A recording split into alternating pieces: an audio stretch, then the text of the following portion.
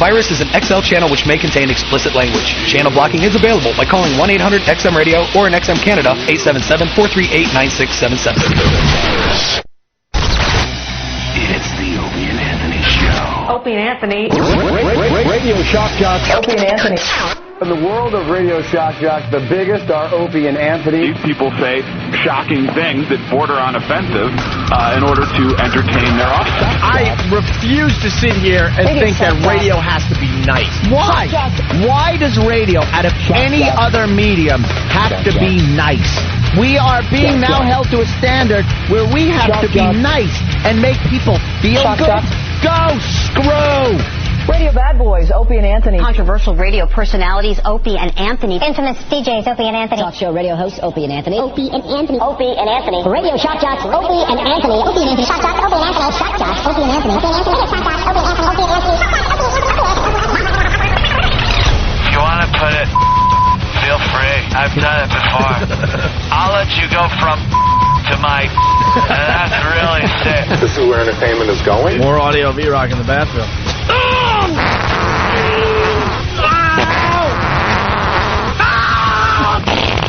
They are sick freaks. Can you pop this? I want to see something squirt out. Aim it over there.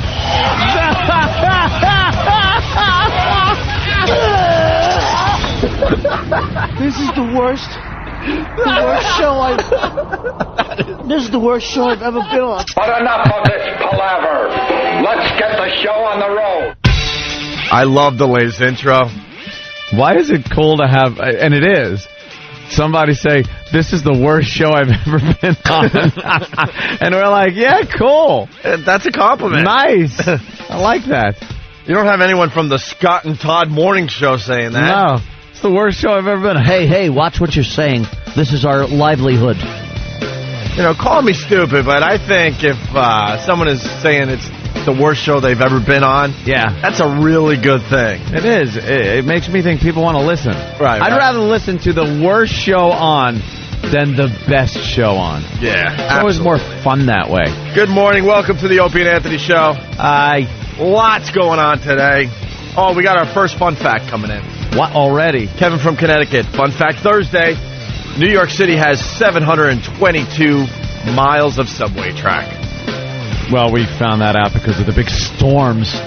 The big storms! I think we got to apologize to our home market of New York City. Yeah, we really didn't give them much anything on it. We were asleep at the wheel. We started our show yesterday.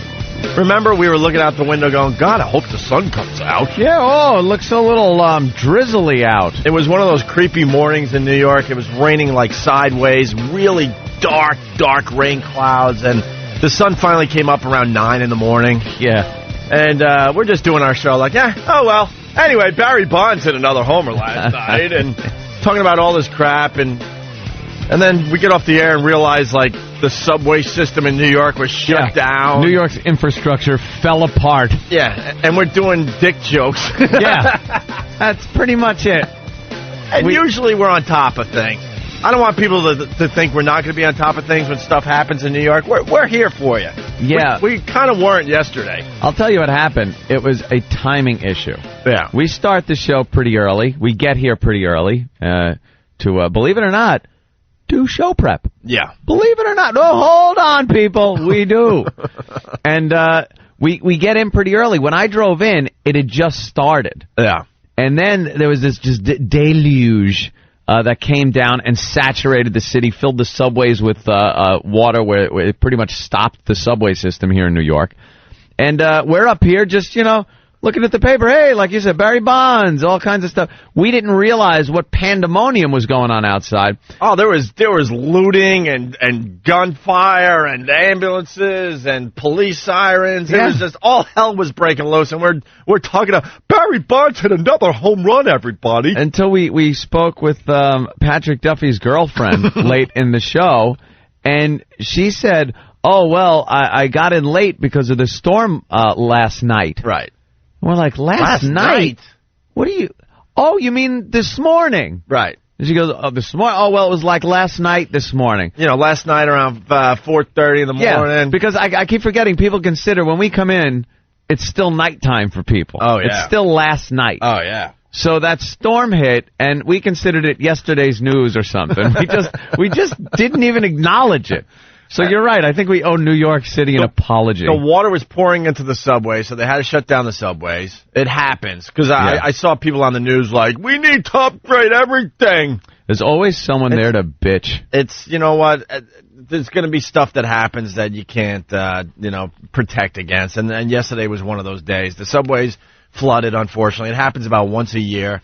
And so then the cab lines, because people have to get to work, were like 200 deep, something like that. 200 people in line. 200 people online for the cabs, and then the roads are flooded. Yeah. So they closed like major roadways, major highways here in the New York area. So it was just a mess, and what we call a cluster F. And then there's a tornado in Brooklyn, so they're yelling and screaming like crazy over there. And then you tune in the Opie and Anthony show. Hey, why don't you take that staple gun and put a staple in your forehead? We're just idiots, man. Just want to acknowledge, I think we blew it yesterday. Yeah, we got to admit, we completely missed it. Look, we like to have fun, and we like to get crazy. We like to do some of that shock-jockery. Yeah. But we also like to show people that we're informed and intelligent. And have a little fun with things that happen in our area. Right. But, talk about missing the boat. A tornado in Brooklyn. What is that about? Well, yeah, a tornado. And we're the worst with timing as far as when we babble. That just goes to show half of what we babble into these microphones are just that babble. Yeah. We were talking about weather and global warming and everything, and I remember this conversation came up about natural disasters in the Midwest, tornadoes. They were talking about how hurricanes were going to be getting closer to our area and wreaking havoc, and we were saying, you know something, we haven't had a big hurricane since like Gloria years ago, and even that didn't do catastrophic damage where it shut down parts of Long Island, and it doesn't happen. So, and we were talking about, tornadoes. Now the Midwest gets tornadoes. That's something we will never get. Yeah, that's for Tornado Alley. Yeah, and we just went on, and since we've said that, 2 tornadoes have hit our area. Pretty good ones. And the first tornado ever hit Brooklyn. Ever. And you're right, our timing is awful because I was talking about like manhole covers exploding and stuff, and the next day like we had that steam pipe explosion. The steam pipe exploded. I'm telling you, we're there's something going on. There's some kind of some kind of natural force that revolves around you and I. God's listening to our show. There's something going on. God listens to the Opie and Anthony show. Are you believing in that global warming thing yet? Now that we got the first tornado ever in Brooklyn? I don't know. What the hell is that about? I don't know. By the way, when I hate to jump on that bandwagon. By the way, when they say first tornado ever, I want to see the records from the dinosaur era. Yeah. Brooklyn was there in, It was called something else. It was called I'm thinking it was called Dinosaur Valley or something. Dinosaur? You think there were dinosaurs in Brooklyn? I don't know, something, but big dinosaurs with Yankee But caps the area we know as Brooklyn today was something else. So I want to see the records from the dinosaur era. Yeah, I bet a tornado or two might have swept across. I'm gonna have to go into some caves and see if there's any tornado drawings. Caves of Brooklyn? Better stay out of there. Yeah, no kidding. Get yourself hurt. Yeah, Brooklyn tornado, and Opie, they're classifying it as an F2 on the Fujita scale. An F2. An F1 is pretty mild. Now, we broadcast to a lot of people all over the place. Yeah. There's a lot of people right now in their trucks and stuff laughing on F2. I know, F2. Why don't you shut up about your stupid F2? Let me explain. F1. I'm still trying to find pieces of my house. F1 is pretty mild. F2... still pretty bad. That's what hit Brooklyn. Ripped off rooftops, uprooted trees, got through a Nissan dealership. I think the one I got my Pathfinder from years ago. Then F3 is starting to get up there. And then there's F4, which you just don't want to be around. I remember seeing an F4 once driving through Oklahoma. Really? What about There's only one more. The F5.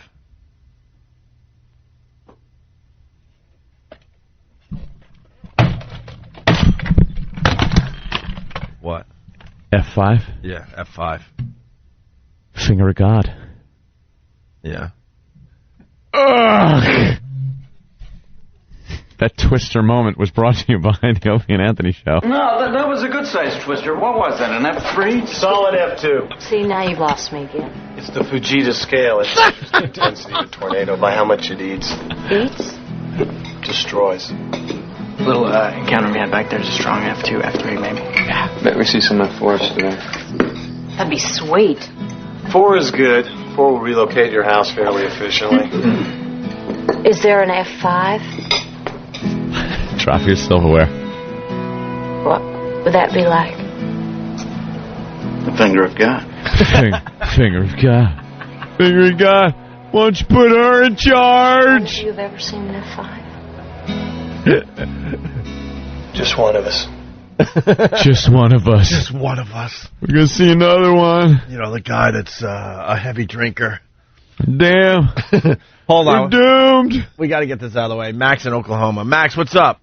Oh, you had a cute little F tornado. Told you. I knew From this was Oklahoma. coming. Yeah, go ahead. I blow dry my hair in F2 tornado.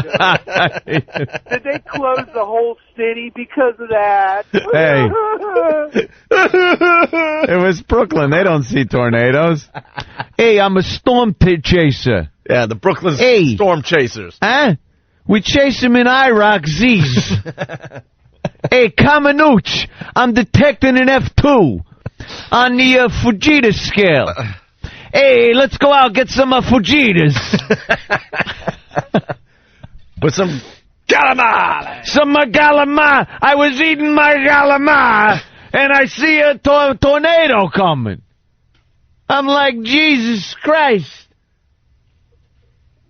F5, forget about it. Bird and Philly, an F2 is the finger of Rich Voss. It's nothing. Nothing. There's nothing going on with the F2. I'm sitting there in Brooklyn, this tornado comes screaming through my neighborhood. I'm like, you know, hey, I don't mind the tornado as long as the stay out of the neighborhood, huh? We don't need that. You know, the tornado does enough damage. We don't need the coming in here. I heard something. It sounded like what you call a freight train or something. Came right down the street. I'm trying to eat my calamari. My calamari. I thought a bunch of were coming over from the Bronx or something. I reckon a joint. And then the roof comes off my house. Hey, let's go storm chasing. Hey, Extreme, man. Yeah. Come on, get in. Get Maria. Get Maria, because if she's hanging around here when a tornado comes through, I don't want to hear about it. And I got to get my car out of the way, because if this thing gets scratched, I'm going to be pissed. Hey, Kamenuch. Got you the Yankee tickets? Are they safe? I would go to the game tonight. The hell is that music? Oh, this is from Twister. Come on. This was the big get in Twister. Van Halen's Human Being. Yeah? You got any Sinatra? I like chasing tornadoes to Sinatra. It scares the away.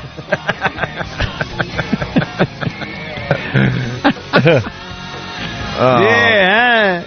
Here's the official story on the tornado in Brooklyn. It was a freak tornado Wednesday morning, wreaking havoc on homes and cars in Brooklyn and trashing streets for blocks. At this Bay Ridge car dealership on 66th Street and 5th Avenue, in a matter of minutes, the rooftop and awning were ripped off and trees yanked out by the roots. The worst of the storm brought winds of 135 miles an hour amid a furious thunderstorm and 3.5 inches of rain just after 6:30 in the morning. This is the first tornado believed to have hit New York in more than a century. See, just after 6:30 in the morning, oops, what were we doing at 6:30 in the morning? We let Brooklyn down yesterday. Sorry, Brooklyn. Tornadoes howling through. And we're giving our Bonds commentary. Oh, we suck sometimes. Brooklyn Roof in Dice voice. I'm over here now. Tornado in Brooklyn. It must have caused like $68.50 in damage. That's not nice. Hey, yeah? That's not nice. All right, let's go to Illinois and say hi to Ryan. Ryan, what's up? I got a fun fact for Fun Fact Thursday. All right. Okay, you guys know what the first recorded video, or the first copyrighted video was? First copyrighted video? Yes. No. The History of a Sneeze. The History of a Sneeze? By Thomas Edison. Oh. Wow, that's a... Old Thomas Edison. That's a wonderful fun fact. That's a fact. Fun Fact Thursday. That's a fact. I don't know how fun it is. All right, thank you, sir. Yeah, now, it gets worse because I thought we were talking about Bonds yesterday as this tornado is hitting Brooklyn for the first time. Yeah. We could have done some great stuff on that yesterday. Well, I'm being informed that yesterday we were asking why sumo wrestlers don't play goalie in the NHL. Meanwhile, the roofs are blowing off of buildings in Brooklyn and cars are being toppled. We're wondering if it's legal for fat guys to play goalie in the NHL. Oh my God! That's why we got in Brooklyn. We use the hair gel scale. Yeah. Yeah, you get a tornado. If your hair don't move, it's an F1. Because then you got your gel. If you get a few hairs out of place, it's a F2. And F3, your hair's going to move around a little bit, but you stick it out your window and get that aerodynamic hairdo done. Right. And then the F4, your hair's blowing around pretty good. You could look like a f***ing... What about the F5? What? F5, Mingy, forget about it. Why? What happens? What happens with the F5? F5? Yeah. It's the finger of Sinatra. Hey, let's go tornado chasing, huh?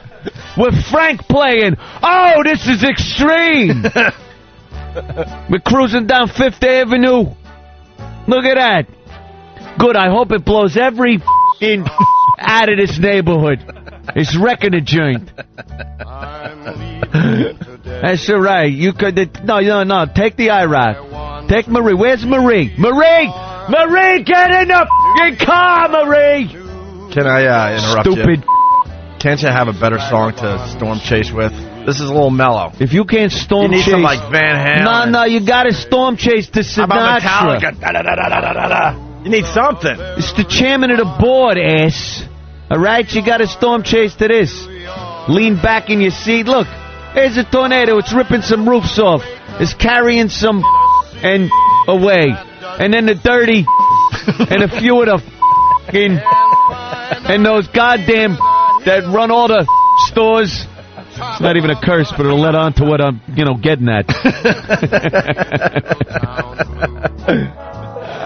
Yeah, I'm melting away. You see a tornado? I don't need it. No. Let's go get some. Let's go to the restaurant. Screw this. All right. We're pretty bad tornado chasers here in Brooklyn. Hey, we only have one to chase in 100 years.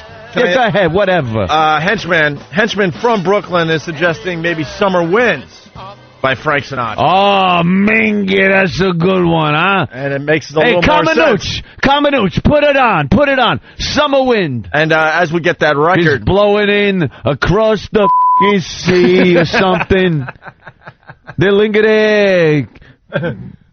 Big hair. Come along with me. Booby Man writes, Staten Island's about to fall into the ocean. Why don't you talk more about your hotel in Detroit? I know we're the worst. Here's Summer Wind for a little more Brooklyn storm chasing there. Yeah, huh? There we go. This is nice. This fits a little better. Oh, yeah. All right. Yeah, the summer wind is blowing in. The summer wind. Sing it, Frank. Came blowing in. Blew some roofs off the house. Yeah, huh? So this is playing inside your IROC. Oh, yeah. What's going on outside your IROC? Well, we're storm chasing. Yeah. We're storm chasing. Hold on. I got to take care of something. What are you doing in our neighborhood? Get out of here! It's Italians here, you... Hey, the tornado blew him in. Hey, what can I tell you? The tornado blew him in. The tornado also might have blown him against that fire hydrant and given him a head injury. Get out of here! The tornado's blowing all the sorts whole of people bunch into the of you. neighborhood. Don't look at my sister, you... Hey! Huh? Not their fault. Yeah, but I love everyone. I listen to hip-hop. I'm tired from all this storm chasing. All right. I'm going to go down to a Mario's and get some... I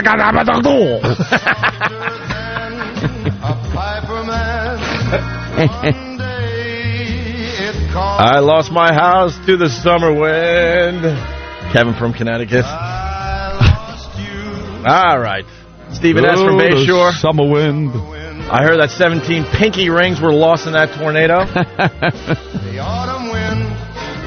All right, we're just getting started, so we want to acknowledge that we might have blown it yesterday. Yeah, we should have. We should have probably been on the ball since it was like right in our backyard here. You don't want to miss the first thing ever. Yeah. You know what I mean? Yeah. If you're broadcasting and the first thing ever is happening, you should acknowledge that on your radio show. We stink. Oh man, do we? All right, we got phone call Thursday. Oh boy, Perv News Thursday. That I like, as long as it's fun. Yeah, we reworked Perv News Thursday because that's something else we blew on the show a couple weeks ago. Well, we were feeling it out. Perv News has to have some kind of wacky twist to it. Yeah, that makes it like, oh, okay. When no one's really getting hurt. Yeah, it's just a pervy story. You know what a good Perv News was? The guy on the subway that the woman took a picture of with her cell phone, and they found who he was. Yeah. And wouldn't leave him alone. Yeah. He was there kind of doing things with himself. Yeah. On the subway.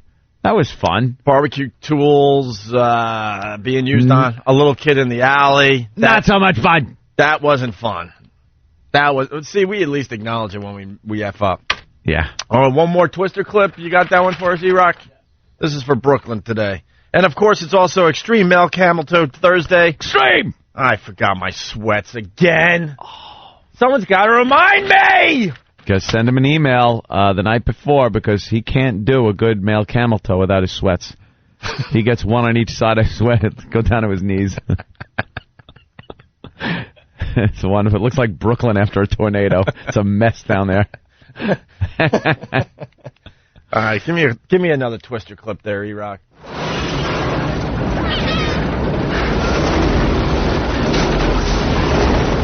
Ooh. Maybe we should get off of this road. I think you may be right. Joe, Bill, are you all right? Jesse, you guys set up? Joe, we're set. Going in? We're going in. You ready? I'm on it. Careful. We gotta get Dorothy on the street. Dorothy. Speaking of Darth. How many loose ends were in that movie? Why not just leave it in the truck? Leave the truck there. Let's acknowledge the New York Post with their fine front page today. Twister, first tornado in 118 years, hits Brooklyn. And then they have a picture of Dorothy from The Wizard of Oz saying, this ain't Kansas. No. 118 years ago, there was a tornado in Brooklyn? They're saying this was the...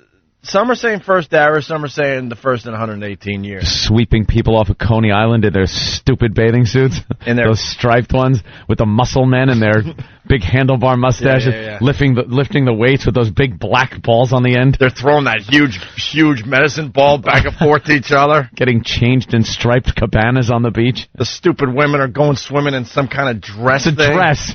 With their hats on. Because we were scared to see women's skin. Yes. It was very scary back then to see women's skin at the beach. So they had to wear dresses at the beach. And had to wear floppy hats. It's 100 degrees out. Yeah. Look, it's a tornado. Yeah. The older days. We might have to do the 40s music. Even before that. I don't even know how. We know like flapper music. Yeah. The Charleston. All right, we're just getting started. Whoa, hey! You're dropping stuff with tornado in the studio. Oh, my God. You must have said F5 again because something fell. Finger of God. It's Opie and Anthony. Good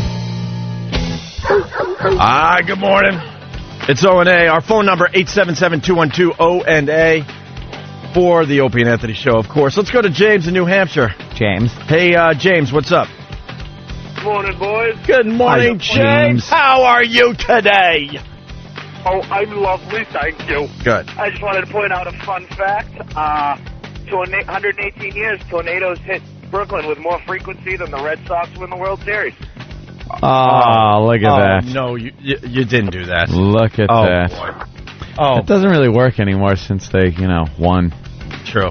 And they have a World Series victory. And it was a mere couple of years ago. My team hasn't won in 21 years. Yeah, the Mets. Wow. 86 for me. 21 years. It seems like yesterday. Yankees, how many years for you guys? Come on. Oh, my God. What? 9... 6? When was it? 90... What? You got a mic? When was the last one? 90... I just didn't want to talk for some reason. 99 or 2000? I felt like I was an intern. I was giving sign language. It was 2000? Read this. Yeah, 2000. 2000, so it was 2000. 99? All right, so you're pushing 8 years now, too. Yeah. 8 years! Wow. Didn't it seem like the Yankees were winning it every other year? They haven't won one in 8 years. Yeah. Last time they lost, it was really bad. Wow. All I have to say, wow. Oh, boy, was that a doozy. Wow. Oh, wow, was that uncomfortable. Hey, Bob Kelly in studio for Jim Norton. Jim's on the left coast taking a couple days off. Yeah. Doing a little vacation thing. So we got Bob Kelly in here because he did such a great job with What the Hell Is That for us. Yes. Oh, boy. What a great job you did, man. That was the last time we saw you. Just puking all over the place. That's not happening again today, is it? Nah. I think we're going to just do some regular radio with you today. Yeah. You're not gonna you deserved it. Oh, good. You ought to do that just for the ab workout, because the sound you make sounds like every muscle in your body is just tightening up. Here's Bob. You ever puke so bad though you really think you just did a nice ab workout in the end? Sometimes it sounds like it feels like you've been shot in the stomach. Yeah. It's just one of those, oh my God, I can't breathe. Every muscle tightens up. It's horrible. But I puked so bad last time my lip went numb. My bottom lip was numb because I was puking so long that I didn't breathe. So I was on the verge of passing out in the bucket. Hey, Bob Kelly said something just before he came back on live, and it reminded me of what happened last night. I don't know if this has ever happened to you. I know it definitely. I don't even have to look at him. What I'm about to say, you're gonna be grossed out, and you're gonna say, absolutely, I've never done this. Ooh, no doubt in my mind. But Mr. Kelly over here, I think we might have something in common. Possibly, I'm not really sure. Yesterday, this could go a lot of ways. 6.5 inches for you too. Yeah, exactly. Yesterday at night, my girlfriend caught me. Oh boy! With my arm all the way up to the elbow inside the toilet. All right. All right, stop. Wait a minute. I think there needs to be more nouns and verbs. Wait a minute. It was a bit embarrassing. That is disgusting. Oh, I'll get right in there. No, you won't. Kenny picks me up this morning, and I go, oh, Kenny, I got a clogged toilet. Oh, God, yeah. And did it clog because of some kind of malfunction in the building, or did you clog it? I clogged it. All right. Must have been and Kenny goes, how many feet of toilet paper did you need? Yeah, it was a toilet paper issue. Quite a few sheets. And Kenny goes, you got to use a plunger. I'm like, I got a plunger, but for some reason when you plunge, it doesn't pop back to plunger mode. It stays like folded or like bent. Those are for pressure down plunges, not suction up. Oh, really? Yeah, you put it in there and then you push down real hard, and that might work. It forces it back down the drain instead of sucking it up. I There's tried 2 different types of plungers. I tried it a few times. It didn't work. So then I'm like, just to be in the business. Well, you're a janitor. Yeah. And then And then I'm looking around. I'm like, she's watching TV. What the hell, man? I don't really care. So I start digging. And I'm pulling paper off the clog, but I have to get really deep in there, and I'm pulling. And dude, are you why? Wait a minute. I don't even get. Like the hand. I wanted it unclogged. It's the last resort. I've had that happen. I was in last resort mode. I didn't feel like calling a plumber. No, plumber. Basic household items. MacGyver the toilet. All right. You got to MacGyver it. I've had that happen. All right. You're onto something, because that's what I was thinking too. The plunger's not working. I'm like, I need something. Mm-hmm. I couldn't find anything in my house to kind of snake. I need a little snake to. You have no wire hangers. That's all I would need, right? Wire hanger. You unroll it.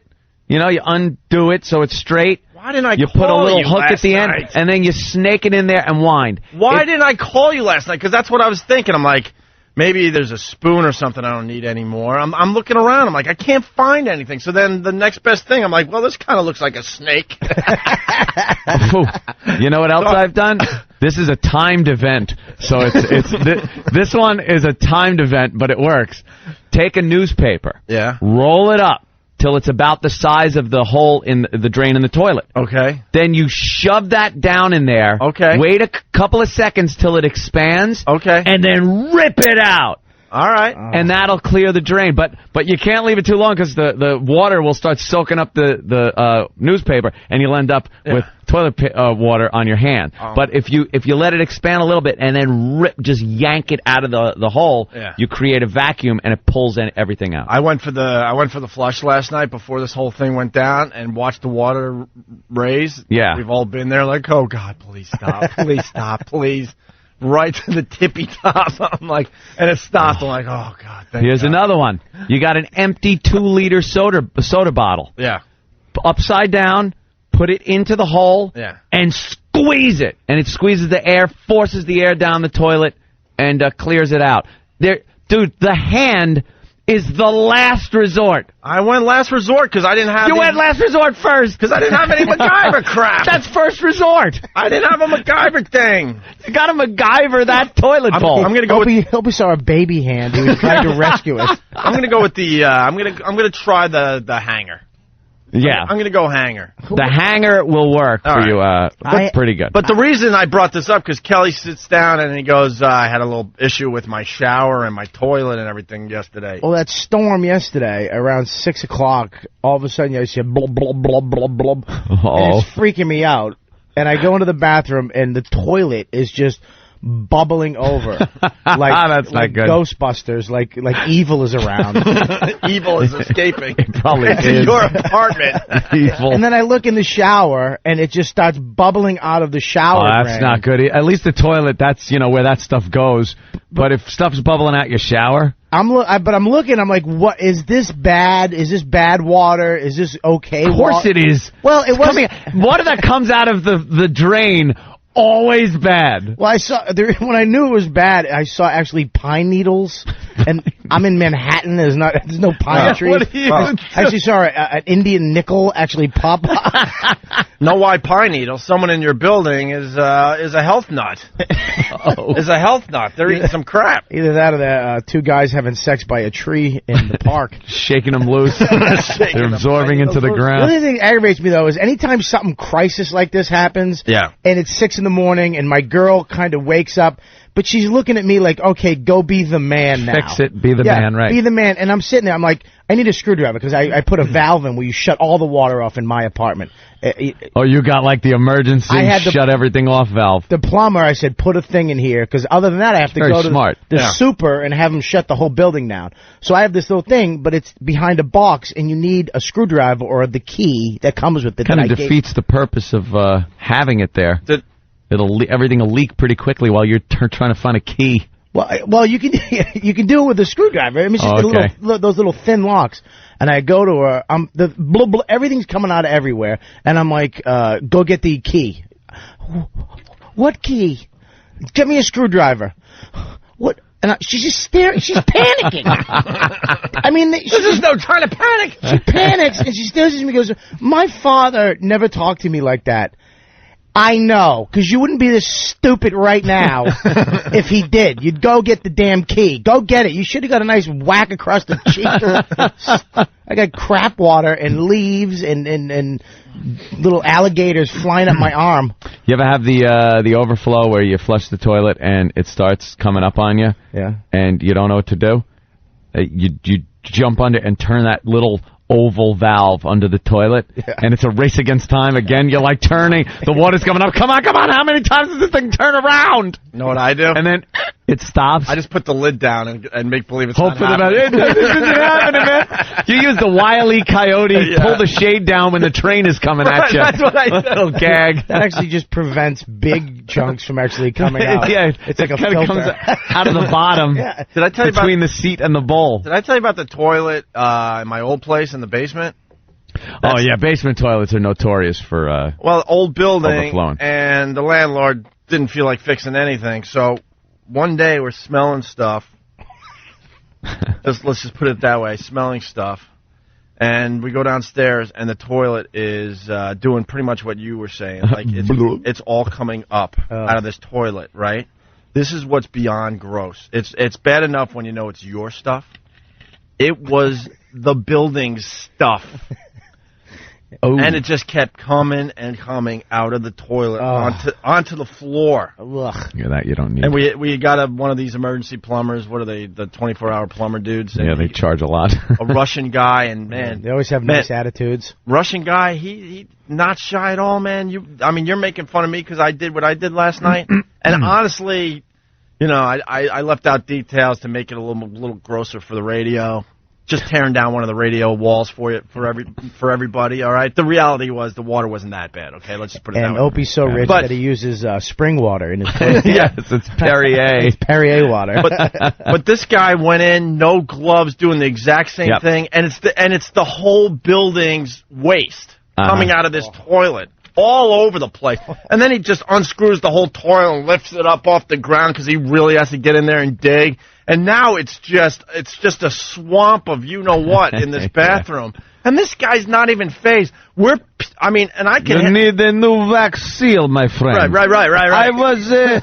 back in my country, I was nuclear physicist. Right. Now I hear in America, they fix a toilet. This guy... I was big in the KGB. Very, very important man in my country, the Soviet Union. Now... I put a fist into a crap hole in floor. That's my job here in the States. But the Soviet Union was so much better than America. You people don't know how to live. I was important man, worked at rocket factory to make bombs to kill you. Now I clean out your toilets.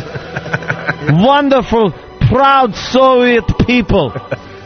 Every one of them's got a story about how great their job was. There wasn't one person farming or raking over there. Everybody. I was one who put the charges around uranium to blow your cities to crap. Now I have same stuff in my hand. Oh, this guy laughs at crap. This guy laughed at crap. I laugh at your crap. Dude, it looked like a crime scene. He's in the middle. He doesn't even have like he doesn't have rain slickers on or nothing. He's just going in there, man. My brother used to goof on a guy. We called him Stinky Levine. Yeah. Because he wouldn't use tools. Yeah. He would dig his hand in, have a big spackle bucket next to the toilet, and whatever he got a fistful of, he would just throw it into the bucket until the water went down. Mm-hmm. It's like, ugh, this guy, there were tools for that. I had to do that on a Greyhound bus. I dropped an expensive pair of sunglasses in the toilet. Don't care. I squint. Squint, idiot. They were my friends. Not anymore. Yeah, well, it took me 45 minutes to muster up the courage to stick my hand in that blue mist. Ugh. I stuck it in, and as soon as it went down, it was almost like things just were attracted to my hand. Oh, yeah. Thank God buses carry such, upper crusty clientele. They don't carry the dregs of society that are eating cheese sandwiches and vodka. It is Fun Fact Thursday. Human waste is magnetic. Is it? Yeah, it'll come back at you. Oh, yeah. Magnetic. You ever,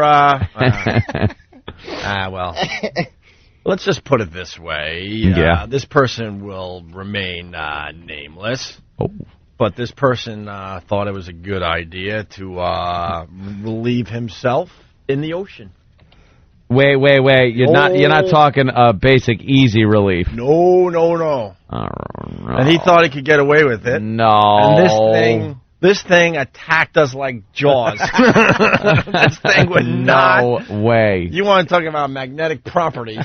This thing, we couldn't swim fast enough, and this thing was following up. Oh yeah. I don't know if it was the current or what, but this That's idiot. when we saw the first one. About daybreak. Start cruising. And yes, I called you an idiot. This idiot decided would be a good idea. He went off on his own while we're all just kind of like, He dropped the.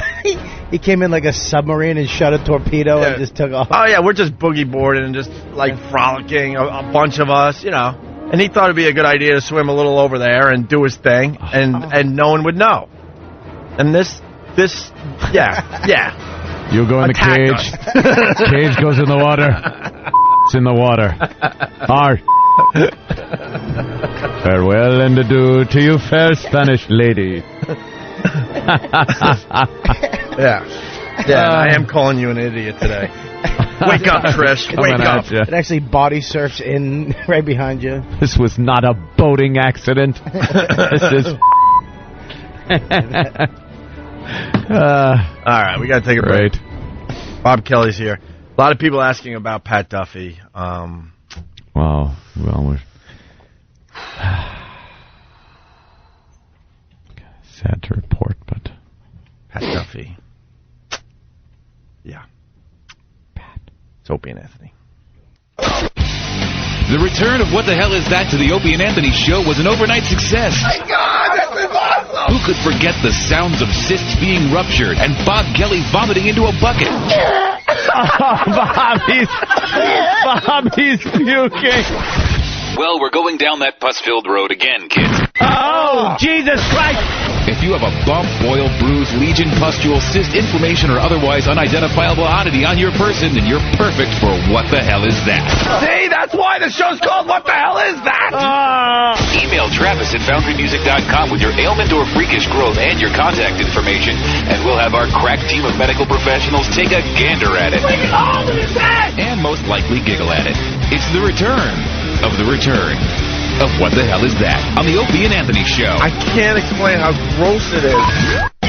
Opie and Anthony. The virus is an XL channel which may contain explicit language. Channel blocking is available by calling 1-800-XM-RADIO or in XM Canada, 877-438-9677. Yo, check it out. The Opie and Anthony Show. It's a good one so far. It's a good one. Hi. Morning. Lots of things going on today. We got Bob Kelly in studio. And, Bob, it's Phone Call Thursday. Uh-oh. Sounds exciting.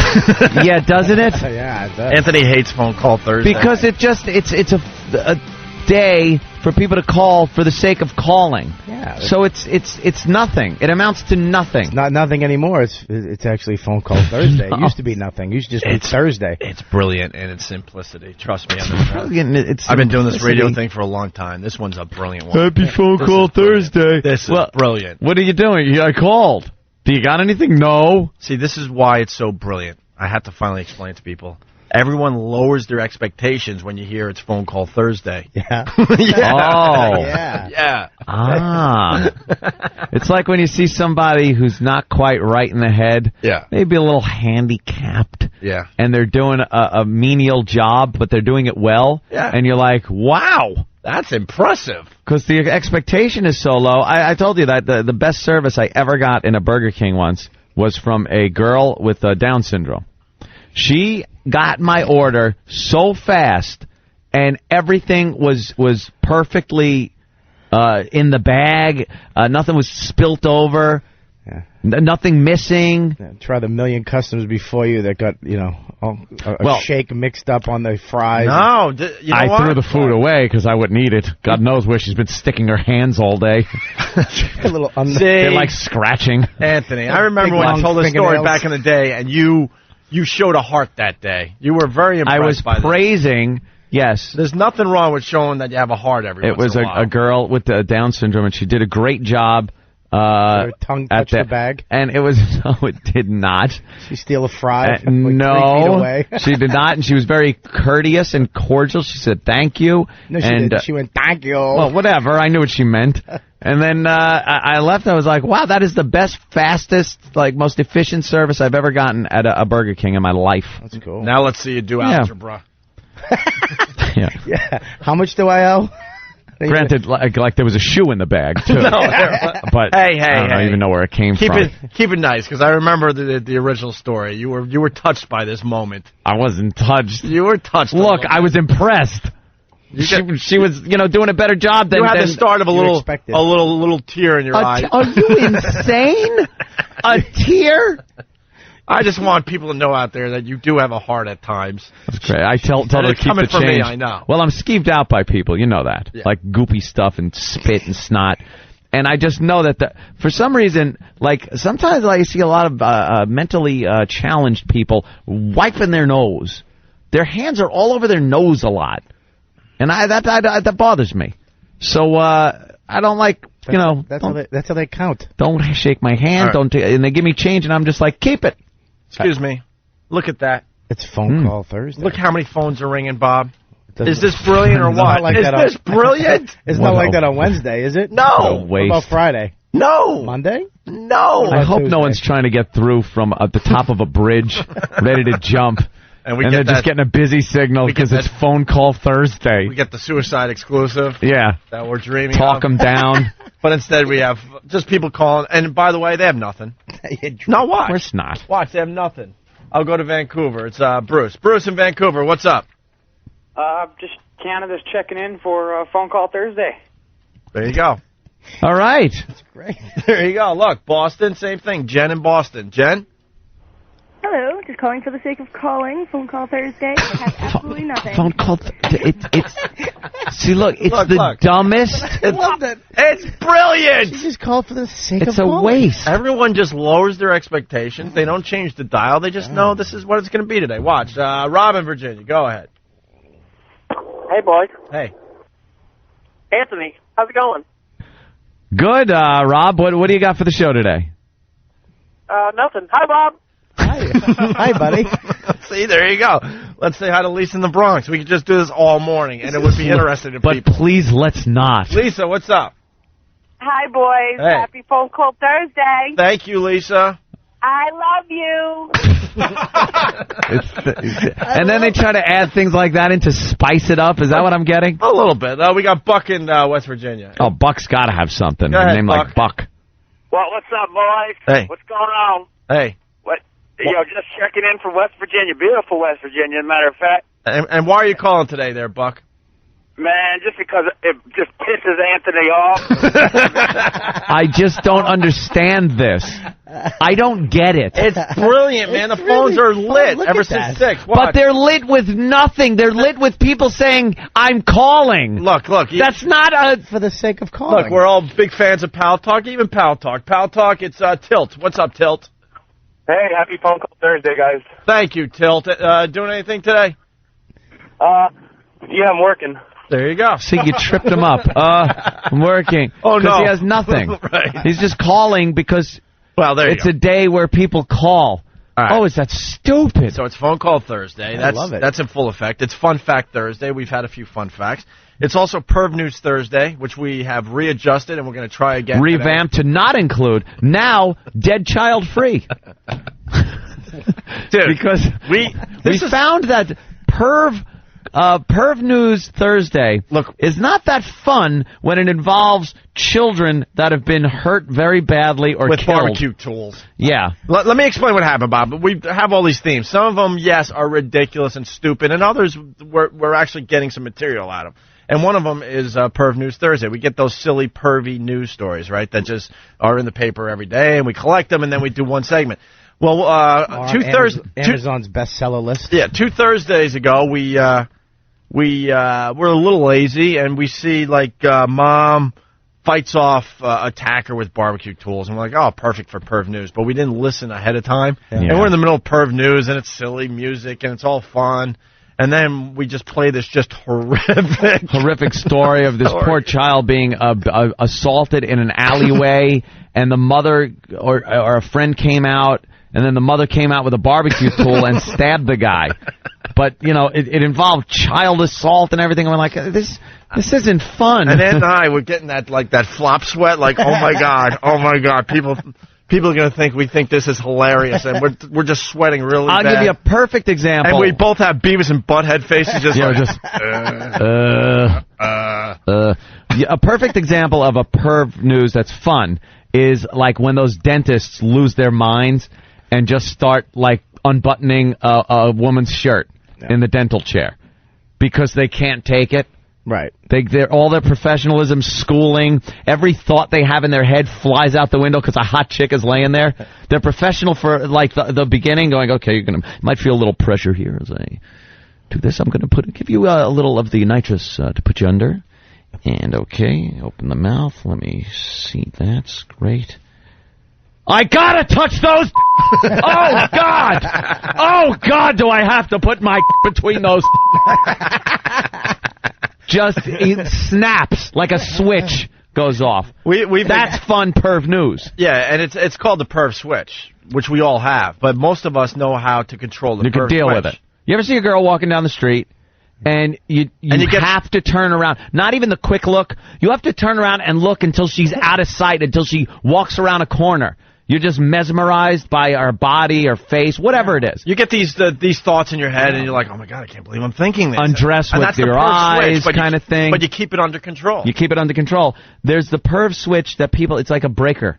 That too much voltage went in. It snapped.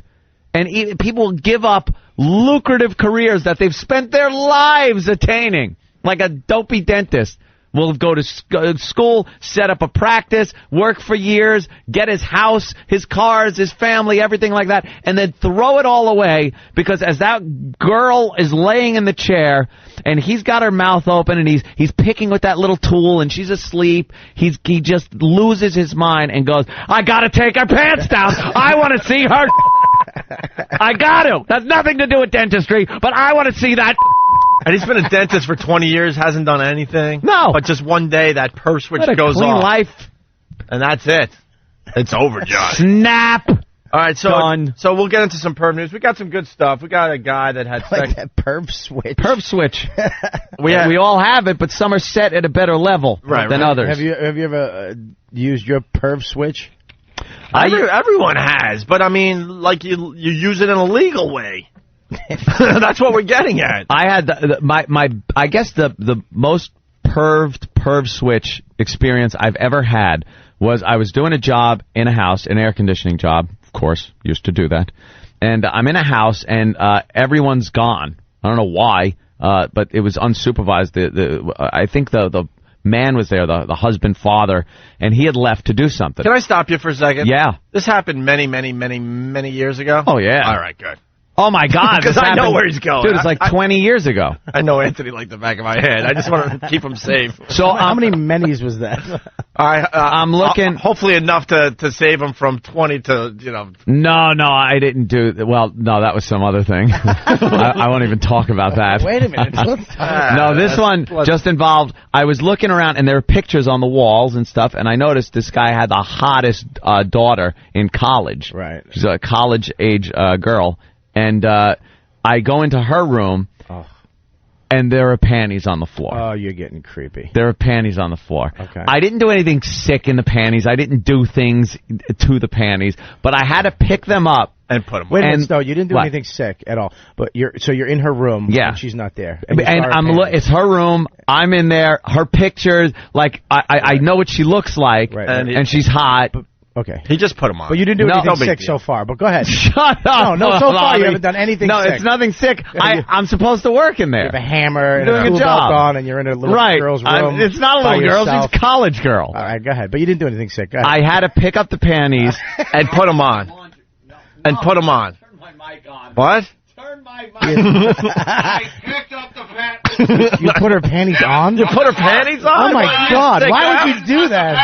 Why would you do that? my microphone on. Did they fit? This is so unfair. Did they fit? This is so unfair. That's kind of creepy. What? Now, did you put her panties on? Yeah, it's weird. Opie, can you believe that? Holy Jesus, Palomino, I didn't put them on. Your mic's back on. What? All right, tell us. Okay, it's not on. You're lying Why to would me. you put It's on. Where's my mic? It's on. Look. Hello? See, it's on. All right, tell the story. Why is it I swear to God, it's on. Okay, let me turn that up. Yeah, your mic's on. Okay, good. All right, so you saw the panties laying there. What happened? I saw the panties laying there, and I had to put them on. That is so gross. Sick. Can you believe he said, Opie? I can't believe he said that. You think you know somebody, don't you? You put them on. Did you put them on backwards or frontwards? Don't even start. I did not put panties. Will you put the megaphone down? I'll put your mic back on. Relax. Hello. Okay. All right, your mic's on. All right, so. Let me preface this by saying, no matter what, I did not put the pants. What happened? You what? You what? God. Leave it on. You jackasses. I can't believe you, man. I really can't. That's sick, dude. You are sick. You won't touch dirty stuff, but then you'll go into a room and do that. God, it's not even your house. It's not your daughter.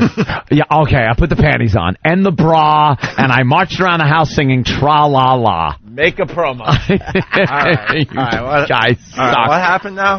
Make a promo. And make a promo. Yeah, we'll be hearing that one. All right. Go ahead. I had to just see. Now it's going to seem very innocent because there's nothing. Well, Mo from Brooklyn, he writes, I thought I heard Anthony saying that he used her panties as a coffee filter. No. That is effed up. Look, no, there wasn't anything involved. I didn't do anything to them. I picked them up and looked inside them to see if there was any like marks because it was on the dirty laundry pile. So shut up. You are an ass, man. I looked because there was something about that was kind of like hot, knowing that you're in her room, and I knew what she looked like. Okay, see the picture, terrific. And those were her dirty panties, so I had to look into them. Okay, terrific. If you saw the panties laying there, you would look in them. No, not oh dear Lord. That's when I fell off the ladder. Because you had them wrapped around your head. I did not. Wearing a turban, a panty turban. Imagine the father walks in and just beats the living crap out of me. While you're wearing the panties. I wasn't wearing them. You made his daughter's panties into asbestos mask. Yeah, I have to go to the attic and I forgot my mask. Ooh, what a good excuse. You're good, Bob. Oh, that's good. All right, so wonderful. That's a terrific story. So we got perv news on the way. Fun Fact Thursday, and then of course I think I made perv news. And then of course it's Extreme Male Camel Toe Thursday. Whoa. But Opie forgot his sweatpants again. I'm pissed off, Bob. I really forgot my sweatpants. He can't do it. It's like a motocross guy getting to the track in his street clothes. You know, you got to be in your racing suit, your gear, your leathers. Ope comes in for Extreme Male Camel Toe Thursday without his uniform. Yeah. Pretty much. Yeah. The sweatpants make it where he can pull them up pretty much to his neck. Oh, my God. And it is the most extreme male camel toe you're ever going to see. So I forgot my sweats. One of these Thursdays I'll remember. And people remind me, too, at the end of the show, don't forget your sweats tomorrow, and I still forget. I'm getting all excited for this. It's hilarious. I want to do it. You have sweats on today? No, I don't have sweats. You always wear sweats. You could fit in jeans again. Congratulations. Can I address two things? No, they weren't a size 14, and no, they weren't underoos. Bastards. Sorry. I heard that one. There's a couple things going on here. Opie, I mean, but can I just say why that was so funny? He was actually sincere. Yeah. That was like, oh my God, dude, good for you. And get back into gym. That's Opie thinking he gave you a compliment. That's Opie, delusional Opie thinking he actually complimented you. I haven't seen you in jeans and, God, I don't even know. Yeah. Very good, Bob. You aren't quite a slob. It's like. By the way, dude, you were better than last time I saw you. By the way, we got an official promo now for Extreme Male Camel Toe Thursday. Maybe. Sounds good. What? I really think we got to get new machines in here. Why don't we have a new machine there? I'm really starting to think. First, you hike your pants up. Extreme Male Camel Toe Thursday. Extreme Male Camel Toe Thursday. Everything sounds cooler if you add extreme to it. Extreme. Extreme. That sure sounds extreme. It sure does, huh?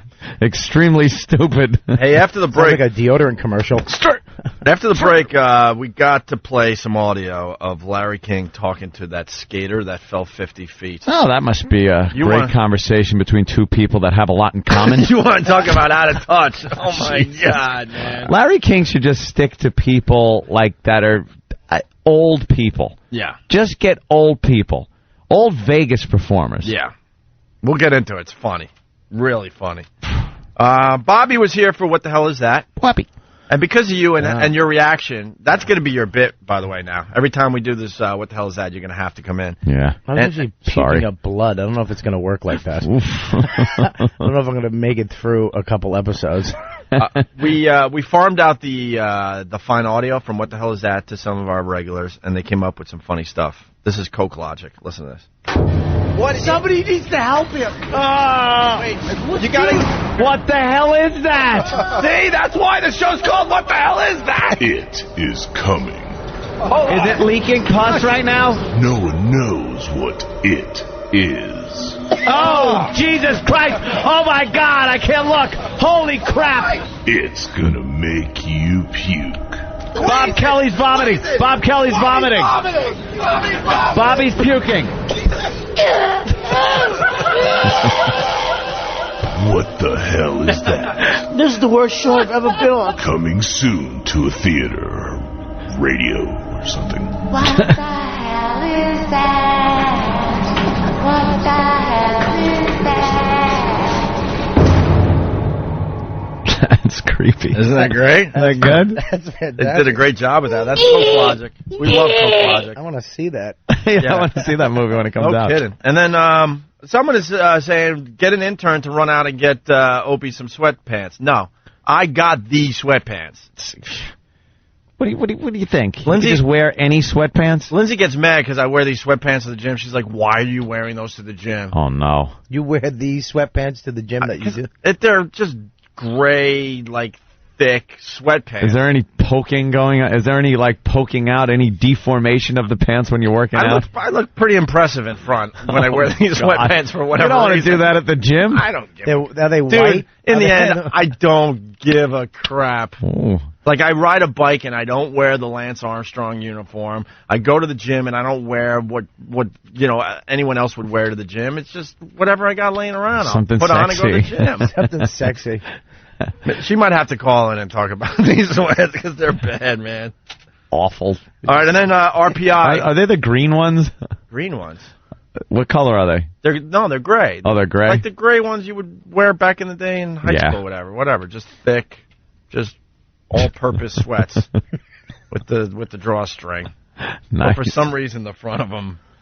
All right. Does it look like you're in Cirque du Soleil? Yeah. He's swinging from a scarf by his teeth. Okay, ball chain. Step 1, 2, 3, 4. Come on, Fussy. So stop suggesting that the interns go out and get sweatpants. I got the sweatpants. Yeah. It's the only sweatpants I'll do Extreme Male Camel Toe in. Just going to have to wait. So next Thursday, hopefully. And then RPI had the audio as well from What the Hell Is That? And he came up with this. This is RPI. What the hell is that? Goodness gracious! I'm sorry, I'd say they could be. I'm not arguing which is worse. What is that? That would squirt across the room, I bet. Of all the dramatic things I've ever seen. Jesus Christ, holy crap! Oh,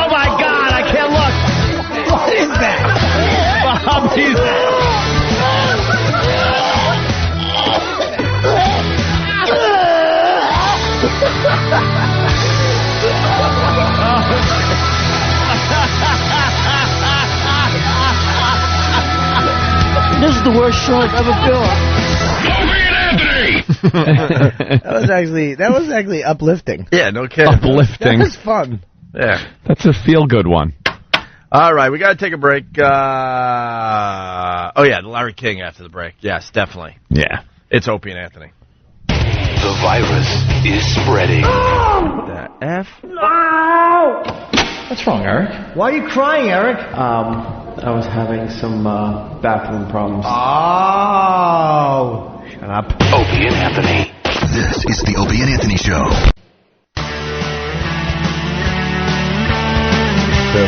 It's Opie and Anthony and Robert Kelly. Are you promoting anything today? Yeah, I'm going to be at the Mohegan Sun Friday and Saturday night, the 10th and 11th, this Friday and Saturday night. And I'm also doing my Comedy Central half hour.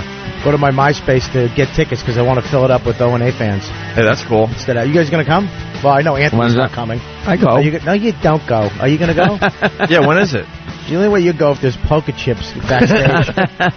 It's the 28th, August 28th. I'm filming it right over at the Hudson. Oops. Vacation. You Swear going to God, yeah. Really? I won't be around. I believe you, Opie. Ope comes to my shows. Anthony doesn't. I don't live in the city. I live in the suburbs. It's hard for me to get back into the city. Well, I'll let you know when I'm doing a barbecue on Long Island then. It's Robert Kelly Live. Won't be long. Why couldn't you get Robert? That's a good one. Why couldn't you get Robert Kelly? Because R. Kelly. You lost out to R. Kelly? Yeah. Well, I mean, he did, he's a platinum-selling artist. I sold maybe 4,000 CDs. All right, good point. Good point. I'm sitting next to Voss going, CDs, DVDs. I have CDs. Robert Kelly Live. All right, a couple other things really fast. The space shuttle went up, and yeah. I guess when we started flying airplanes, it was a big thing too. Oh, what do you mean, like Wright Brother airplanes, or when they kind of got it down? But back in the day, Wright Brothers, they fly the first plane, right? Yeah. And everyone's like, wow, they all Howard had to flight. And then the next plane went up, and they went, wow, that's cool. Then the third time, oh my God, this is still cool. Now it's just flying. That's it. Now you look up in the sky, you can see planes any given moment in the sky. That's what's happened with this space shuttle crap. Yeah. Who cares at this point? People aren't really interested. But they have to have the launches live on TV. I think the reason they continue to have the launches live on TV is because news is hoping for another another catastrophe. Well, the news are awful vultures, so yeah, anything that happens bad, they love it. So yeah, they probably are hoping for a disaster. It's kind of depressing. Oof. I was telling people.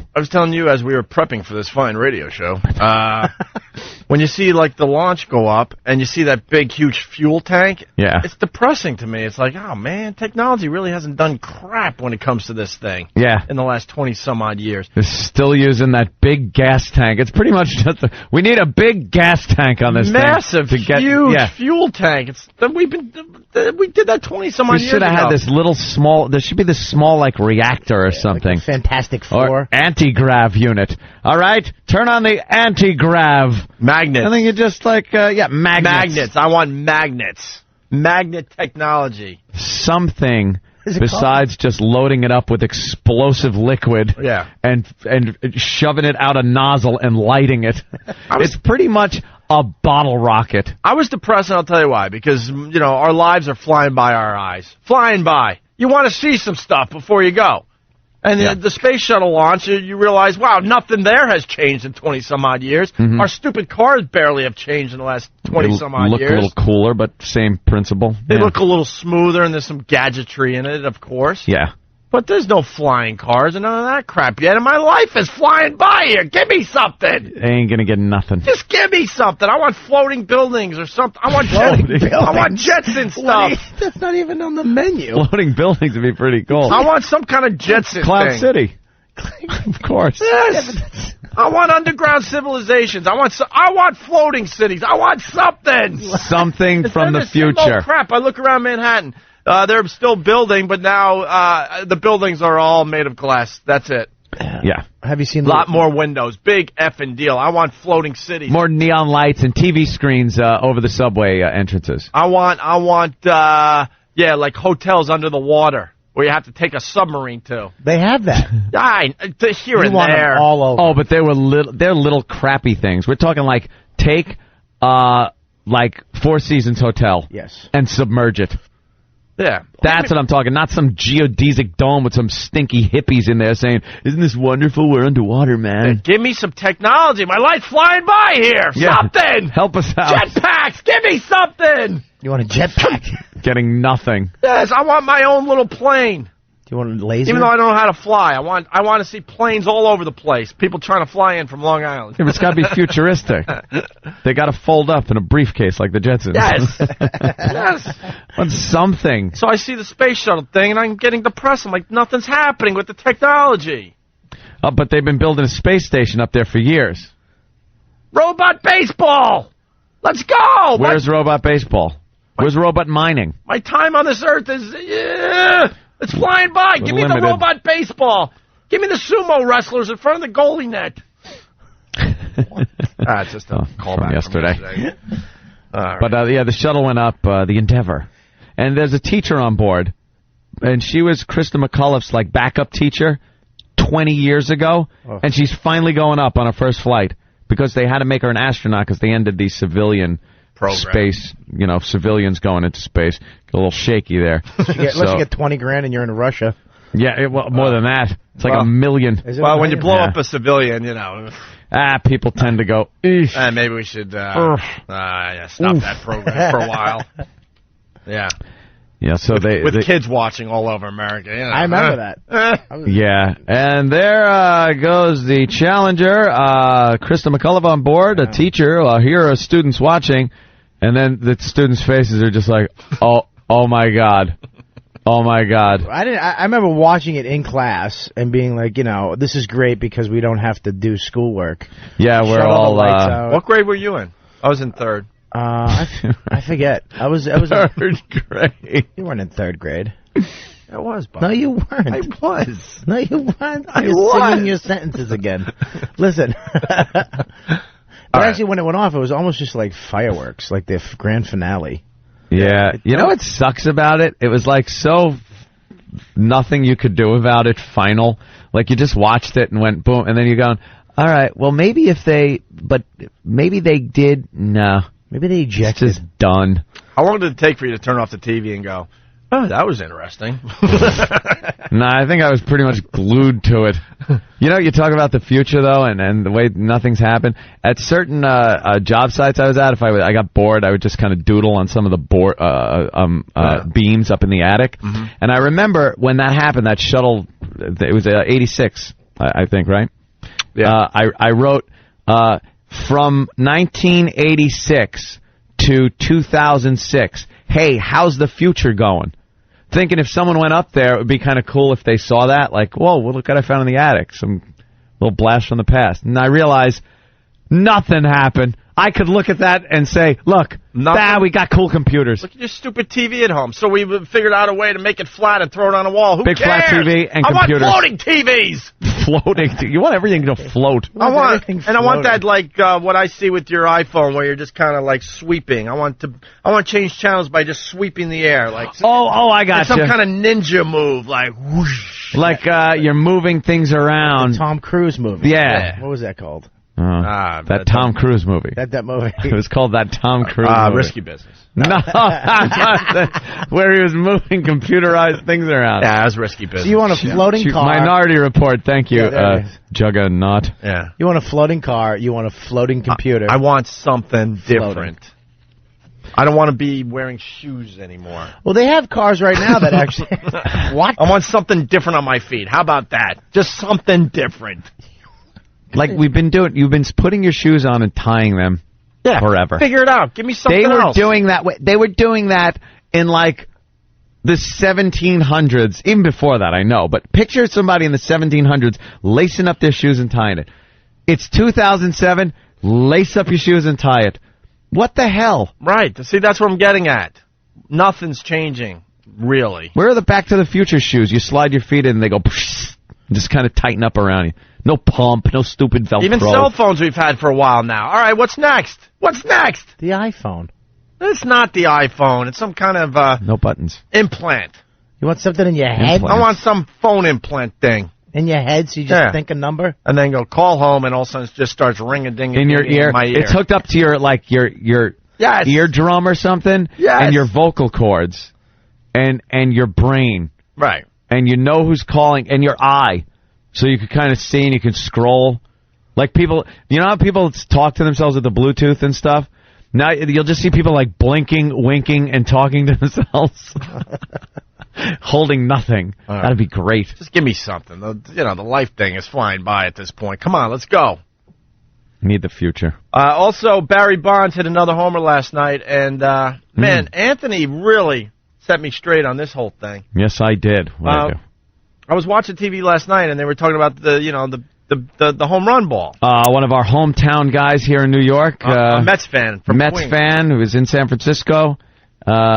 Decided to catch the game, and he's the one that caught the record-breaking. Man, we're getting more details on Barry Bonds ball. The guy caught the ball. There's a great picture in the paper today where all these hopefuls. Oh, just animals all holding their gloves and. I'm sure it's in your paper. I'm sure this picture is everywhere at this point. In the Post here in New York. Yeah. Look, the headline says, "I've won Lotto."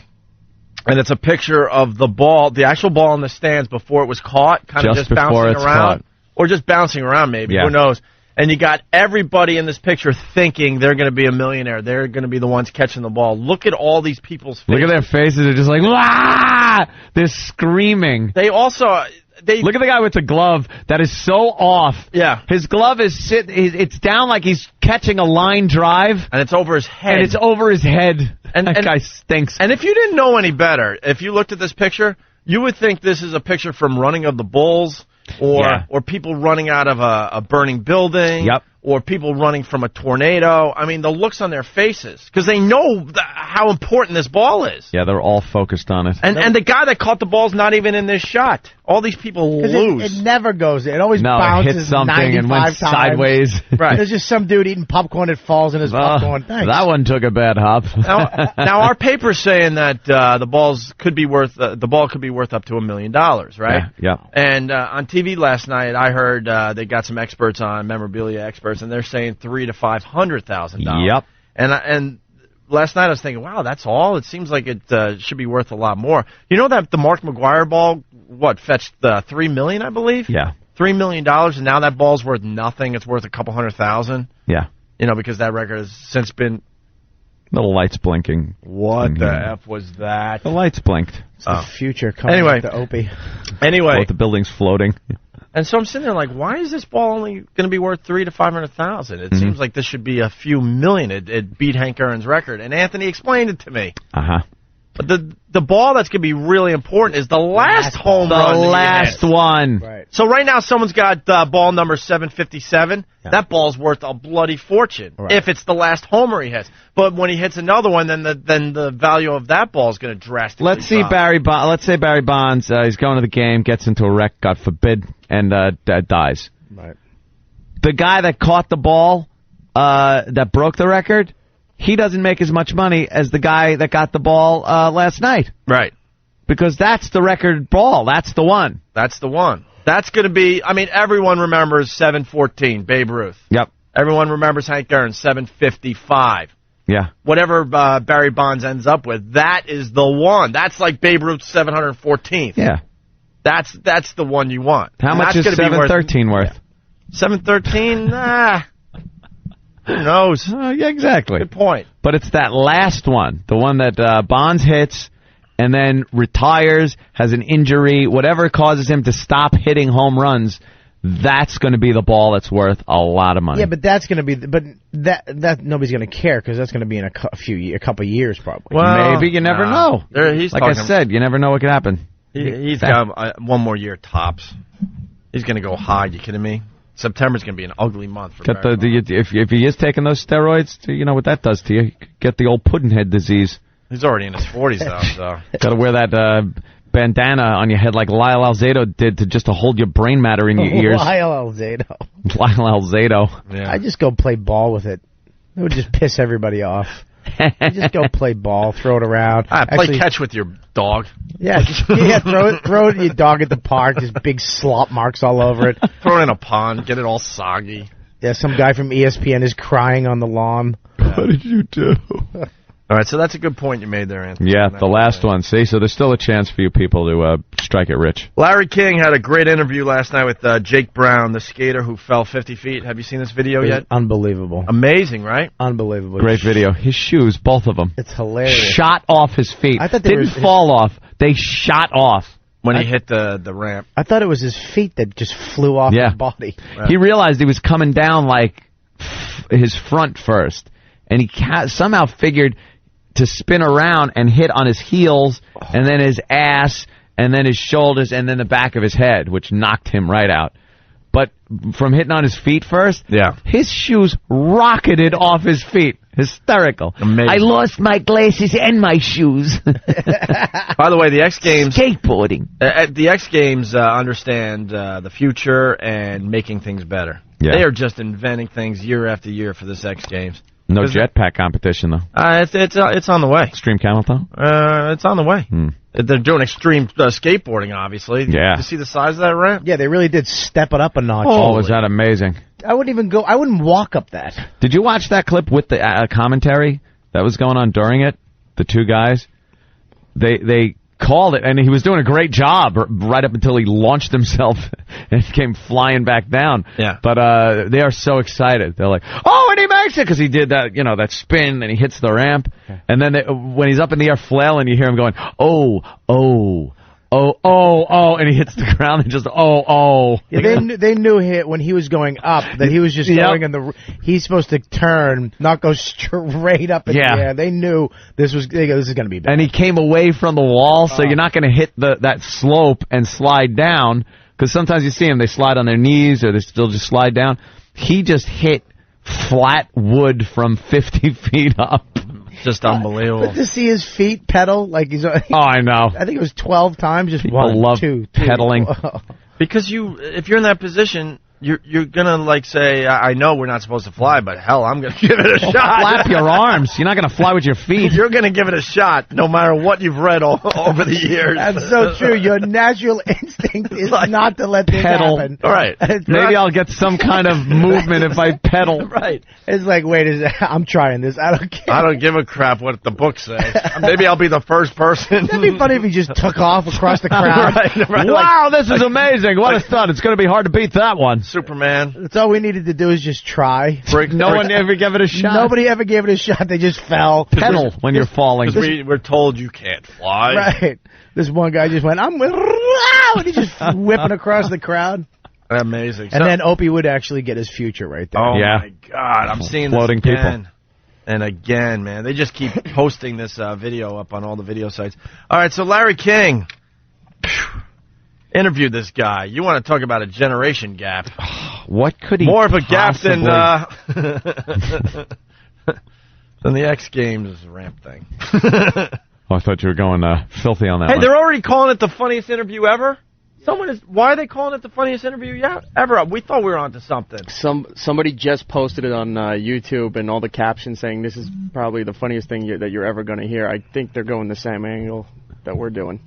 Larry King. Maybe they're fans of our show, because we've picked up on this Larry King, generation gap, clueless, out of touch. The Motley Crue thing years ago. When he introed Motley Crue and interviewed him first, and then introed him for their comeback, and called him the Motley Crue. The Motley, you got to get those. Tommy Lee, come here. Let me ask you, Tommy. Like he even knows who these guys are. Like he isn't completely disgusted by their appearance.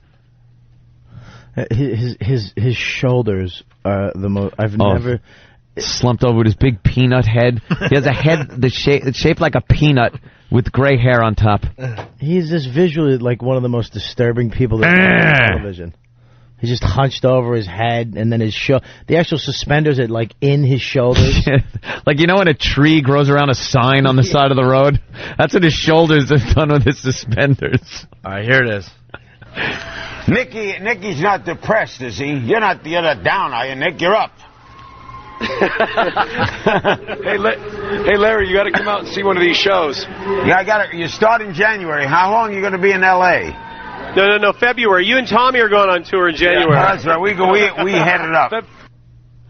Yeah. Yeah, like Larry King's going to actually go to a Motley Crue show. Bring me some whores backstage. Hey, I'm going to ask the roadies. I'm going to point to some whores in the front row. Bring them back. You can get my leftovers. Ladies and gentlemen, here they come at the Palladium in Los Angeles. They're back together, their first live get-together in 5 years. Get together. The Motley Crue are back. The Motley Crue. The Motley and their little tea party get-together thing. The Supremes. Yeah, he did. It's got to be the. Because back in the day, everything had The Drifters. The Doors. It was always the Motley Crue. That's why he said the. The Nirvana. What an ass. Oh, that's the White Stripes. Oh, wait, that's real. Oh, wait a minute. Yeah, I'm going to be touring with them. Ha ha. Let me... What an idiot. Did I tell you the time I saw Ozzy snort ants? It was great. I went hunting with Nugent. Me and Frank Sinatra tag team Mallorin one night. The Frank Sinatra. Let's go to Andy in England. Andy! Hey, man. Andy. What's up, Andy? Not much. Love you guys. Love the show. Thanks, Andy. How do you listen over there in England? I listen on Pal Talk. Oh. Very cool. How about that? Pal Talk. You mentioned me earlier on Juggernaut. Oh, Juggernaut. Just keep me pretty. I just thought I'd go for a trifecta. One, I'm calling from England. Mm-hmm. Far away. Two, I got a fun fact, which is kind of perv news as well. Far away fun fact perv news? On Phone Call Thursday. Yeah. Wow. Let's go, Andy. Okay, fetishes. The number one world fetish is apparently footwear. People get really turned on by shoes. 64% of people. By shoes. That's really? That's the number one fetish? Feet? Yeah. In England or here? And they've even found somebody with a fetish for pacemakers. I thought the number one fetish would be ass caving. No. What the hell? No. Wait a minute, dude. That is impossible. Stop for 1 second. I don't even know if we can go there. What? The word cave and ass. I don't know. What All right. All right. No, apparently it's footwear followed by feet and toes. Oh, wow. Okay. Really weird. That's a fun fact from Andy. Thanks, Andy. Yeah. All right. Let's go to Brooklyn. It's Andrew. Andrew, what's up? I have a fun fact, too. Yeah. Throughout the Space Shuttle Endeavour, the Space Shuttle Endeavour, the parts that the Space Shuttle Endeavour was actually built. Wait. The what? Space Shuttle Endeavour. The Special Endeavor. All right, wait. It's hold on. There's something wrong with the phones. Andrew, right? Yes. All right, Andrew from Brooklyn. Yes. Okay, you're on the air. What's up? Space Shuttle Endeavour. That spacecraft was actually built to replace the Challenger, and something about the Challenger. Andy. I can't hear. What?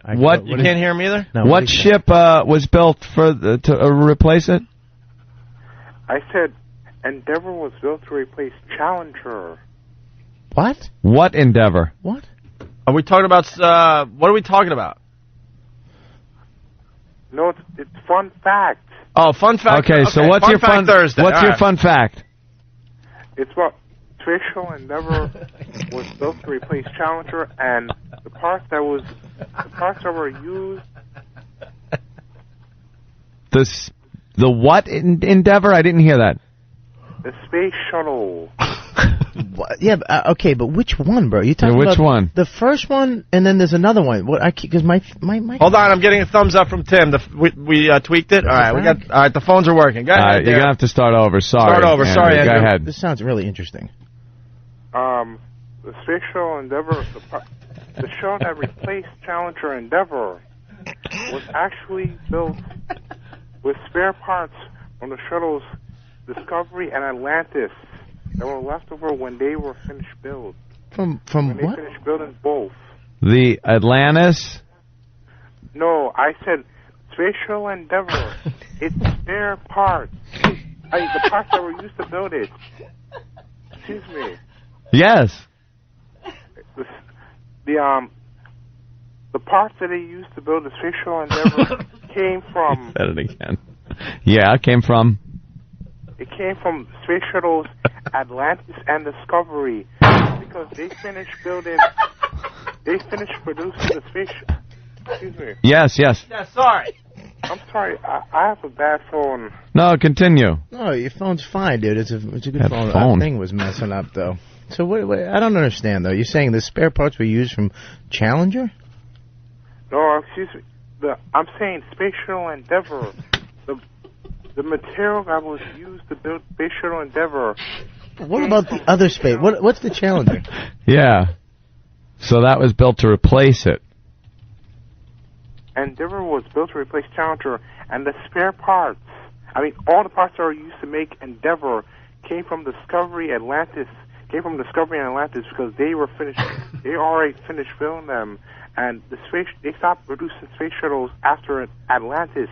Right. Atlantis was built in 1985. So then, all right. So they took those spare parts and made what? Yeah, sum it up. So the what replaced the what with the what? Endeavour replaced Challenger. Wait, what's Endeavour? Space Shuttle Endeavour. Right. And the material that they used to build Space Shuttle Endeavour were leftovers from Discovery and Atlantis. Yeah. Oh God. Wow. So the space shuttle in what did he say? Endeavour. Endeavour. Endeavour. What is it? Special Endeavour. What is it again? Say, you got to be clear, dude, and say it loud. Yeah. Space Shuttle Endeavour. Right. Okay. All right. Thank you for that. Well, it is Fun Fact Thursday. Mush mouth. we all learned something from Andrew in Brooklyn. Yeah. Thanks. Thanks, Andrew. Yeah. Andrew. He was hit by the tornado. Oh my God. Still feeling the effects. My father used to burn me. Oh, Special Endeavour. Stephen S. from Bayshore. Does this idiot put Novocaine in his coffee? I'm going to be saying that now all day. Special Endeavour. Special Endeavour. Someone attend Barry from Pittsburgh. LOL. He writes, he spells space S-P-U-R-C-E. Spurse. Shuttle S-Z-U-T-T-L-E. And then Endeavor, he spelled E-N-D-E-W-W-W-R-R-R. Special Endeavor. All right, yeah, we have to break. Oh, we have to take a God, break. Pal Talk people, don't do this to me. What happened? What happened? What happened? I like Smurfette. What happened? I like Smurfette 79. Oh, my God. Oh, what happened? Oh, my God. Nothing annoys me or will initiate a bounce quicker than the long line of Z's. Oh, no. She writes, phone call, Z. Oh, no. The long line of Z's are so annoying that she's going to be taking a little break today. Oh, yeah, how about this keyboard? Anthony. She's taking a little break. Anthony. Bye-bye. Yes. Now go back in all the texts, and anyone that used Z's in the last 5 minutes, ban them. That's what you do. That's what you do. Hold do on. it. Hold on. Oh, no. Anyone that has ZZZ in their text, they're done for today. Pal Talk. There you go. Bye-bye. You got to rule with an iron fist, pal. Oh, they're screaming no, but if you use Z... Sorry. If you use Z's... They know I hate the Z thing. When I look down and just see, we're in the middle of something, we're having fun, doing a show, and I got to look and see Z. If you're bored and don't like it, I'll do you a favor. I will make it so you can't listen. On Pal Talk. There you go. Now go back, and everyone I am. Z. If I see any... Another one? That's already gone. All right, good. Let me see. Oh, I almost missed that. Oh, no. Oh. Who else goes? Well, let me see. Oh, boy. No code? Did you bail out on me thinking I can't... Find you? Look at that. Look. Not only... Now, since you try to bail out, no code... You're banned. Not even bounced. See, no code said I did a Z, so what I'm going to do is bail out. when this is over, I'll come back in. Well, I looked under users recently leaving room, and he was there. So I highlighted him and hit ban. Hey. Now he can't get back in until I unban him. Someone just wrote, I love ZZZZZZ top. Doesn't matter. Doesn't matter. Use joke disease. or no joke, you use disease. Where is that? Goodbye. Who is that? Oh. There it is. All right. I just tattled on someone. Bye-bye. Bouncy. I'm not playing around. But they were using A's and N's now. I'm not. All right. Oh, there's another ZZZ. Wow, that guy's ballsy. All right, he's gone. Oh, another one. You got your hands full now. That's all right. It's going to be a room of nobody today. That's all right. Oh, but someone did ZZZZ with winky eye. Is that okay? We explained the winky eye yesterday. No, not okay? Oh, boy. All right, Ant, we'll figure that out. We'll have the Larry King talking to the skateboarder next. It's Opie and Anthony. The return of What the Hell Is That to the Opie and Anthony show was an overnight success. My God, this is awesome! Who could forget the sounds of cysts being ruptured and Bob Kelly vomiting into a bucket? Bobby's puking. Well, we're going down that pus-filled road again, kids. Oh, Jesus Christ! If you have a bump, boil, bruise, lesion, pustule, cyst, inflammation, or otherwise unidentifiable oddity on your person, then you're perfect for What the Hell Is That? See, that's why the show's called What the Hell Is That? Email Travis at FoundryMusic.com with your ailment or freakish growth and your contact information, and we'll have our crack team of medical professionals take a gander at it. And most likely giggle at it. It's the return of the return of What the Hell Is That on the Opie and Anthony show. I can't explain how gross it is. Hear what everyone else is talking about. O&A, uncut and live, continuing the show on XM Satellite Radio, starting at 9 a.m. Eastern. Visit xmradio.com to subscribe. This is the Opie and Anthony show. Hey, it's Opie and Anthony. Robert Kelly in studio. Robert Kelly Live on MySpace, right, for all the info? Yeah, that's it, yeah. But basically, Bobby's playing Mohegan Sun this weekend. Mohegan Sun Friday, Saturday night. I love that place. I love it, too. I'm not a big casino guy, but I like Mohegan Sun. They do a good job up there. Yeah, it's not as cheesy as Foxwoods. And the actual place we're playing, you went to the theater Jimmy was in, right? Yeah. Yeah, we're playing that smaller theater. Very cool. Make sure you see Bob Kelly if you're in the area. Hey, Larry King, we were supposed to get to this, but we got that fine phone call from, where was it, Brooklyn? Special. I'm going to try to say that all day long. You know, and I was thinking, we haven't seen our bits animated lately. No. There was a trend going on there for a while where a lot of our bits were being animated, and, man, we couldn't get enough of it. I mean, we were watching all of them. Coke Logic did some great stuff, and some of the other guys that I don't know their names right now offhand, I'm sorry. I'm thinking that might be a good one there. It would be so hilarious to see him. If you animate that. But he's actually making a time machine behind him right. while he's on the phone with you.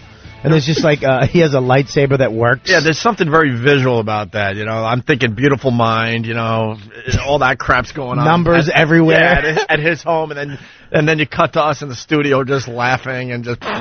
His mother comes in. What are you doing? I'm making a spatial endeavor. I'm fixing it. Fun fact Thursday.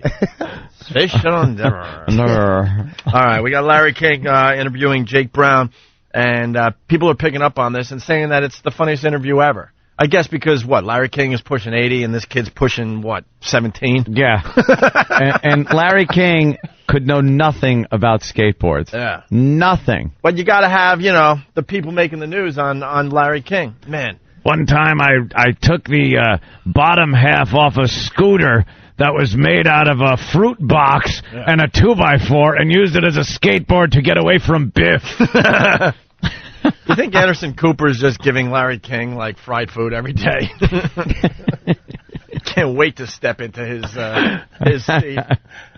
Larry's keeping it warm for now. So here we go. Larry King interviewing Jake Brown. Of course, a skater who fell almost 50 feet at the X Games. Yeah. Did you know you were in trouble? Yeah. By the time I got to the top of the ramp, I knew I was in big trouble. How badly were you hurt? I think there was a lot of adrenaline at first because I wasn't really that hurt right away. I felt What's your injuries now? I got a fractured wrist, a fractured vertebrae, and bruised liver and lung. How long have you been skateboarding? Some crazy whiplash. About 20 years. Why? Oh, it's great fun. I mean, once I picked up a skateboard, that's all I ever wanted to Why? See, that's Why would you skateboard? What an idiot! Is that like transportation? What do you do? Why? Why? Because, first of all, the guy makes money doing it. I mean, the guy, it's not like... See, he thinks it's just kids in the street. Yeah. He doesn't realize it's a sport that is sponsored, and these guys, if they're really good at the X Games, are making tons of cash with endorsement deals and everything. Your skateboard? Why? Can you step on the back of it and, like, catch it in your hand? Do you do that? What do you do?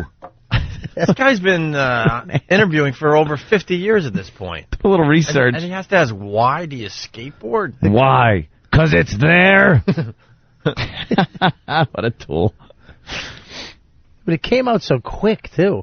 Like, he had it, he was just, it's like, why? So you do this, like, why? Well, that's what he did. He, like, was blasting through the interview. The guy was talking about his injuries, and he interrupted him. What stupid question did he ask him? How long have you been skateboarding? Yeah. So what are your injuries? Well, I got a bruised lung and a thing. How long have you been skateboarding? Well, about 20 years. Why? Why the hell skateboard? Why don't you settle down and get a real job and a woman? Or a bunch of them like I've done. I can't hold one of them. He's probably just speeding through the interview because he know he might die at any second. Why don't you have children now instead of when you're 80 like me? I'll never see my kids skateboard. That sure ain't happening. The interview continues here. Where are you from? Australia. Can you make money? Where's that? Yeah, that's all I... Australia? They talk funny there. And winter, summer. Just want to throw that in. Do you skateboard in the winter? Do you put little skis on them? I know nothing. Do kangaroos know how to skateboard? You ever see a wallaby? Isn't how that crocodile hunter died? He got a skateboard in his lung? He was skateboarding. It flipped up and hit him in the chest. I read about it while eating some garlic. I had his wife and daughter. Daughter's very cute and funny. What's her name? Binsey? Do you like Welch's grape juice? I like raisins. Johnny from Vegas. Larry King kind of sounds like annoyed Jimmy. He does sound like he's a bit annoyed with the whole thing that he had to interview this kid. Some producer had to go, look, dude, this is big. Yeah. And Larry's like, skateboarder, what? The war in Iraq, the presidential race, and I'm interviewing some 10-year-old who fell 50 feet. So what? You fell on your ass. I've done it. You got to grab yourself by your bootstraps and pick yourself up. Where are you from? Australia. Can you make money skateboarding? Yeah, that's all I do to make Oh, my God. What is it? Yeah, in between pumping gas, I skateboard. How out of touch is Larry King? Larry knows nothing. And you make money. Can you make money skateboarding? He thinks he's some neighborhood kid that's hoping, kids are going to give him a change for a trick. I'll give you $10 if you do that. Okay, what do you do? You bet the neighborhood children? Right. Yeah, that's all I do to make money. So I mean, you make it at events like the X Games. You make money, and you make money from sponsors and then events and demonstrations. Like he's talking to his retarded grandfather. It says Blind. Is that a company that makes skateboards? Yeah, that's a. Oh my. Ah, that's good. Are you boning out some fat tricks? Huh? That would be an informed Larry King. What are you doing? A nollie half cab heel flip? I remember doing that on the half pipe. What about a nose blunt? Can you do a nose? Can you make money doing a front side nose slide? Tell me about it. You wrote this hat. It says Blind. Is that a company that makes skateboards? Yeah, that's a skateboard company. I ride for them. Do you stand regular or goofy? What's your stance? Oh, my God, this one sounds like something Opie had last night.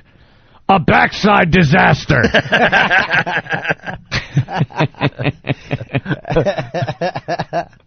What about that speed wobble? What about the backside nose grind? Can you do that? Do one for me now. Oh, you can't? I'll pay you for it. I'll give you $3. Can you make money? Is he? Come on. Why were they entertaining this? What I don't understand with Larry King is like, why? How would it hurt if you brought in like a young dude to like talk to the young dudes? You know what I mean? Yeah.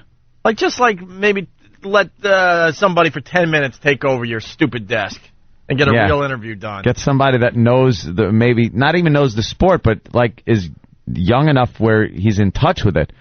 Alex Rodriguez, you play baseball, you make money at that. Can you make money just like hitting a ball? Do you get a pension plan? Yeah, how does that work? What about dental and skateboarding? Do you put money into your 401k? How do you supplement your income? Like the old baseball players? Are you a truck driver in the off season to pay the bill? You deliver pizzas with your skateboard just to make a little extra cash. Moron.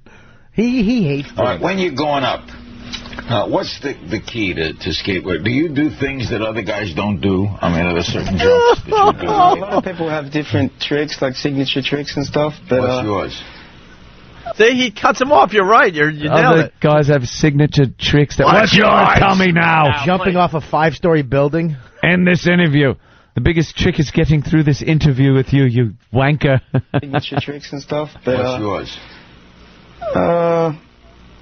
Basically, for videos, when you film a video part, it usually takes about a year or so to film a video? Yeah.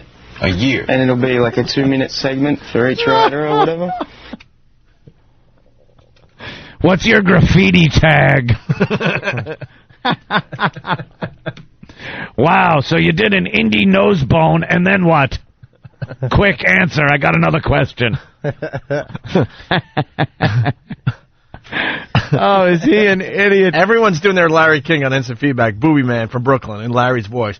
Why skateboard? Why not the bike with the big front wheel and the little back wheel? And then Kevin from Northern Virginia interviewing Bill Gates. Can you make money in software sales? What is that? Like video games? Like Pong? Microsoft, are they one of your sponsors? That tells me it's something small and soft. What does that mean? We used to get a couple bricks and some plywood and do little jumps in my day, too. That's right. I used to jump over a milk crate. Have you ever jumped over a milk crate? It's not as easy as it looks, you know, kid. Why skateboard when there's the horseless carriage? Back in the day when I was 60 years old, I used to play Evel Knievel. You ever do that with your bike in your front yard? You get a basket and make a basketball hoop for the kids in the neighborhood. Our jumping events were mostly equestrian. Jeez. We would do the fox hunt. The fox hunt. Oh, man, he is lost in this interview. Lost. Oh. Can I do some of these tricks on my little rascal? I have a little rascal scooter. Is it possible to do, let's say, the electric Frankenstein on my little rascal? Nate Sack from Jericho as Larry. I did this great trick last week on my show. I killed off Tammy Faye Baker.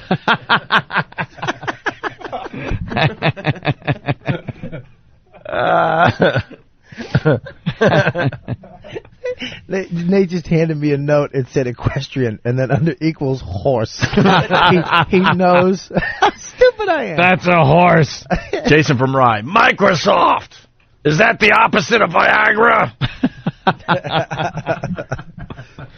I did a kickflip fakie the other day just getting out of my car. I broke a hip. Chester's liver. Look, man, I have to do this. If you want to dump out, you can. As Larry King. In my day, extreme was bringing home a black. It just took a Come turn. on, that's just funny. I'm sorry, that's funny. He's old and intolerant. This just took a turn in the right direction.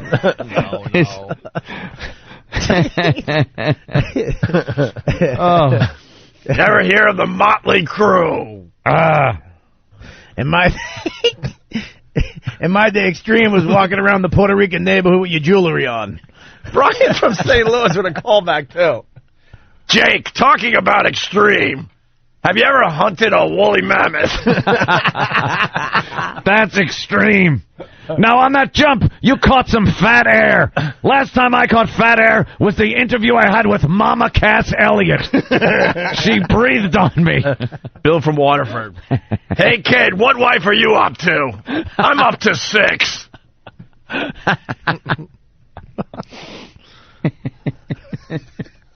Oh, God. Funny. Dopey Larry King. All right, here we go. More Larry King interviewing Jake Brown. Boy, that's pretty great stuff. Yeah. How important is the board?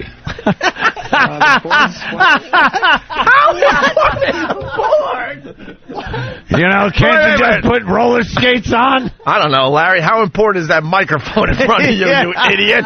How important is the board? How important is the board? How important is the board? Do you really need it? Aren't the wheels the thing doing all the work? Is there some kid just typing questions and just messing with them? Type how important is the board? See what he says. Hey, what's your pump music? Benny Goodman? That's some good stuff. That should get you psyched. How important is gravity to this whole thing that you do? Do you need gravity?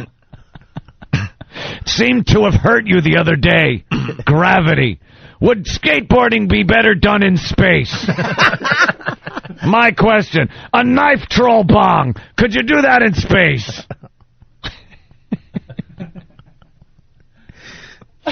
Oh, is he gone? Just off. I got to hear that again. Boy, that's pretty great stuff. Yeah. How important is the board?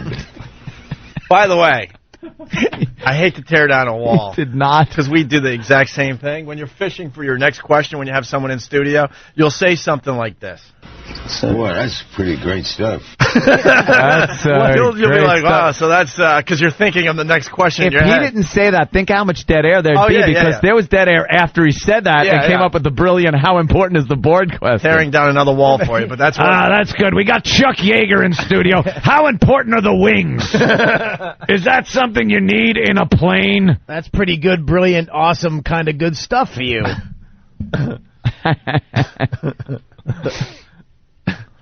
Oh, what an ass. Just a douche. That's pretty great stuff. What is that? Boy, that's pretty great stuff. Yeah. How important is the board? The board's one of the main things. The board, the shoes. The shoes. Why is the kid... I would have been like, Larry. How important is the board? Could you do this without a board? I mean, could you just put wheels and then... Considering it's called a skateboard, how important is the board? It came second. Skate, I think, is more important than board. Hey, I think Larry, what is that music called that you the pump music? What is the pump music? A little Benny Goodman. Well, here's your pump music right here. Oh, there it is. Larry King on a skateboard. Everybody. Yeah. Here comes my front side shove it. All right, my kick flip lip. This is great. Into the quarter pipe, all goofy-footed, into a Smith grind. A Carbondale run into my Ollie fakie. Wow, am I kicking some ass. All to Benny Goodman. He sure could play the licorice stick. Oh, man, we got the line. That's why we have the greatest listeners in radio. I'm not, we give you a spot on this show, that's for sure. Brian in St. Louis, bravo. Jake should have turned it around and said, well, how important is a good prenup, Larry? Wow. That was good. That's the line right there, Brian. All right, here, let's get the rest of this clip out there. Boy, that's pretty great stuff. Yeah. How important is the board? The board's one of the main things. The board, the shoes, the wheels. It all comes into play. You want to feel comfortable with your entire setup. The air we breathe. That poor bastard probably wished he was back falling 50 feet than sitting and talking to this fossil. Oh, man. How important? What? A train wreck, skateboard move, or this interview? You tell me, callers. But the thing is, there's nothing else to go. It's not like racing where there's like a million, the car, the pit, the crew, the everything. It's just a kid on a skateboard, and that's it. If you were going to use one skateboard lingo to describe me, would it be dope shifty? Because I'm feeling like a dope shifty right now. Someone from their cell phone, I would love to give you credit. He writes, hold on, it's updated on me. Oh, I hate when this happens. Good line, too. Can't you just run up and down the ramp? Could you use a toboggan?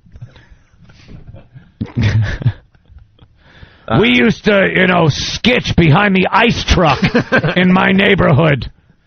They deliver big chunks of ice to put in the ice box. Andrew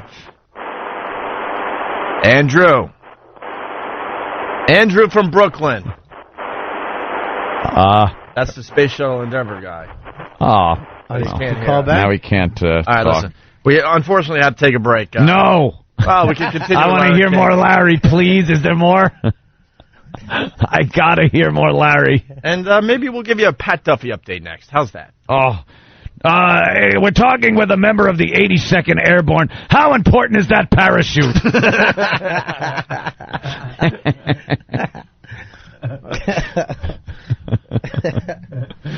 Do you see hoverboards like in Back to the Future 2? Your thoughts? Go. If Biff was chasing you, do you think you could guide him into a manure truck? Go. Do you think bowling balls would make skateboarding more interesting?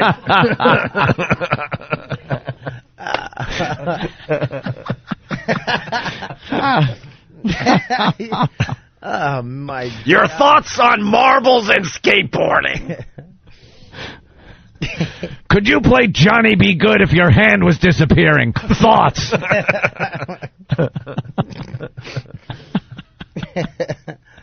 We're talking with Marty McFly. I mean, who? What's your name? I forgot. What an out-of-touch tool. Skateboarding with no ramps. Your opinions and thoughts. Fireman from Pittsburgh, as Larry. One time I got into a nosedive fakie into a clueless bomb slide, and I finished strong with a dead air 50-50. Your thoughts? Was kicking ass. Your thoughts? When I fell off the toilet, I drew this. I call it the flux capacitor. What do you think, Marty? We're interviewing Pat Duffy. You can do this all day. Are staples important? Who's better, you or the bulldog skateboarding on YouTube? Because that dog's pretty good. He pushes himself. I've never seen him fall 50 feet. What is YouTube? By the way, I shouldn't have even known that. Holy crap, John from Brooklyn. You know, the Motley Crue. Yeah. Oh, my God, this is good. Larry King. I'd like to introduce the.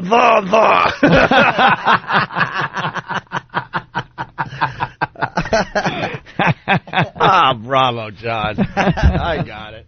All right, we got to take a break. Hopefully we'll get Perv News in before we leave this side of the... Is there any more Larry tape? Show. Unfortunately not. Damn it. That was about it, right, Sammy? Yep. That's when the kid hung up the phone. Getting slapped. What do you mean, do I need my board? Slapped Larry on the side of the head with the skateboard and ran off. Oh, that was great. Yeah. That was great. Yeah. Love Larry. Yeah. Such an out-of-touch ass. All right, we'll take a breakie. Opie and Anthony. The Opie and Anthony Show. With Bob Kelly today. Hey, do you want to play paintball with our very own Danny against the LA-based Adam Carolla Morning Show? Well, you can win $5,000. All you have to do is go to onawar.com for details. Made possible by the movie War, starring Jet Li and Jason Statham. One wants justice, one wants revenge. In theaters August 24th. onawar.com for all the details. Free trip to LA, why not? Go for it. We got Perv News. We got Andrew from Brooklyn. See if this works this time around. Andrew. Hello? Yeah, hi, Andrew.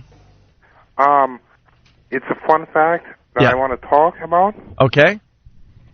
The Space Shuttle Endeavour, which launched yesterday, that shuttle was built to replace Space Shuttle Challenger.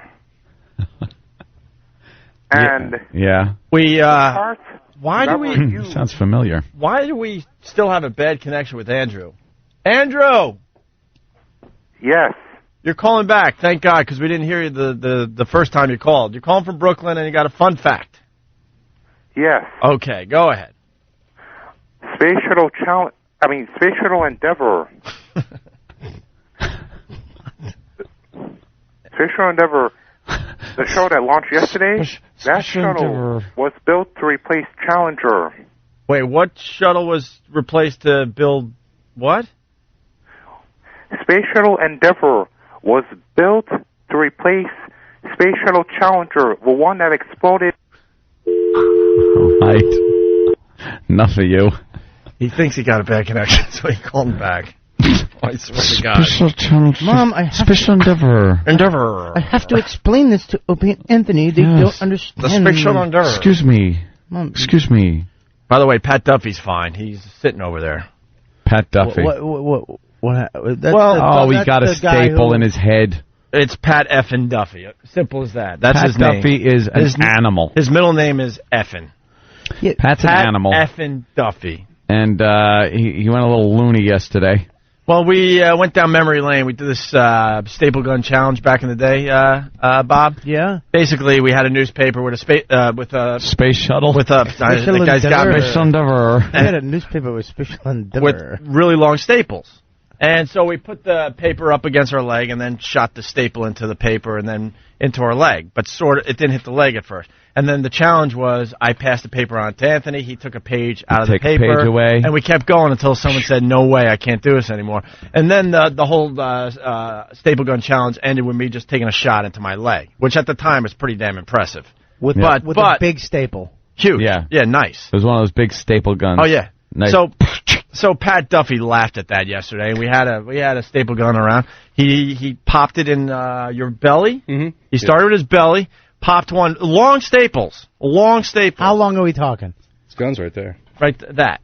Oh my God! All right, listen. Staple it into the newspaper and look how long the staple is. Tom's running down the hall as we speak. Don't worry about it. He was in a panic yesterday. Don't do it like that. Do it into the newspaper. Into the paper. Yeah, and now pull it out. All right, see how you went can't into even... the console. And it went through the entire newspaper and into the console, pull the whole right? newspaper up, silly. See? Listen. All right, now picture that in his belly, in his cheek, that instantly started pouring blood, and then, for good measures, he put it to his forehead like a gun and shot it into his skull. Now, here's what happened.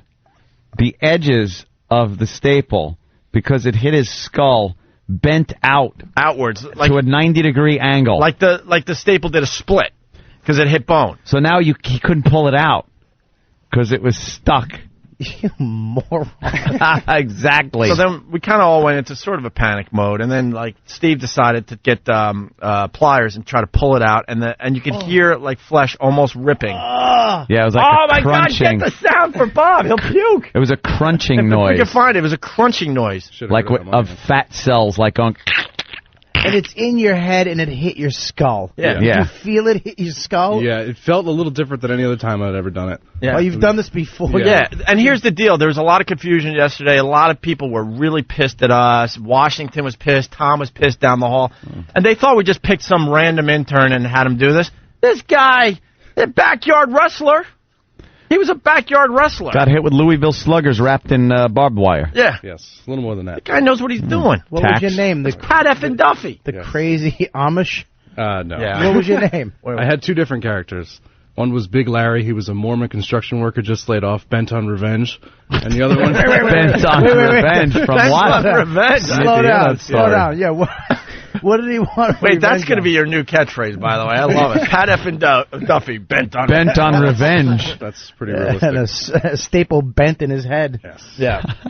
And your dad called while you were at the hospital yesterday. He was not happy. Yeah, he's mad at me anyway. He seemed like he was mad at us, too, by the way. But Pat is fine. He went to the emergency room. He got one of those tetanus shots and some Motrin. And even the big, huge lump is gone. But I can still see a couple of holes in your head. Yeah, he's got the hole still. So if you look to this side. Looks like a little snake bite. Yeah. And what about your cheek? That's fine. Yeah. Everything's fine. So what was your Did that go straight through to the inside of your mouth? Yeah, but it didn't go all the way through. I heard the replay said it pierced my cheek. It didn't. I checked when I was listening. Oh, was it like... It was close. It had to be close. It had to be close. Those staples were pretty long. Pretty long, yeah. This is why this guy's scary. Because he's not even that big. Like, you wouldn't think twice about messing with this kid. He looks like just a regular pothead at a college. Like, what's up, man? This kid, this is the kid that you'd actually punch and he'd turn and go, I didn't like that. Yeah. And he'd just I kill gotta you. kill you. Oh, God. What was your other character name? I can't say it on the side, but it was Skull F, and he was the reincarnated. He was a reincarnated zombie corpse of Adolf Hitler. Oh, that character sounds intriguing. To you. Yes. Well, no, it just sounds interesting. My theme song was the Imperial March, and I came out goose stepping. Yeah. And What, in did somebody's people cheer? backyard? Literally, yes. We had a shed that we came out, and we had entrance music. And it was awesome. God. Oh, that's great. Yeah. You have videos of this, don't we you? do. And it culminated with me getting 20 shots and 9 staples in my arm. See? We knew what we were doing yesterday. We need this. Pat, because of you, Pat effing Duffy, I went home happy. I don't care what, Tom all mad. He's got a job to do. He's the hall monitor. I get it. They're pissed in Washington. I was so happy all afternoon yesterday. I'm like, that's good radio. Yeah, and Johnny from Vegas says it all. He says a good rule is that the more pissed the executives are, the happier the listeners Right, are. Exactly. Hey, did you have a mustache? Did you grow in a Hitler mustache? No, I used to draw it. Well, I had a skull mask that I drew a mustache on. A Hitler mustache on it? On the skull mask? Yeah. And you come out as a zombie reincarnated Hitler. And I used to just stumble around and then, and throw out, Hitler, Heil Hitler salutes. Yeah, and I used to just yell, like gibberish German. I'd be like, Tastigen! Snagen! You're asking... Like video games? Yeah. Like Call of Duty? Yeah,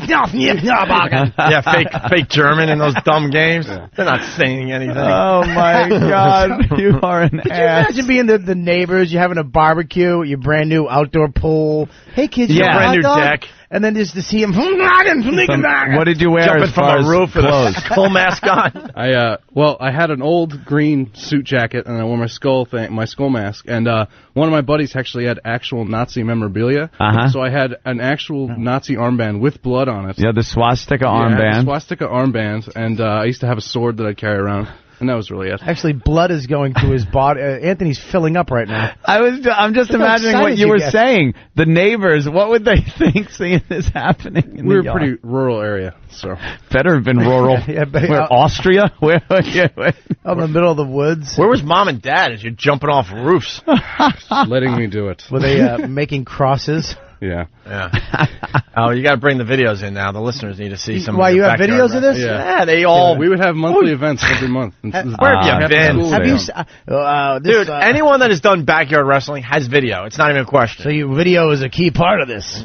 How important was the Hitler mask and the mustache? It was essential to the character. Now, goose stepping. This isn't popular. Why would you do this? What type of stapler you use? A swing line? See, so Pat Duffy laughed at that trick yesterday. I know. Everyone else panicked, and even Pat Duffy's like, I don't want to go to the hospital. I've done this before. Relax, everybody. I don't want to ruin anyone's day. Yeah, I didn't mean to piss everybody off. Everybody got really mad at me. Oh, dude. No one got mad at you. Phone calls. one boss talking to another boss. It was just all-encompassing yesterday. Agents getting involved. It's like, well, everyone just relax. It's Pat effing Duffy. Just wait. I got a few words when we go to the dark side today. Oh, yeah? Oh, I do. Oh? I got a couple of words. Is it the F word? Can you stop, Anthony, can you stop doing that? What? You keep grabbing the little loops on the back of your shoes and pulling your back of your feet up to your ass like a dirty stripper. Like a marionette. You just look like the stripper when she's like doing that little move and then she grabs the bottom of her high heels and no one would look at me ever, no matter what I was doing. If I was stripping on that pole, no one would look at me and say I look like a stripper. Well, I'm just lifting my shoes up. Lifting your feet. It's fun. You put your fingers in your little heel loops at the back of your shoes that are used to pull them on, and you pull them up and down. Well, I'm sitting here. What am I supposed to do? Hey, we got to do a little perm news before we get out of here. Pat Duffy, please plug your mom's flower shop. Krause's Flowers in Clinton, New Jersey. Krause! Exactly. KRAUSESflowers.com. Buy some flowers, support my family. He got a hospital bill yesterday, so go buy a bouquet of something.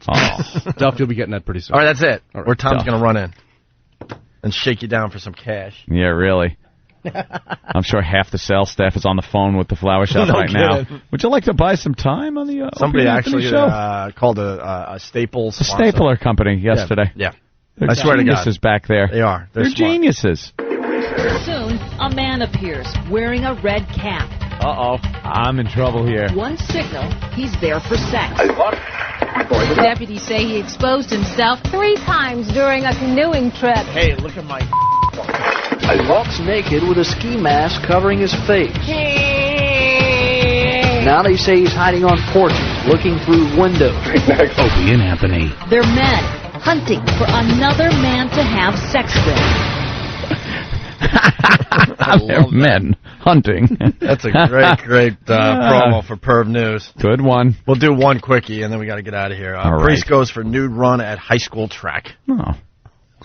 Yeah. A Catholic priest is facing an indecent exposure charge after police say he jogged naked at a high school track. It happened in the town of Frederick, north of Denver. Fox 31's Tammy Beagle is live there tonight. Ron, the 53-year-old's father heads 3 Catholic churches in this area, including St. Teresa's here. Tonight the church is quiet, no services, but there will certainly be prayers for the father as his case proceeds through the courts. He's a man of the cloth accused of not wearing any. Police say Father Robert Whiskey admitted to running naked at the track at Frederick High School an hour before sunrise, June 22nd. My first thought was total shock.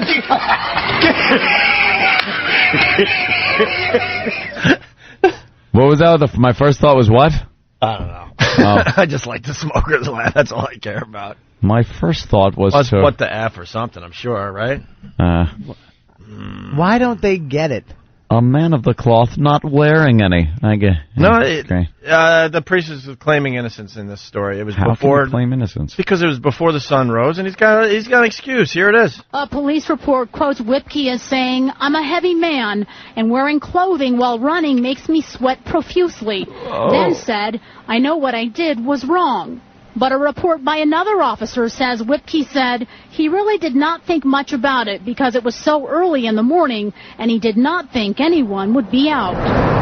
But an officer was out watering his garden when Whipke allegedly walked by to get to his home at the rectory nearly across the street. I feel bad for him. I would be totally embarrassed if I was him, and I think I would probably leave the parish. All right, what's this about, really? So he's still naked walking home, too? Right. I don't know. He has a pack of cigarettes and a Coke. Fat guy. You know, sweaty. He has dry cleaning over one shoulder, did a bunch of errands. If you sweat a lot, you could, at least keep your underpants on, shorts. Yeah, loose-fitting shorts, fatso. When it's really hot out, if I'm going to exercise, I'll take my shirt off and I'll wear no socks and sneakers. You know what I mean? Why do you have to be completely naked? If you're fat, you don't take your clothes off. This guy was getting his jollies. How important are the clothes? He just loves being naked, probably. Probably does this all the time and finally got caught. Residents tonight sounding off on the father's excuses for running in the buff. Probably just you're a priest, you're a role model to the town. You shouldn't be, even if it's 4:30 in the morning, even if it's 2:30 in the morning. You shouldn't be running around naked. It's a law. You should do it behind closed doors. Right. There's treadmills out there that he can do it on in his own home. It's an alleged sin church members may be able to forgive, but if convicted, he'll have to register as a sex offender.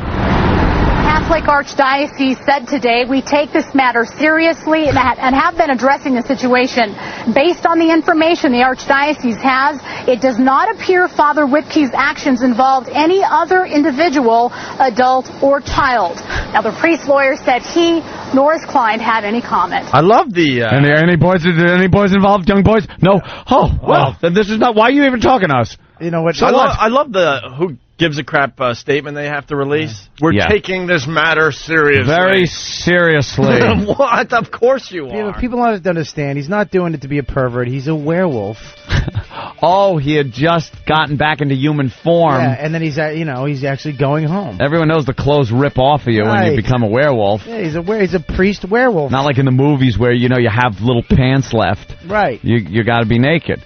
What was the cop doing out watering his lawn at 4:30 in the morning? It's a little odd. Cop was naked. Cop was probably new too and said, "Oh my God! Oh, here's my lucky day."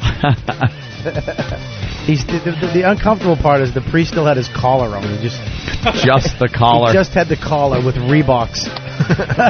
with a swoosh. He had a swoosh collar. It was like a sweatband. Oh man, we're running out of show on this side. Yeah. All right.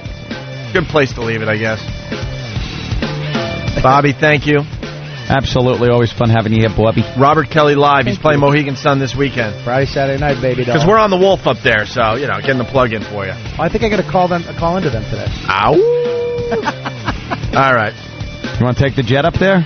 Yeah, I'll take the jet. I take that from Republic Airport. They offered me the jet. I wanted to take the hovercraft. There is none. There's no floating buildings or hovercraft. Floating buildings. Got Opie all upset. Yeah. It's Opie and Anthony. Have a great day.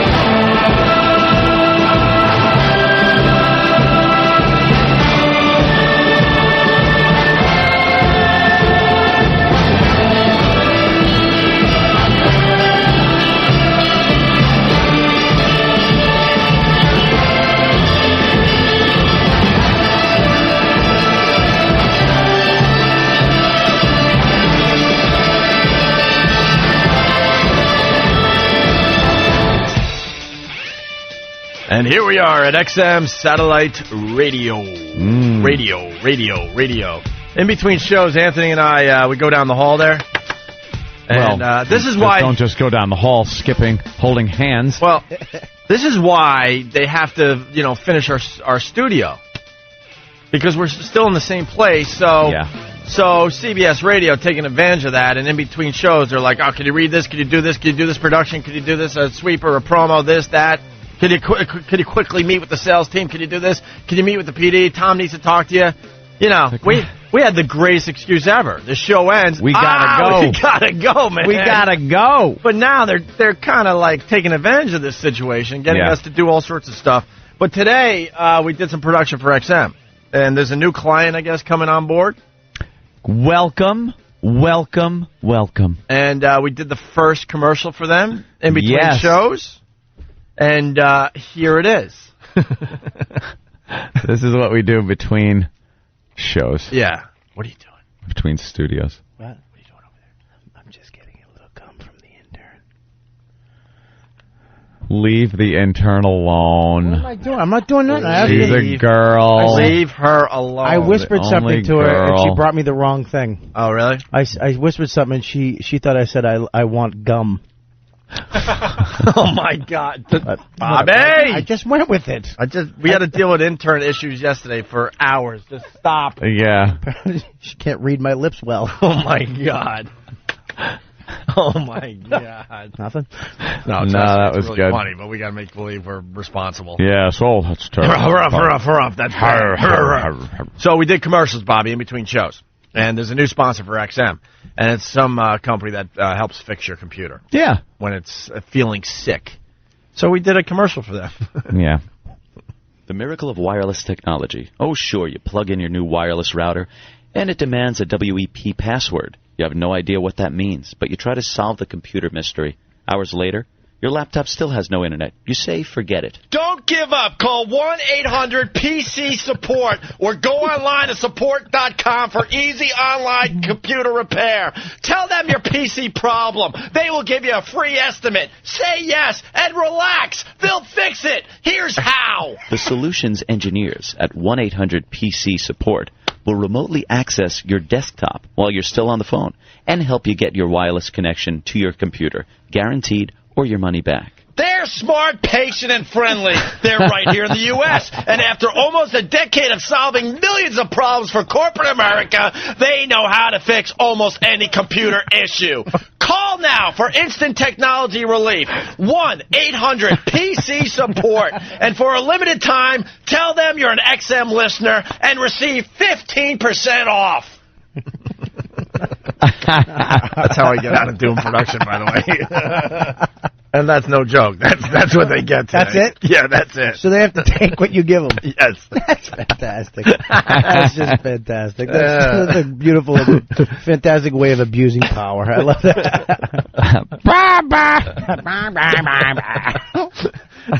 Troy from Maine from Pal Talk, he writes, holy shit, okay, I'll call. Quit yelling at me. Stop yelling. Why are you yelling? Hey, speaking of commercials, this was brought up on yesterday's show, and we couldn't get it to you right away. We had to go dig it up in the archives. The Mujan live read. Mujan. Featuring Otto and George. This I have not heard What in was Mujan years. again? Mujan was a hair removal system. Right. It was like waxing. And it was a sponsor of ours, and we're talking about it, and, you got to do it like the sponsor wants you to. And Otto, as, George, just went on and ripped the product apart. It was hysterical, and we're kind of like, oh, Jesus. It's reminding me of the one of the faithful listeners will remember the name of the product, but Tim Sabian, good friend of ours back in the day. Yeah.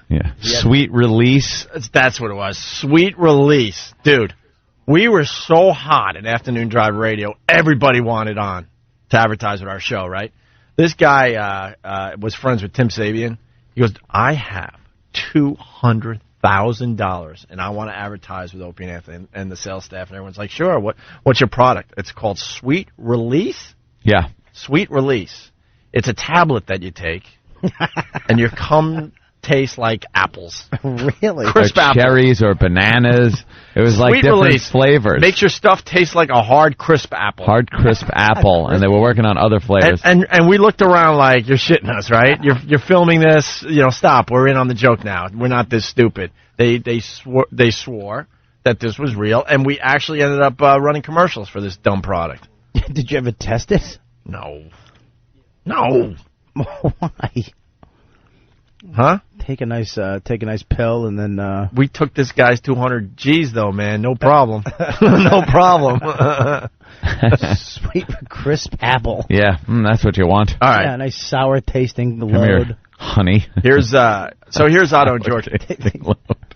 So here's Mujan. Tasted like an apple in a pool for a week.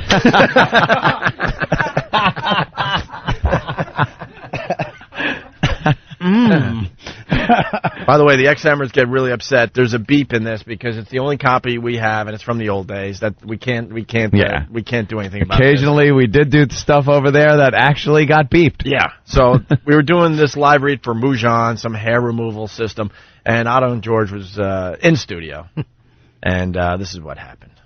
Uh-oh, I hope we have a lot of delay for this commercial. Anthony? Yes. Mujan. You want to explain to George the puppet what Mujan is? Mujan is a wonderful way for women to get rid of unwanted body hair. Bikini line, legs, even mustaches, facial hair that girls might have. And it's so much better than shaving. Nipple hair, whatever it is. It leaves the body very smooth. Mujan. Is that like electrolysis? No, it's a strip that comes in a package, the Mujan 2000. You press it on and peel it off, and completely smooth. Wonderful, smooth, sexy skin. The name is smooth. It's basically yanking pubic hairs out. Mujan. Should be called...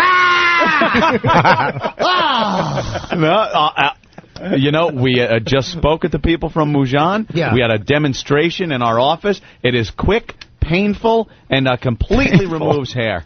Do you have a hairy Knish? Try Mujan. Here's you. I hope the bastard appreciates this. Yanking my hairs out by the root so I look good in a sundress. It should be called... Yankee? Okay. Wait, that line has to be on the radio. Oh, it's great. Thank you. It's easy. Peel, press it off, press it on and pull it off. Unwanted hair, gone. Almost painless. No. Except for the part where you go, No unpleasant odors or chemicals to irritate the skin. Mujan gentle, has botanicals, hypoallergenic, removes hair completely. It's slow to grow back. Lighter, thinner, skin is softer, sexier than before. Mujan. It's wonderful. You always throw that aloe in there. There's aloe in there. What does that do? I'm bleeding. Take me to a hospital. There's aloe in there. There'll be no blood from Mujan. It's wonderful. It's so gentle. We saw a demonstration. The hair comes off. You don't even feel it. And no one's buying it at this point. It's the most desirable way to remove hair. You know what else is good? Closing a storm window on your testicle is also good. You know, for the hot weather. All right. Just drop a storm window on your tea bag. There's aloe in that window. You want some aloe for your testicle? Mujan, the most comfortable way to remove hair at home. Why pay those salon prices? Mujan removes hair completely. If you don't see Mujan, go to the store manager and say, hey, my girl's got a poodle in her lap. I need Mujan. And I got actual audio of a girl. Yes? After she, waxed her hair. Okay, let's hear.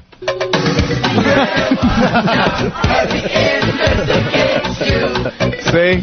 It's so smooth. She's so sexy. She doesn't even need a brain anymore. It's amazing. So to get hair off of that...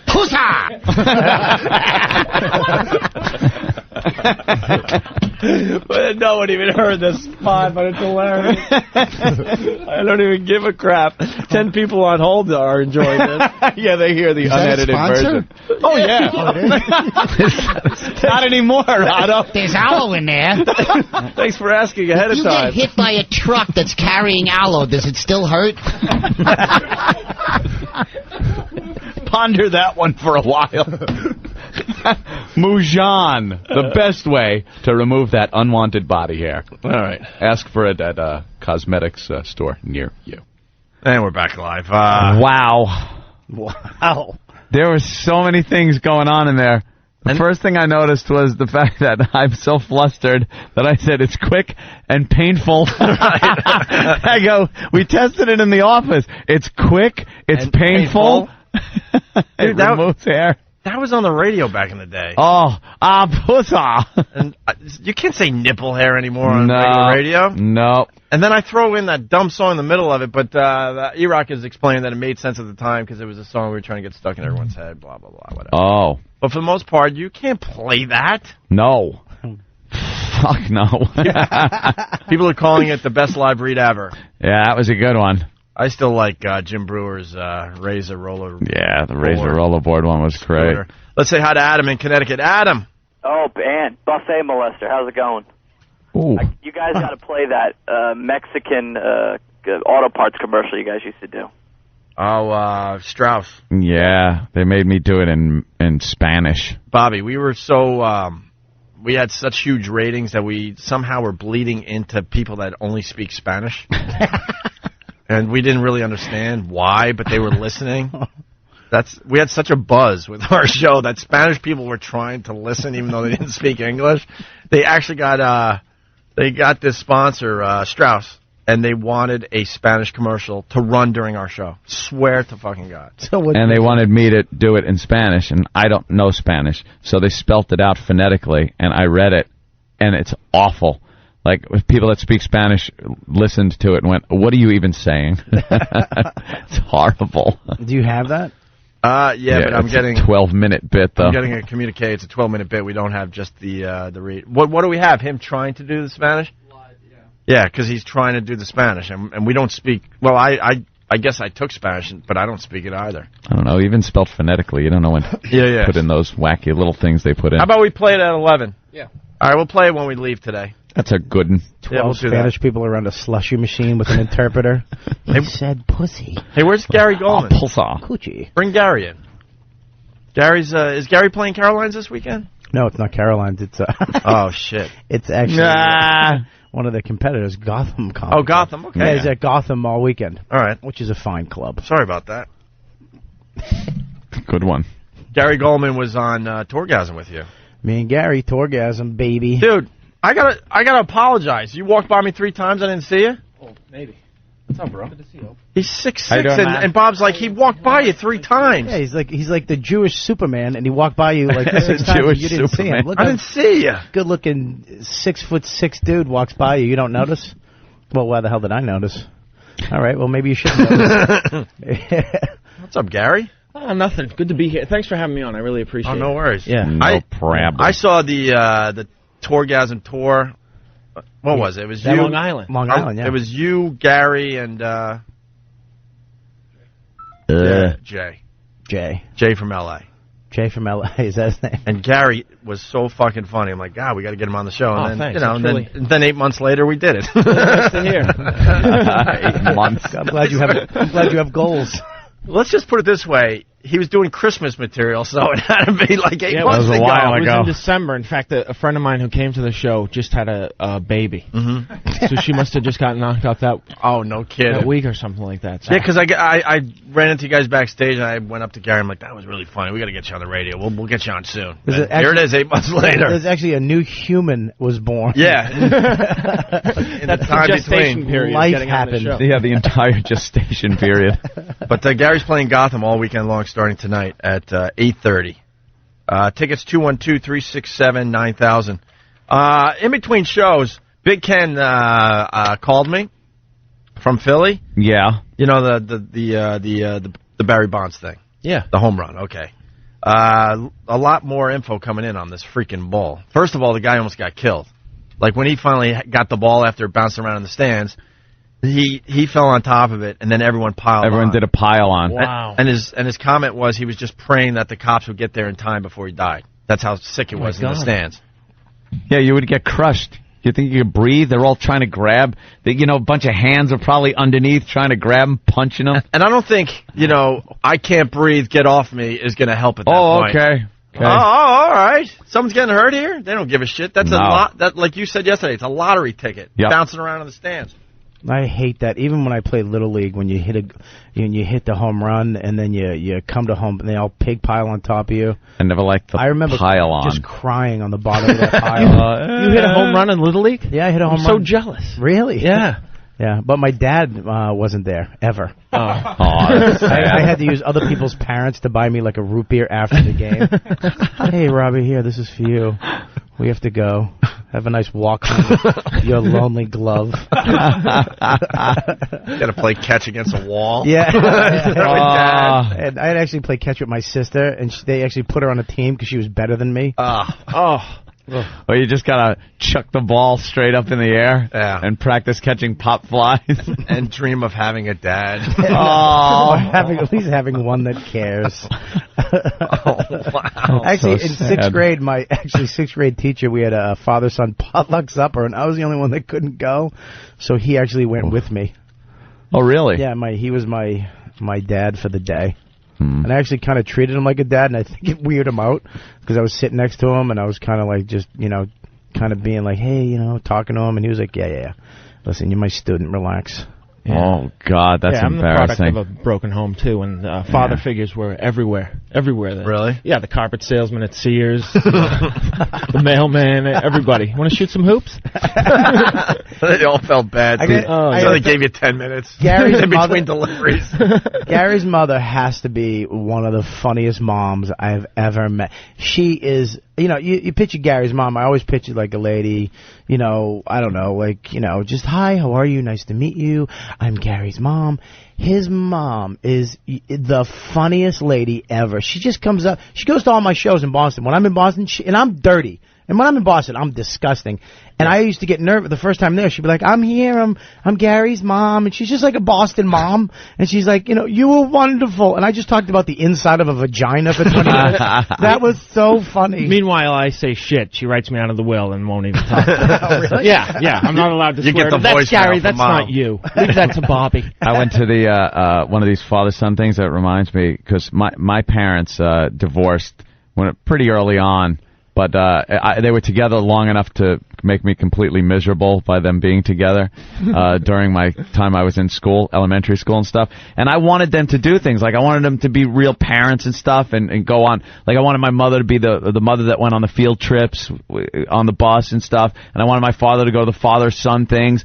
And they went to a couple of them. And all I know is they were constantly hung the fuck over. No. Like, so bad. Because they had to be drunk at night to even deal with each other. It was just a wreck. So one time I went to go see You're a Good Man, Charlie Brown or something in the city here. Take the bus out from Long Island, field trip. Yay. And my mom is all gussied up like a whore. She gussied. Well, I used to like tell her, could you put your hair in pigtails and wear your go-go boots and a skirt? And so I would tell my mother this because all my friends would be, your mommy's so pretty. Like, I wouldn't think of it in any sexual way. I just liked how people would compliment my mommy. Oh, my God. And meanwhile, she's dressed like a stripper. And she's hung over. Like, so she's sitting in the bus, in the back of the bus, swigging Pepto-Bismol out of a bottle.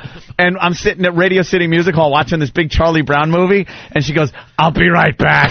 She goes to the bathroom where she's just puking and having diarrhea. Exactly. And she comes back, and to make me feel better, she brought me like a program from the show, and she's just sitting there, like you could still smell alcohol on her.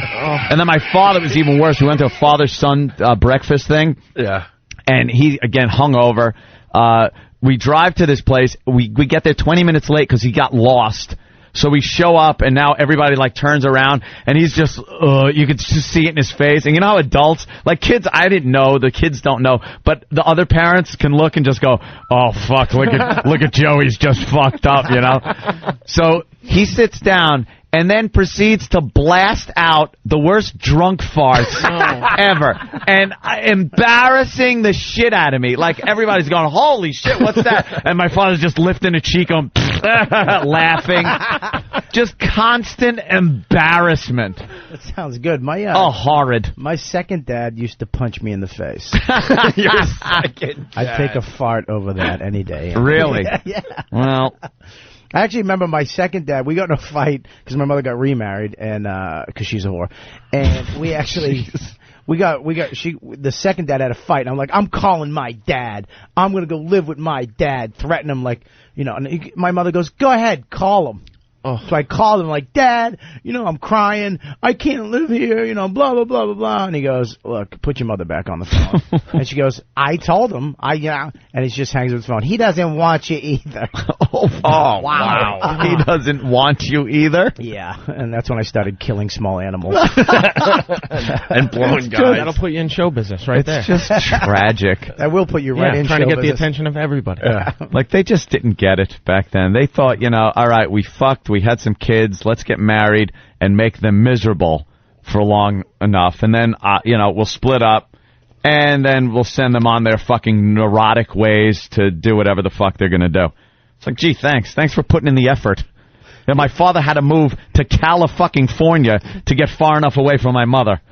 Like, they were just miserable together. Miserable. And then I get shipped out there, and then back here. Oh, I told you the time.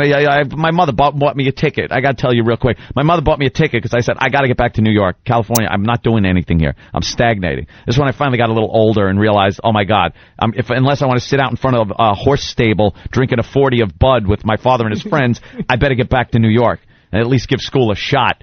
So my mother goes, okay, I'll send out money for the plane ticket. Sent out the money for the plane ticket. My father takes it, buys me a Greyhound bus ticket at 14 years old, and uses the money for the rest of the money. Takes it, shoves me on a bus, and sends me on a 2-week trip from L.A. to New York City with winos, prostitutes, on a whirlwind tour of the dregs of society. Of the shitholes towns. That should be a movie. That has to be a movie. Believe me. You know what I find funny? Instead of a 6-hour plane ride, it's a 2-week tour of the shithole. Where the first night I fell asleep on the back of the seat of the bus. I woke up and half my head was numb. I thought I had a stroke at 14. And it didn't go away for a month. My side of my head and one thumb went completely numb on me for a month. I was like, I gotta go to a doctor. This is fucked up. And apparently I just cut off the blood flow long enough to my scalp where it didn't come back alive for a month. And he gave me money. He gives me money to get across, and he gives me like $20 for food. For like 2 weeks. 2 weeks. We stop in Vegas, and I'm like, I need more money. So I get some change, and I'm 14 at the slot machine sneaking around. I lost the $20. So I had no money left. So I hooked up with this girl that was going to Cheyenne, and she had some food and some money and shit. And she wound up with me and my brother, because my brother was with me, but, you know, he wasn't older than me by 18 months. Wow. And, we wound up going there, but my brother had tie stick in his luggage, so we had to give it to the girl in Cheyenne because we got arrested when we got off the bus because they thought we were runaways. It was just tragic. Did you have a stick with like a bandana on the end of it? Yeah, that was pretty much it. My dad just shoved us off there. He would do that shit all the time, though. Our vacations consisted of taking the kids out to the Mojave Desert with tequila, doom buggies, and guns. And just throwing us to the friggin' animals and whatever we wanted to do until 10-year-old Charlie got shot. And I had to watch a 10-year-old get shot by his father. His own father shot him. He had a 6-shooter that was like ancient. I gotta jump in. This never gets old. It's such a real story. I've heard this story 10 times. Constantly drunk. It makes me laugh every fucking time. Constantly drunk. And this guy, Juan Reyes, had a silver mine up there that was like devoid of silver. It was just a hole in the ground that we used to camp in. And he had the 6-shooter that had to be quarter-cocked to spin the cylinder to load it. It's an old gun. because the firing pin rested directly on the bullets. You're supposed to quarter cock it, load it with 5 shells, put the firing pin on the empty chamber, and then you're safe. Right. For the most part. He quarter cocks it, loads every cylinder. As he's picking the gun up, it fires. And it's a .22, thank God. It wasn't something bigger. But it hits his son Charlie square in the left shoulder, but low, like chest shoulder area. Charlie goes, I see a 10-year-old drop to his knees, and the blood shot out like a water fountain, straight out in a tube. I was looking going, that is so weird. It looks like a tube of red coming out of him. He turned white and fell flat on his face. And his father, now this guy was like a tough guy. I know this guy, Juan Reyes, is like this tough guy, goes, Charlie! He grabs him and he's shaking him. Now everyone's drunk and fucking like trying to figure out how we're going to get this kid 80 miles to Kingston, Arizona. And when he means everyone's drunk, he means the kids as well. Everyone. We were all drinking tequila. Yeah, and they're 14 years old. So they load him in the back of a pickup truck. We're in between Barstow and Needles, Arizona, like in the middle of nowhere. And they have to drive the kid like 50 miles at least to the closest, like, fucking Indian witch doctor. And we're all just there. So they leave us kids there. And then the police show up because it's a shooting. And they came up with their guns drawn, lights, everything, because they didn't know. They thought we were like the Manson family out in the desert fucking shooting each other. Why would they think that? Because we kind of were. Yeah, exactly. You should have been raised by the Manson family. It would have been a better fucking parenting than what was done. Yeah. Holy shit. We would go out in this dune buggy. A kid would drive, like the 10-year-old would drive. We'd be hanging over the roll bar like Rat Patrol, fucking shooting anything that moved. Poor fucking Jackrabbit, blam! With my father's fucking like 7mm with a Weaver scope on it that I could shoot 10 miles away. I got like a sniper rifle with me to shoot fucking iguanas with. Just hire you to protect the borders. Yeah, and they would go out like we were going out to play ball. Like, I'm taking the dune buggy and the rifles to shoot shit. All right, kids, have fun.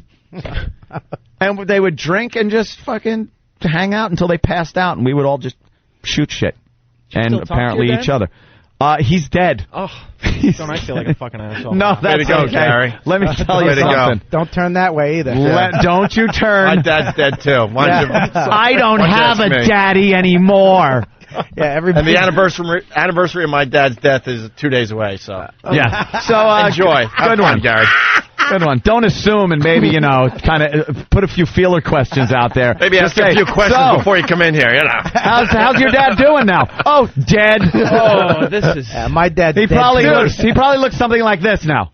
Oh, like his jaw dropped, like the Indiana Jones skeletons. They all got the jaws out like Rasputin. Yeah, like big hissing cockroaches coming out of his eyes. I fucked up Pete so bad at the last Virus show. We're backstage and we're watching Louis C.K. and I'm having kind of a moment because it was my dad's birthday when we were doing the Detroit show. And I'm sitting there kind of like, like all of a sudden some thoughts are coming to my head. And I'm just like taking a moment. I'm sitting on some of the cases, whatever, backstage. And Pete sits next to me and goes, wow, the show's doing real well and stuff. I'm like, yeah, And all of a sudden I go, yeah, it's my dad's birthday today. And he goes, oh, wow, cool. How old is he? Oh, no. And I go, no. It was obvious. The only reason I said that was because it was obvious I was kind of having a moment. Yeah. So I thought he knew. So I go, yeah, it's my dad's birthday. I'm kind of going. I didn't say going through a thing right now. I just said, yeah, it's my dad's birthday. He goes, yeah, how old is he going to be? How old is he today? I'm like, he's dead. Oh. He's dead. Right away, Pete's like, yeah, how do you come back from that one? It's like, But that's how sick I am, because I could have let him off easy, but I'm like, he's dead. I'll let him off easy, yeah. Just say the age without going into anything. Or something. I could have done something. How old he would have been. And how old would he be if he didn't die? Right. Yeah, you mean. All right, a couple things. We got Gary Goldman. He's playing Gotham tonight. Also, we got to find a Kenny Rogers song about baseball. Playing all week, right? Yeah. All weekend, yeah. Starting tonight, yeah. There's a baseball song by Kenny Rogers. Someone is suggesting we should play for you, Bobby, about being a really good baseball player. I don't know. We're going to see. Is it heartwarming? Is it touching? I don't know. I think they're trying to get Bobby to cry today. Oh, is it one of those? I don't know. We'll find out. And then we got the dude Jonah from Superbad coming in next. So stay there. It's Opie and Anthony. Oh, what? The guy at XM doesn't know he could hit the commercial? No, get out of here, dude. No, they need a cue. Are you kidding? Are we still on? Tell them to go to commercials. Go to fucking commercials! How obvious do you need it? The virus is spreading.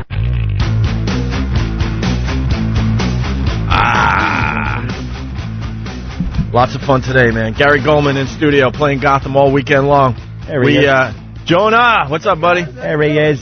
How are you, sir? Anthony. Jonah, how you doing? Welcome to the clubhouse, I guess. How's it going? I don't know where to go. Just find a mic, plop down, and start pretty yapping. much it. Just talk in the middle of the room and project. Well, we're distracted there, Jonah, because Regis here. Yeah. That's not Regis in the dunk tank. He's attempting. Some dude is attempting to break the underwater not breathing record live on Regis. You think he's gonna do it? What is it? It's 14 minutes and 25. Yeah, fucking hey. I kind of feel like I don't give a shit how long someone. It's like great. You can sit in water and do nothing. See, Jonah, you fit in with us because we're thinking if we're like Regis at this moment, like what do you say? You want Kelly Ripa to just show snatch to the guy right before he's going to break the record and just watch him go. Like fucking Matt Hooper in the cage.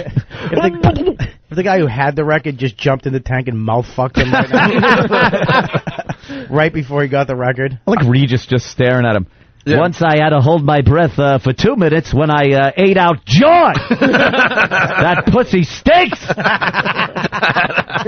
That's tough when you go down on a broad. So you can curse on this show? Oh, yeah. Oh, it's everything. Watch. Cunt. See? That's pretty much the A-bomb. It's the A-bomb of words, and we can say it. The C word, man. Is this They call that the C word in my household. Oh, yeah. You got to watch that. Maybe this guy's just a mannequin. Maybe he's dead. That would be great. If he just died in there. Imagine they finally have to check on him. Just fuck. Oh, wait a minute. He's moving. Oh, man. He's just taking his watch. He just broke it. Mariner. He did it? He did it? Oh, he broke the record. But he's going to stay in there a little longer? Of course, I would. Now he's doing the I'm holding my breath cheeks. Wait, do you remember when like David Blaine like tried to hold his breath for a really long time? Yeah.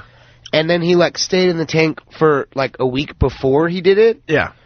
But, like, I didn't care about, like, the week before. He should have done, like, one thing or the other thing. Because now this dude just came and did what he tried to do on Reg. Yeah. And David Blaine's fucked now because he tried to, like, stay in the tank for a long time and hold his breath. But if he had just broken the hold your breath record, people would have been psyched, I feel like. Absolutely. Well, David Blaine's a hack. We talk about him all the time. Do you really? Yeah, he's a joke.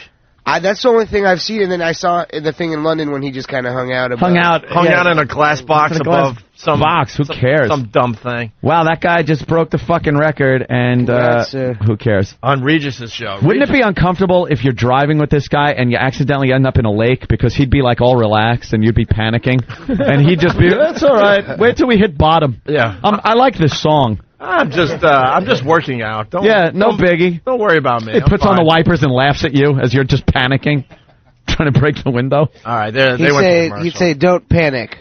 They say, "Oh wait, no, sorry. I'm just saying that to myself because I don't have to panic. You should probably panic." Yeah, give me 14 minutes and we'll be out of this. Excuse me. I'll be out of this. I'll be out of this. You're gonna have guppies plucking your eyes out as your hair slowly goes with the current. With that eerie scene. Hey, we got Jonah Hill obviously in studio from Superbad. Sorry for the distraction. Superbad. Oh, no problem. That's more exciting. We a lot of us saw Superbad and absolutely loved the movie. Oh, thanks, man. And we had your two partners in here. Oh, you had Michael and McLovin in here yesterday? McLovin! Even I've started calling him McLovin, and I know him pretty well. Yeah. Yeah, it's impossible not to. It's feverish. It's McLovin fever's catching on. Some dude at the airport, I was like walking down, and he was like, "Hey, where's McLovin? The movie hasn't even come out yet." I was like, "How do you even know that?" He's like, "All right." Dude, he doesn't understand. I saw you do stand-up one time. Oh, really? Yeah, you were great, man. Oh, thanks, bro. That's Bob Kelly. Yeah, Bobcat, I've seen Not you do stand-up you. before, man. That'd be funny if he just did that. Not you. Oh, no, sorry. I was, the TV's on behind you. No, you don't understand. That happened to him. That happened. Tell the story. Oh, it was even more I embarrassing. saw you do stand-up, and you were great. Well, I was actually talking. I thought me and Seinfeld became friends because he said like a word to me. Yeah. And, we were, so I came back the next night and I was basically, yo, man, hey, how you doing? And he kind of blew me off a little bit. Yeah. But then he walked away 2 steps and he turned around and he goes, look, when you're done, come up and we'll hang out and we'll talk. I got some stories to tell you and we'll talk. Jerry Seinfeld? Yeah, and he's like, we'll have some food. And I was like, dude, I'm in. Yeah. I'm going to do my set. I'll be right up. We'll hang out. I got a story to tell you, too. And he looked right at me. He goes, not you.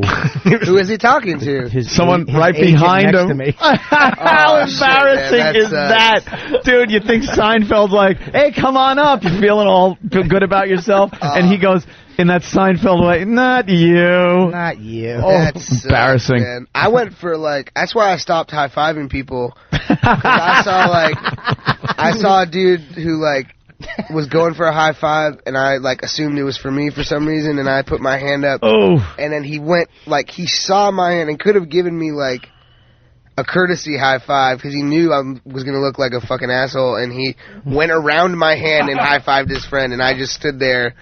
Oh, man. And I was like, man, I'm not going to high-five even close friends. When that happens, I just do the robot. I just do the robot. There's no situation, even if you connect a high-five with someone, you look like an idiot pretty much anyways. Yeah. So I figure, fuck that. It's just a setup to embarrass myself, I feel high five is I actually made Anthony give me a high five at the Detroit show. On stage. And they actually were giving you shit, but the person who initiates the high five is the asshole. You were pretty douchey on that one. Because it's very addictive. You can't not give a high five If someone back. puts their hand up, you gotta you can't leave them hanging. No, but totally. I have a crazy story. You guys want to hear a 2-second story about this? I used to live in New York, and my landlord, Carl, was this kind of big Italian dude, and he never wore a shirt even if it was 2 degrees outside, and he was from Queens, and he would be he was all right, and then the first day I moved in, from that day on, after the first day, every time he'd see me or one of my friends walking in the building, he would go, hey, look at these high-fiving faggots, every time we walk in, right? And I'd be like, every time, he would just call me that, and I'd be like, what the fuck, man? What's Carl's deal? Why does he call me that all the time? So the year was up, and I was moving out, and I was moving all my shit out, and I was like, hey, Carl, nice, thanks for letting us live here. You're a good landlord, I gotta ask you, why, why did you always call us, high-fiving faggots? We just, want to know. And he's quiet for a second. He's, not wearing a shirt, obviously, and he's like, when I saw you move in here, I saw you high-five one of your buddies. That's what they would call us. That's it? For a year. For Dude, the whole one year. high-five, and I was a high-fiving faggot for the whole time. And then he said it in a way he was bummed that he wasn't a part of our group of friends. He felt, excluded. Oh. He would have wanted us to be like, hey, Carl, we're going to have a beer. You should come out. And I feel he said it with such resentment every time, yeah, I don't care about you guys, but really he did. He was hurt.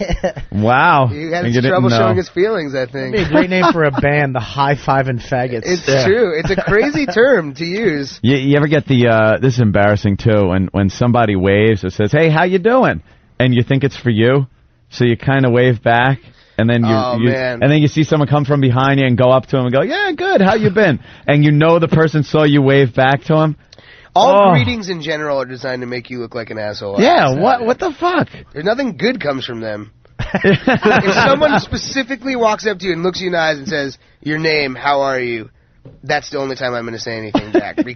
Or else I always think that people are talking to me, and they're definitely not. Everywhere I go. I don't know what that is. I have a bad problem with that. How you doing? What's up? No. How was Michael yesterday? Did you guys have fun with Michael? I wanted to jump in here. We felt kind of dirty after the interview because we have this Pal Talk thing. Aunt maybe could show you real fast over there. And they're leaving. We're taking pictures. It went well. We promoted Superbad like crazy. And all of a sudden, those guys saw what was going on with these Pal Talk cameras, and we had to explain it to them. And then I think McLovin wanted to see cock.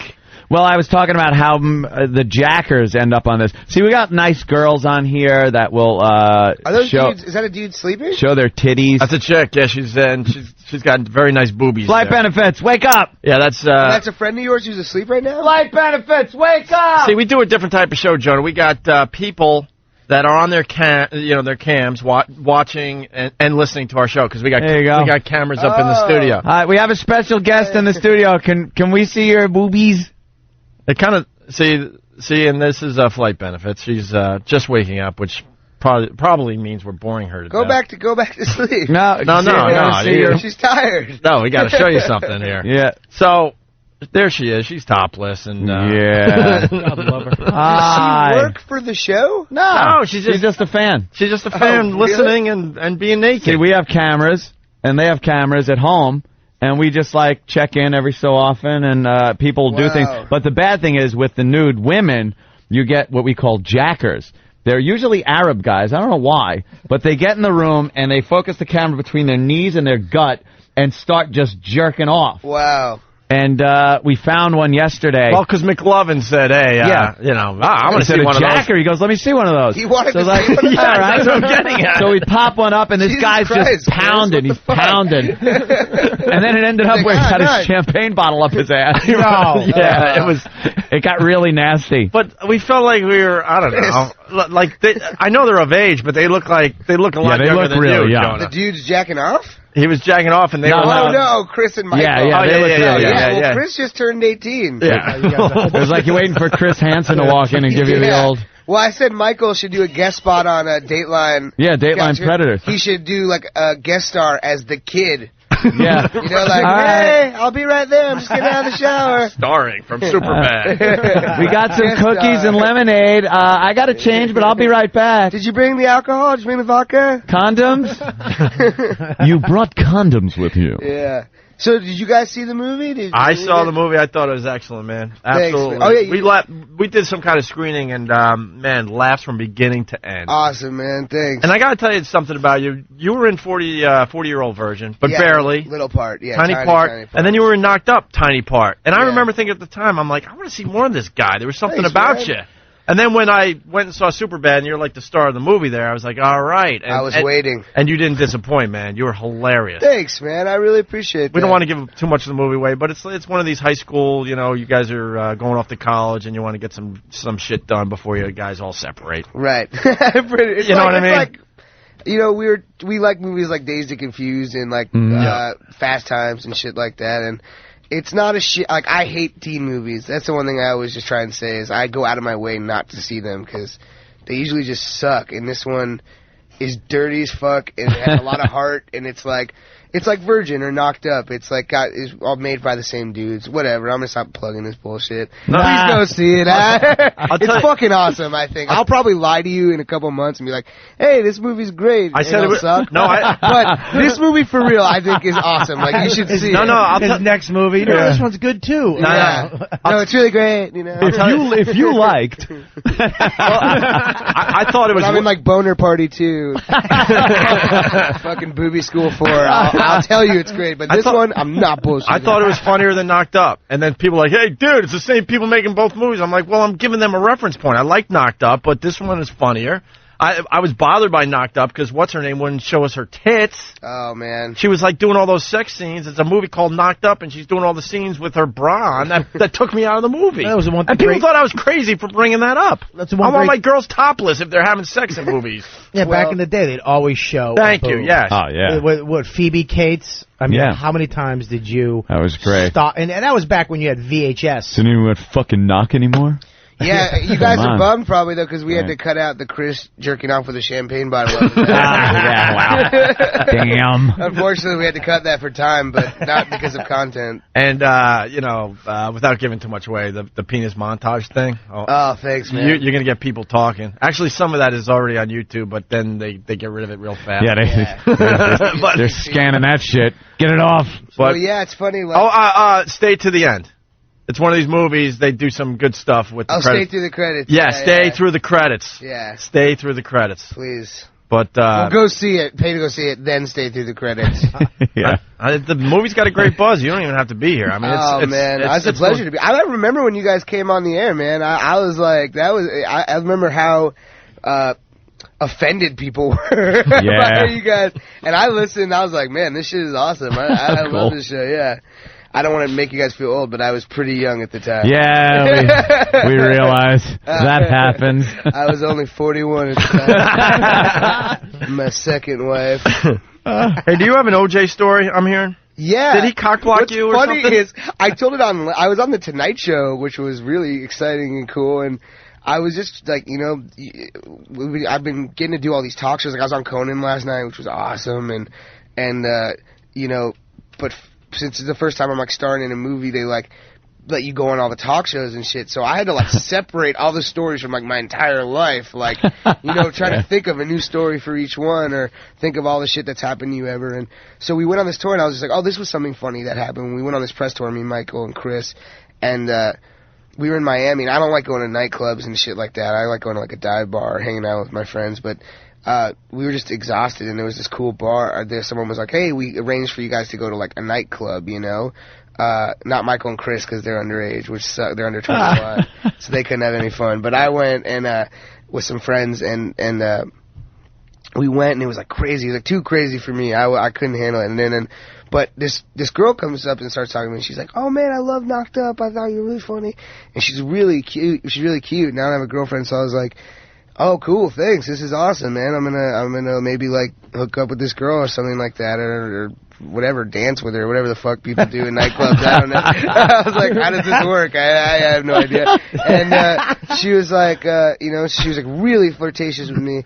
And then all of a sudden, like, OJ walks by, and I was like, fuck, man, that's OJ, like, right there. That dude just hangs out in nightclubs. And then, like, she, like, looks at OJ and then looks back at me, and she's like, peace, and then starts go dancing with OJ. Oh, man. Oh, she blocked me, dude. He cock-blocked me. Fuck her, man. Oh. But no, fuck him. You can, that dude should not be out stealing chicks from other people. What chick would, like, go to OJ? That's what I was saying, man. He's magic. He's famous for killing somebody. For killing people. Yeah.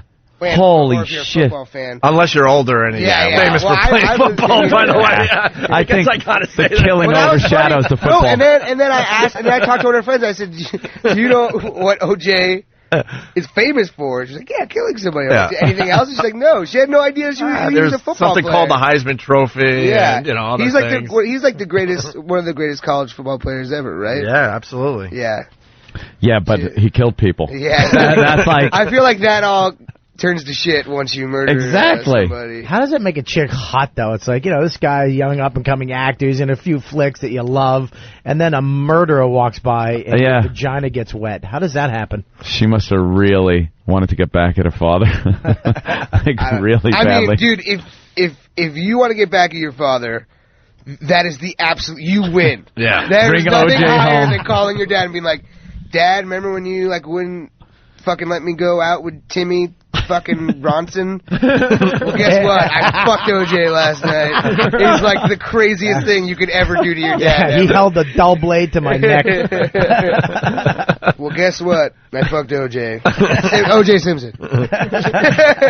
Hey, is there another OJ Simpson? No, it's actually the OJs. Were you saying on Conan last night that you've been hiding behind the super bad cardboard cutouts in movie theaters? Yeah, I jump out behind them and shoot the shit out of people. Well, I figure you meet actors and shit, and they're so jaded and they're like too cool to like. I mean, I don't fucking know, man. This is my first time I'm starting a movie. I'm on a poster that's like all over the place. Like, I'm just enjoying. I feel lucky and I'm enjoying it. And yeah, I'm, like, man. doing funny shit with it. Like, why would I mean, like. I could walk by and be like, oh, cool, there's like a poster of me, fuck it, I don't care, you know? But like, I'm like, man, I'm gonna fucking scare the shit out of these 16-year-olds right now. I sit behind it, I wait, and I just go, hey! And they fucking, their minds are so blown. Imagine staring at a sign of something and it popping out behind the sign. And then I said on Conan, I cut a hole in the sign and put my penis through the hole. Because I was telling this story about how, out of context, that sounds really strange and weird, but I was told a story about how, like, I was doing a movie and I was taking a nap and someone who worked on the movie knocked on the door of my trailer and I woke up and I was like, she's looking at me like all weird and shit, like what the fuck. And I go back and I'm still like asleep. I'm like, all right, thanks for coming by. And I go by my mirror, and my penis is completely through the hole in my boxers. And she was just like eye level with it, like, eye to eyes, is what I said. And then so Conan was like, "Where's your penis during all this?" And I was like, "I cut a hole in the poster." That dude is cool as shit, man. Conan O'Brien, Conan. Fuck yeah. Yeah, I don't think he knows we're alive. No, Conan. Yeah, he is. Like, he's my favorite talk show host, I'd say. Like, that's the show I watch, like, every night, always. Yeah, maybe one of these days. Yeah. We did the Letterman, you know. Letterman? And then we did Leno. What'd you think? Yeah. Did you have fun? Yeah, it was definitely a blast. It was the first one of the, you know, the big shows. Yeah. So, those like, things you're are scary, standing man. there. You're standing in that little, like, area where you wait, and you're just going, how the fuck did this happen? Yeah. It's like, how am I walking out on this stage, you know? It's crazy, man. Yeah, that's, like, the most nervous Definitely. I ever am, for sure. Like, beforehand, you're in the dressing room, you want to throw up, you're just like, oh, I can't do this. and then right before you walk out, you're just, like, behind the curtain, and you're like, I'm just going to take off. I'm just gonna leave. This is fucking I can't do this. I can't do this. Fuck up my whole life right now. I'm gonna go out there and say some shit I shouldn't say. And then what happens? Like they announce you, music starts, and you walk out like, hey, look at me. I always wave like such an idiot when I. Yes, the stupid wave. I look like such a dumb fuck when I walk out there. Always, I'm always like, hey, and I'm like smiling really big. And why do you feel compelled to wave like that to the who audience? the fuck am I waving to? Let's see, fucking Clooney doesn't wave when he comes out. At least I don't walk struts out there and sits down. Clooney, like, he's saying, hey, I'm cool. I don't need to wave like an idiot. Dopey wave to the audience. At least I didn't Rookie. go for a high five for the audience. High five the audience. You should just bow. You should just take a three bows. One to the left, one to the center, one to the right. I saw Shia LaBeouf on a talk show, and I actually thought he had a good move, because I always feel awkward, like, when you walk out and wave and shit. And Shia LaBeouf he just clapped when he walked out, and I thought that was a really good move. I was like, I think that's a you're little not odd. awkward. Yeah, but you're not too cool. You're not waving to anybody, or you're not like me and waving like a fucking idiot. And then he's just like, all right, I'm clapping. You're clapping, and I'm clapping for you guys. You're clapping for me. That's how I took it. I was like, that's kind of a cool idea. As long as you can translate that, like, you're clapping for the audience, almost like aim the clap at them. Like this. You know, you kind of turn and go, no, for you. This is for you guys. Throw a hand out there. Yeah, something like that. That might be cool. But if you're clapping for yourself, and don't like be the last guy. Like the audience stops and you're still clapping you're still for you. Standing. And then give a dumb wave anyway. Oops, shit, I gave one. Hey, you know what? I don't know if do you have time? How much time does he have, Jonah? I know he's a big star. 5 minutes. 5 minutes. Where are you going next, Jonah? Yeah, what do you got? I don't know. Regis. Have you done Regis? Well, no, we did the Today Show yesterday. That's pretty cool. That was scary as shit, man. That was the scariest one. Yeah? Because those people not only don't know who I am, could not give a fuck if I were, like, the people and the surrounding people could. Yeah. And they told us, like, me and Michael Chris, they're like, all right, the crowd's gonna go crazy when you guys walk out, because we was like outside. We walk outside and you could like audibly hear people like, the fuck are you? God damn. Where's the woman who makes roses out of origami paper? Super bad. These people are like 60 years old from like, Oh, that's wrong. They haven't seen a movie in theaters in like, since like, Gone with the Wind. Schindler's List was like the last movie any of these people saw. Or actually not even. Glory. They were actually in it. They were in Dude, I love your honesty, man. You're so right. They'll never see the movie. They don't give a shit. Yeah, well, I mean, hopefully, like, the goal is, like, a few people watching go, oh, maybe that's... They just know it's important for their lower demos. Like, we did a whole bit today. Larry King interviewed that skater that fell 50 feet. Oh, man. How cool was that? Craziest video I've ever seen. And Larry King interviewing this guy was radio gold, how out of touch he was with this skater dude. Oh, just because he's just so trying to connect. He actually asked, how important is the board in skateboarding? He's talking to a skateboarder. He's like, how important is the board? And the guy's just like, well, the board's, important. The wheels, the shoes. He didn't know what to say to the guy. The guy's just babbling. So you fell. See, like, I don't mind. We've done just tour for the past month, just like so many interviews.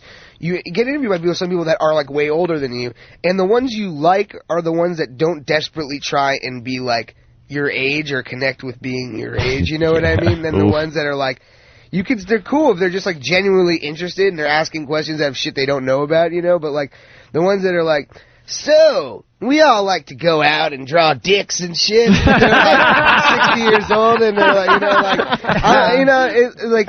it's like when I'm older, I'm gonna make a conscious decision to be like, I'm not going to try and be like you. I'm just going to try and understand you and like and ask appropriate questions. You know, like I'm not going to try and be the dude who's like wears the same shit as my kids, like wears the same clothes and shit like that. That's the fucking Larry King thing to a T. And Regis will do that too, though. Yeah, he'll like we got P. Diddy coming out. P. Diddy, so I wore some bling. It's like, no, take the bling off, asshole. Here's the Larry King. It's really quick. Yeah. Boy, that's pretty great stuff. Yeah. How important is the board? The board's one of the main things. The board, the shoes, it's one of the wheels. The wheels. It all comes into play. You want to feel comfortable with your entire setup. How important is the board in sports? Pretty important as long as the wheels and the shoes. How important is that microphone in this job? That's what he said. That's what he said, man.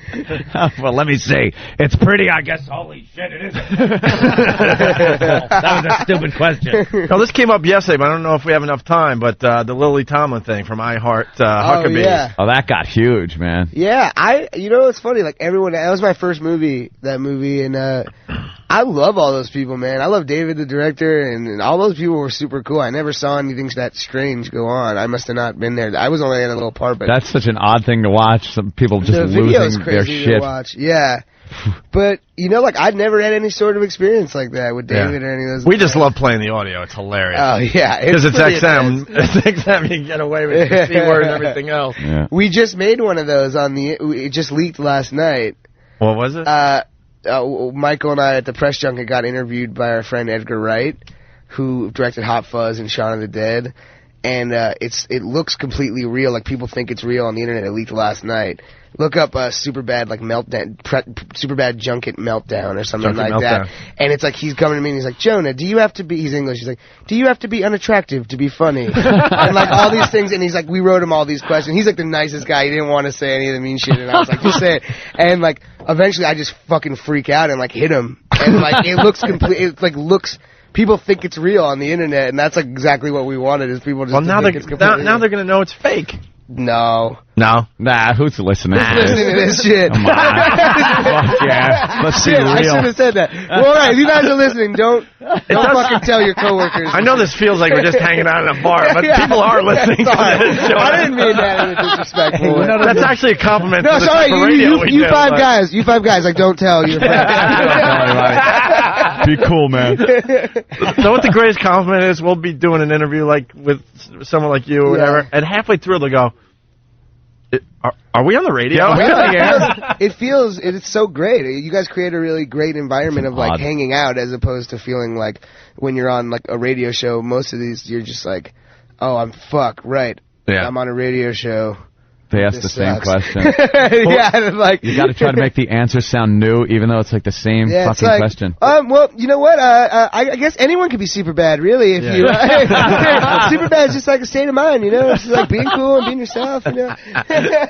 Dude, we have a lot of comedian friends, obviously, like Bob Kelly, and they come back from the road. And they'll give us all the horror stories of doing other radio shows where the guy has his normal voice, like, so we're going to get you in a little while and talk about Superbad, and then it's like, in studio. Oh, my God. That's what the wacky horn's for. What? I was supposed to do a call-in to another radio. I just today. You just forgot. Do it on the air right now. Can I tell you? It's actually Wolf. The Wolf. Oh, the Wolf up there in Mohegan Sun. When I saw Bob do stand up at Beecher's Comedy Madhouse a few years ago. That was Las Vegas. Yeah, and that was like a couple years ago. That's a fucking hell. And you were great. You were like, you brought down the house. Yeah, I can't remember specifically one thing you did, but like, that sounded the opposite of what I was saying. I remember specifically. There was something where you were doing a really funny dance. Was there a bit you used to do where you used to have like a really funny, like you were talking about dancing at a club or something like that, and then like this really funny like hip hop song came on and you were like, I remember specifically. No, that was actually an Asian guy. That was the Asian guy, Steve Burns. Oh, no. No, it wasn't. Yeah, no, I remember. swear to God, I have no dance. Look at me. Huh? Look at me. But you were doing an impression of like someone dancing, like I don't know. I've seen your moves look I very remember dance-like. specifically because I remember. Maybe, dude. I don't know. Maybe I was just doing something that night. But that show, just to let you know, it was like there was movie stars. Like Paris Hilton would be there, and guys like you would be. All these people from LA. Yeah, would movie stars. Movie and the first stars person like you pull me. out is Paris Hilton. Dude, this was like she's more fucking popular than me. Let's just put it that way. And he does that dance on the receiving end of glory holes. That's pretty. Okay, hold on. Oh, that's hurtful. I'll crash myself. That was hurtful. We're all having fun. You know why it's such no you need laughed before we laughed. Right. And then you did a little I'm move. not afraid to lob them out there. Sometimes they don't hit. It's fine. I'm feeling a weird tension here now. I was trying to give Bob a compliment because he was really funny. But you were really funny. That was the point of the story. I remember laughing my ass off. And that show's crazy. There's it's like a circus show also. I had to follow a 7-foot Russian gay sword swallower. That would get a standing O every time. The place would flip out. Oh, and then you have to follow And that. it's like, you remember the Hard Rock? Well, that's the rule. Yeah. It's like from Annie Hall. You don't put 2 sword swallowers in a row on the same bill. No, just call me a homo. No, I'm just kidding. I realized he's actually fitting right in. Bob, I realized that sounded like I was calling you gay, but I was making a joke like you both swallowed, like did the same act, like swallowed swords. No, it was and actually funny the other way. I know, and pretty accurate. But you insulted. I wish I was gay. There have been some episodes. I'd fucking blow him for a part in his next movie. Now it is uncomfortable. Now it really is. Well, I was gonna just be quiet for a second. Well, but seriously, Actually considering it? I'll drag a moment like that on for like 15, 20 minutes. All right, you got to get to your next thing. Yeah, right? Look, she's nodding over there. You didn't laugh once, by the way. You're bored. She laughed her ass off. You laughed a little over there? She's a silent laugher. Yeah, because you're on the radio. Respectful. All right. Dude, you guys are awesome. Thank you so much for having me. Jonah, let me tell you Thanks for something. coming in. Superbad's going to be a hit, brother. It's going to be a big star. It's going to be a huge hit, and we'll never see you again because you're going to blow up. Yep. Well, obviously, yeah. No, I'm not coming back. I can imagine you would. Anytime you guys let me back, I'd love to come. Anytime you're in New York, we have an open door policy. You just call or just show up. So awesome, man. I'll be We have here. a long list of people that just come and hang because they like the show. So, but seriously, Superbad's gonna be huge. It's a week from Friday. It opens, right? Yeah, August 17th, and we're on the cover of Entertainment Weekly. Me and Michael. Nice. It came out today, I guess. That's I haven't cool. even seen it. Isn't that a yet. bitch? It's only for a week. Yeah, I know. I literally wish I could make this week go by in like the slowest time frame ever on the planet. If I had a machine that could do that. But great, man. That's all. Entertainment. You did Conan last night, and I'm going to be doing the Mohegan Sun. My career sucks. Bob's on the cover of the Mohegan Sun Daily. He's on the program. I am on the program. Yeah, you really? I'll go see you at the Mohegan Sun. Fuck it, let's do it. Trust us on this one. Jonah Hill is going to be massive in Hollywood. Oh, massive. man. You Dude, guys you're are going to the be coolest, massive. man. You got that. You just got it. Thanks, it man. comes I really across appreciate nicely that. on screen, man. I don't know what it is. We all laughed our asses off, like I said, from beginning to end. And we said funnier than Knocked Up and funnier than any movie Adam Sandler's ever done. That was my quote. Wow, man. Jonah. Well, thank you for the compliment, guys. It's Superbad. Yo, I'm not gonna. One more thing. Superbad, August 17th. I'm not an asshole coming to promote or whatever. Please see the movie, or I'll never do another movie ever again. It's really funny though, dude. I wouldn't bullshit you. Thanks for having me, guys. Yeah, no problem, man. All right, cool. It's Jonah You guys Hill, are rad. Thanks. Wave. We'll be back in just a bit. Thanks. Hope you answer this. It's all high five. Let's be high-fiving High faggots. fives all around, man. Yo, Hey, what's that? You've never seen it before? Looks like a rock. New from Sedentary Toys and the Opie and Anthony Show. Oh, it's so shiny. It's got corners. It's the cool new toy that has everyone jumping for joy. O&A Party Rock! It's not just any rock. It's the O&A Party Rock. The O&A Party Rock is incredibly versatile. You can chuck it, you can fuck it, you can drop it in a bucket. You can race it, you can chase it, you can yell right in its face. It's the bestest friend you'll ever have. O&A Party Rock! Why is it wearing a party hat? Every party rock comes dressed in a colorful party hat and party blower, making it the centerpiece of any party. Now with shiny red dancing shoes. Not only that, the O&A Party Rock is It's a fucking rock, you dildo.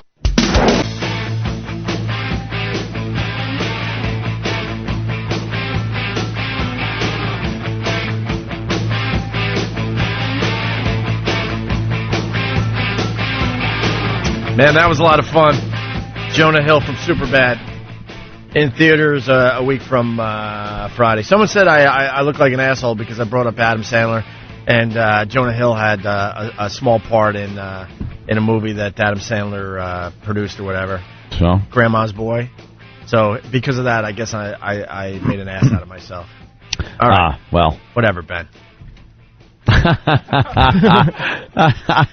No, it's Ben in Midtown. All right. Gary Goldman in studio playing Gotham all weekend long. You have fun with that? Yeah, I love Gotham Comedy Club. It's great. It's a great club. It's great, Gary. I love the first time a comedian comes on our show because I see you. You're just trying to figure it all out. You're just sitting back like, what the fuck is my this? fear was that I was coming into the scene in Goodfellas where Tommy thinks he's getting made. They shoot him in the back of the head, and he's just like, oh, no. Yeah. 'Cause I see my friend Bob Kelly, and you think Tootie Cicero isn't going to whack you. Yeah. And then all of a sudden Bob Kelly I've had nightmares of him making fun of me, and just, how could you think they really liked you? You kind of think that Bob's going to kind of hold your hand through the first appearance, and then and we're making small talk. Right? How old were you when you first did Opie and Anthony? Oh, that was a long time ago. Pikes Peak was just a pimple, and I'm dead. And the movie goes downhill from there. Yeah, we were talking about Bob Kelly during the break. Like Jonah Hill, who's huge, is going to be even huger in Hollywood after this movie hits, is giving him a massive compliment about his comedy. And I realized halfway through that Bob Kelly realized that he's talking about another comedian. Yeah. And I'm like, Bob, why don't you just, say thank you? Just say, thanks. Because his father didn't play catch with him. That's why he can't take a compliment. He can't believe that anybody would actually like him for him. Or it sounds tragic. Crazy. But that kid, where you guys are in your 30s, right? It just what to just made have it, that just made it into my 30s. To have that ahead of you. I envy that kid. God almighty. It's going to be huge. And it's a great time in life to have, you're not Rodney Dangerfield doing your first movie at 58 or something. This kid at 21, and he's really, right, 21 or something like that? Could go either way. Could be one and done. He could be very successful, or he could get into the dope. Yeah. Or Shaq. Yeah. He could get into the dope. No. Be one of the Coreys. Not Jonah. No? Not my Jonah. Got some faith in him? It's not going to happen to Jonah. That is funny, It's a good kid. A lot of people think Rodney Dangerfield was, famous for his whole life. But I know. His first movie, he was 50-something. Oh. When he finally hit in Hollywood. That's great. Maury's got, kiddie porn on his show today. Look at that. There's some little girl dancing around trying to be provocative. Oh, Maury. Oh, God. All right. Nice ass. They just panned up from her shoes to her the head. And there's Maury, just tapping his heels. What an adorable girl full of talent. Who will be the new Maury mini idol? Chris Hansen should come out no kidding, and take fucking Maury away. What are you doing here? We're having a competition. Talent competition. Sure. Let me read this transcript. How does Connie even look at him with a straight face? I know. This? She's a real newswoman, an icon, and Maury comes home. Yeah, I had an 11-year-old singing Think. Yes. Blues Brothers. Why would she even know that song, Think?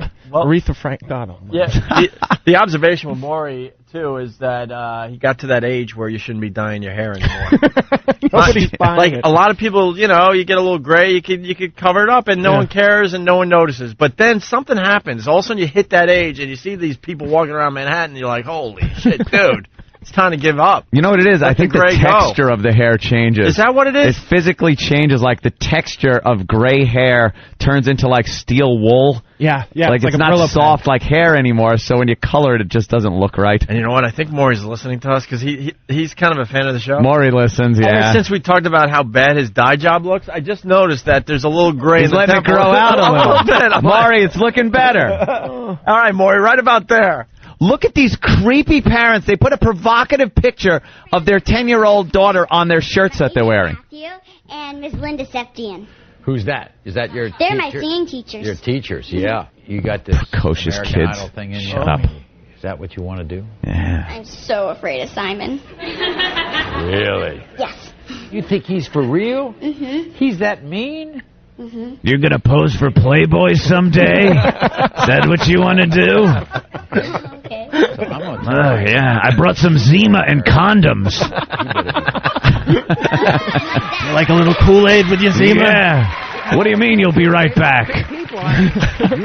Give me that juicy box of yours. I want to add a little something to it. No, the beverage. That's what I'm talking about. The thing with the straw on the side. Yeah. Of course. Yeah, you Put it in context, asshole. Sick app. Everyone knows what a juicy box is. Of course it is. All the parents know where I was going. You went the other way. Next, 4-year-old burlesque dancers. What do I sound like? Larry King. If you see one movie this summer, make it Superbads. Superbads. The Superbads. I did not say Hot Rod was the funniest movie of the year just last week. I have not seen Hot Rod. We said it looked good. The trailer looked good. Oh. The reviews on the movie turned out to be awful. But I didn't see it. I still haven't seen it, no. Blame me. I've been talking about Superbad for the last week or so. All right, you know what? We got the Huckabees thing. I wanted to play it for Jonah. Yeah. But it sounded like he didn't want to go there, and he was so cool, we didn't want to push with him. Nah, Some if people he does come back, then we'll really fuck with him. Yeah, some people will push.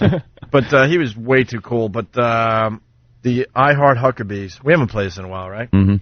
Lily Tomlin and David O. Russell have their respective blowouts on the set of I Heart Huckabees. Have you seen this yet? No. Oh, my God. I never saw the movie either. Anything with the heart. Well, this Huckabee. Yeah, this video is up everywhere, though. You can see the actual video. Yeah. Lily Tomlin loses her fucking mind during the filming of this movie. And take your legs off the desk and a whole bunch of other stuff. It says you gotta keep it, you can take your legs down. We can find some. Okay, for Christ's sake, let's just take it one fucking line at a time.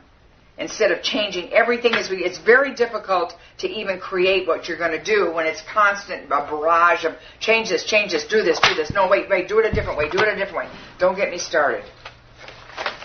Okay, so I'm just saying, let's just, it's impossible. One actor's doing one thing, another actor's doing another, and I'm not as brilliant as you. I can't keep up with you. Wow. We're being very efficient. Be patient with you. So you can Let's rehearse. You're being impatient. No, I said patient. Let's rehearse. I couldn't understand you. And it's not the first time. They're just warming up, Gary. Don't worry. Yeah. They're warming up. That's great. What I find funny about this is they're trying to film a comedy, and that's not a good climate to get some funny stuff done.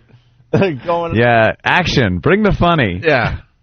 This is where it gets good. There's a scene where Lily's in a car, and she's sitting in the car with Dustin Hoffman. Dustin Hoffman has to sit there and listen to this shit. Leave me the fuck alone! Do you know what the fuck is going on? Period. Fuck you!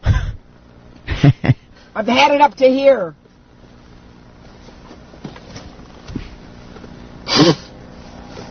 Who's reacting to what, for God's sakes? Fuck you, motherfucker! One ringy dingy. Isn't she supposed to be funny? One ringy dingy girl? Or Edith Ann in the big chair? Maybe she realized it's fuck you, motherfucker! Never saw her pop out of a hatch door and laugh in and say that.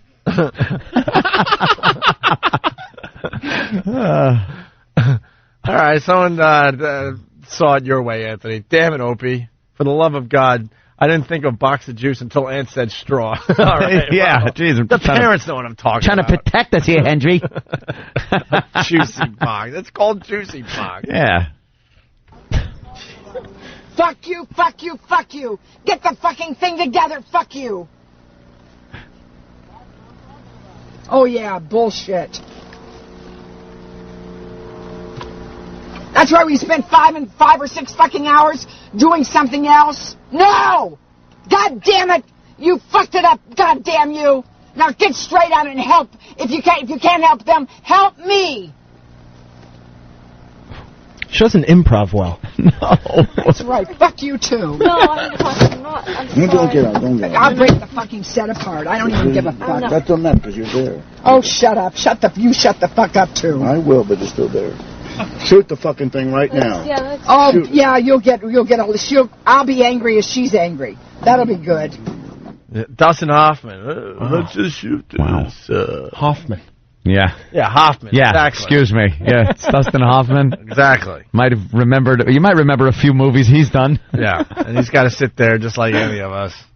It wasn't the incredible shrinking woman where she walks around with giant props for the whole movie. So I wonder why she doesn't work more. Yeah, right, exactly. It's like, well, she's supposed to be very brilliant and everything. Why doesn't that girl work more? That's My God. really amazing. Fuck you, fuck you, fuck you. She's just thankful for any morsel she can get at this point. Yeah, Just I really, guess so. She's appreciative. She's very down to earth. Yeah, Nice. she sounds it. Oh, my God, Lily. This last clip, the director gets back at her. This is the There's a complete set. meltdown, yeah. There's a set with doors and stuff, and the director just loses his mind. He's had it with Lily Tomlin, and you hear him like yelling at her, and then he goes through one door, so now you hear him in the background, then he comes through another door and continues yelling at her. Yeah, because it's a set. He walks out a side door and then comes from behind the camera. Fuck you! I'm just trying to fucking help you. Do you understand me? No, you're I'm being a fucking collaborator. I was trying to help you figure out the fucking picture. Hey, bitch, I'm not here to be fucking yelled at. I worked on this fucking thing for 3 fucking years, not to have some fucking cunt yell at me. I'm trying to fucking through when I'm trying to fucking help you, bitch. Figure it out yourself. Well, I have to figure it out. Yeah, fuck yourself. Fuck your whole movie. For you. Why don't you fuck your whole movie? Because that's what you're doing. We better get some insurance against the director.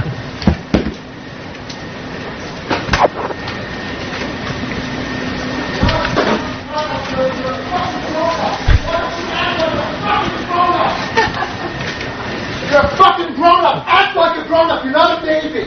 You're a fucking grown-up. I'm here to fucking help you. That's all I was doing, was trying to help you figure out anything. You don't have to yell. You can talk to me. You don't have to yell. You can talk to me. Am I yelling? Do I fucking yell at you before right now? No. I never fucking yelled at you, you fucking fool. That's the yelling standard for the whole set. Oh, how great is that? And you wonder why the movie didn't do too well. Yeah. The chemistry was a little off. I'd love to see the aftermath, just them trying to make nice Trying nights to- at yeah. the after party Yeah, and yeah. whatnot. Oh my Or God! just trying to get through the rest of the shoot after that. Remember when I called you a cunt yesterday? I really meant like fucking bitch. I didn't want to say cunt. All right, a lot of parents checking in their juice boxes. All right.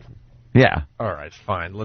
All right, I'm wrong. Yeah, it's Let's a juice move on. box, not a juicy box. Snapman from Whackbag. There's a juice called Juicy Juice, Yeah. and then there's juice boxes. All right, so let's- you probably just mix those two up. Snapman from Whackbag, he writes, let's shoot this fucker, Lily. Let's shoot this fucker. And then Pat from Menaki, 1 Looney Tooney, 2 Looney Tooney. All right, well, there you go. How did the interview go there, Bobby? Oh, is that where you was doing an interview? They know you guys, so that we were just talking about Jimmy's book and talking about some stuff. Well, that's always nice to go on a radio show and talk about another radio show. Because I'm in the book, but I haven't read it yet, but I'm in the book. So everybody goes, have you read the book? And I'm like, no. They're like, oh, you should. So I'm just dying to see what I'm sure he's just what calling you names a he called me. And By the way, degenerate. Yeah. You're barely in the book. Yeesh. Are you in the book more than me? No. Oh, okay, good. Am I in the book at all? You're, no. Really? Fuck. I mean, it says Opie and Anthony. That's it? That's it. There's no, like, little... The only reason I'm in the book tidbit is about because me? he tells a story of how we drove to Boston together, and he has to leak every 5 minutes. You know the deal with him. Yeah, he's a And we diabetic. pull into a rest area, and he tells a story how he got the urinal right next to me because he wanted to see what I was packing, and then tells the story that I'm an 11 at a rest area, and he's a 4. That's what I get in his stupid book. An 11. In the rest area, I'm considered an 11, and he's a 4. Damn. Well, I don't get anything. It's true, though. All the stories he could have told, that's the one I get. Although, no, he talks about the Boyer bus a lot.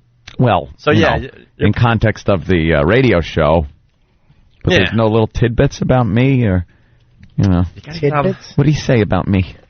Did he talk about me?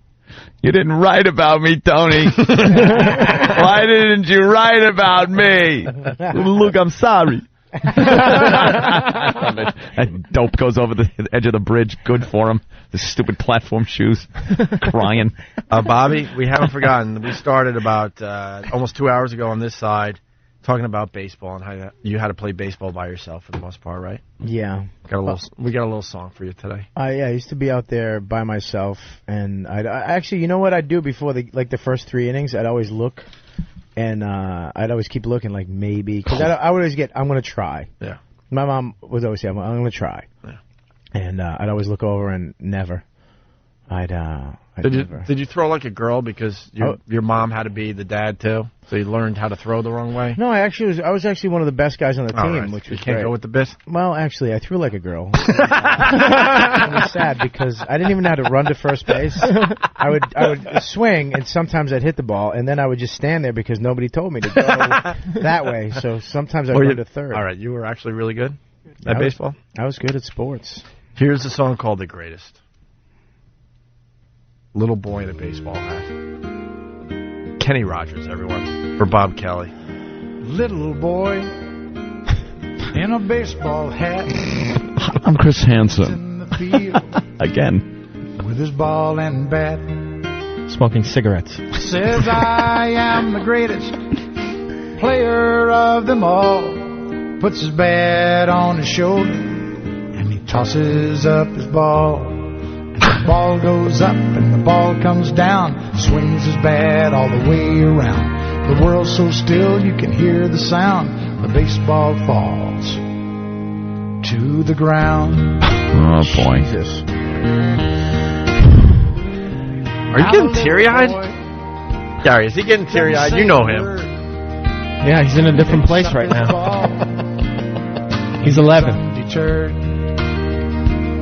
Says I am the greatest. Turn it off, dude. This ain't working. He's got tears in his eyes. His teeth. Tries it again. And the ball goes up and the ball comes down. Swings his bat all the way around. The world's so still you can hear the sound. The baseball falls to the ground. Aw. Oh my God! I can't Strike even two. look at it. Stop this fucking song! He's got tears in his eyes. Keep it going. Tears in his eyes, I guess. And listens to the Very sad, man. Jesus. Little boy, this guy's an asshole. He adjusts his hat, picks up his ball, stares at What's the count? Says I am the greatest. Game is on the line, and he gives his all one last time. And they still didn't show. And the ball goes up like the moon so bright. Swings his bat with all his might. And the world's as still can be. The baseball falls. And that's strike three. Oh, boy.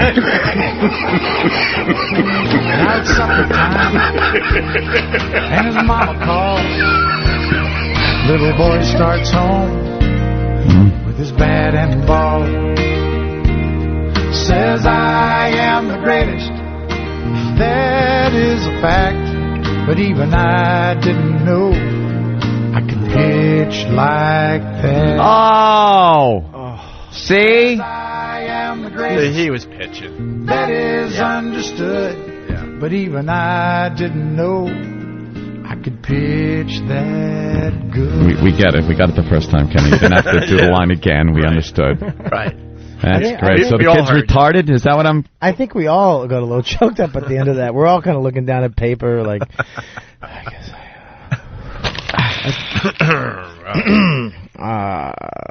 I am the greatest. Throw it at E-Rock's head. I am the greatest.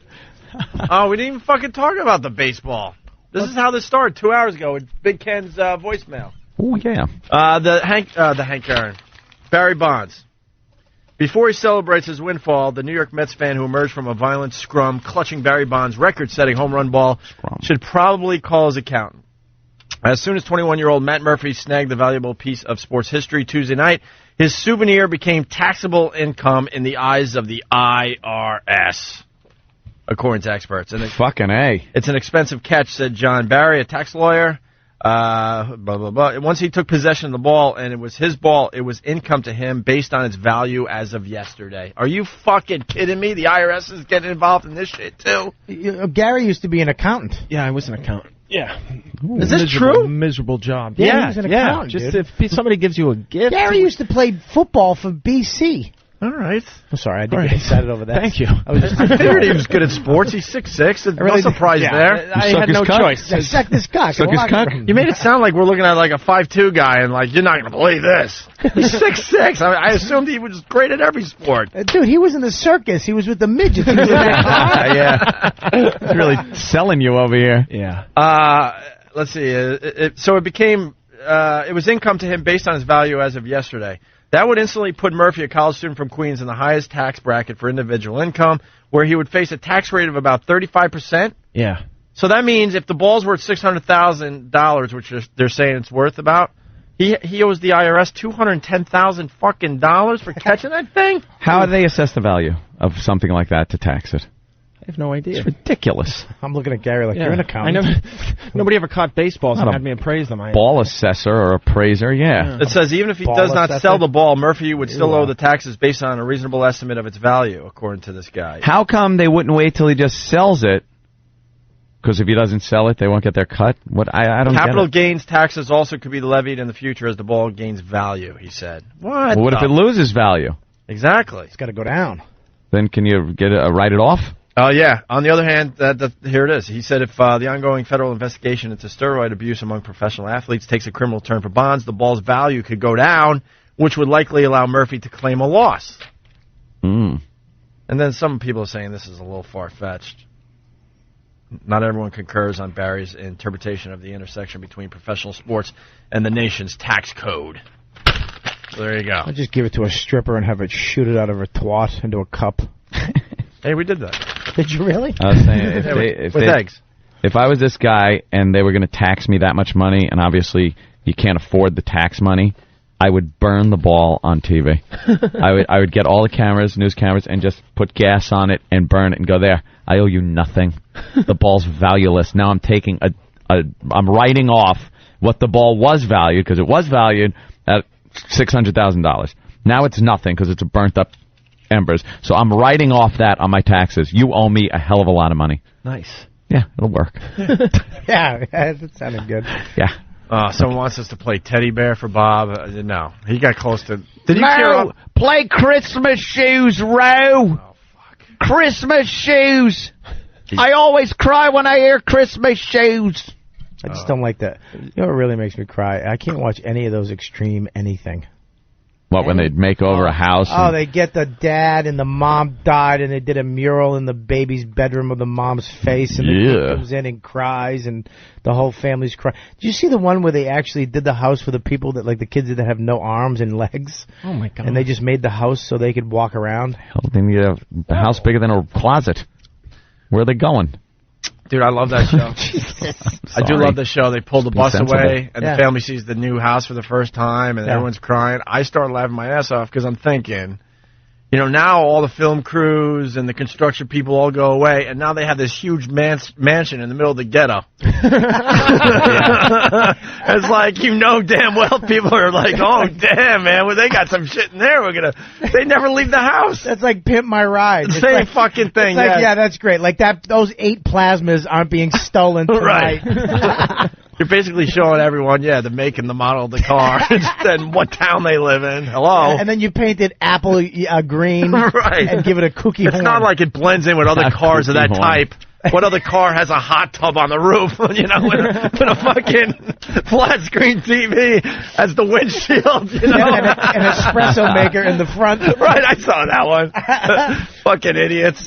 Just setting up these people for disaster. Oh, God. Because these houses, they still have single, you know, one-level houses all around them, and then there's this 4-story mansion in the middle of nowhere. Their backyards aren't finished. It's just like tubs and bicycles in their neighbor's backyard. But while they're at it, they have a carp pond. Right. While they're at it, they should build like watchtowers because they're going to need them. and to help you survive in this new home, we've actually given you security for a year. Right. That's great. Welcome to the Alamo. That's why I laugh. I'm like, are you insane?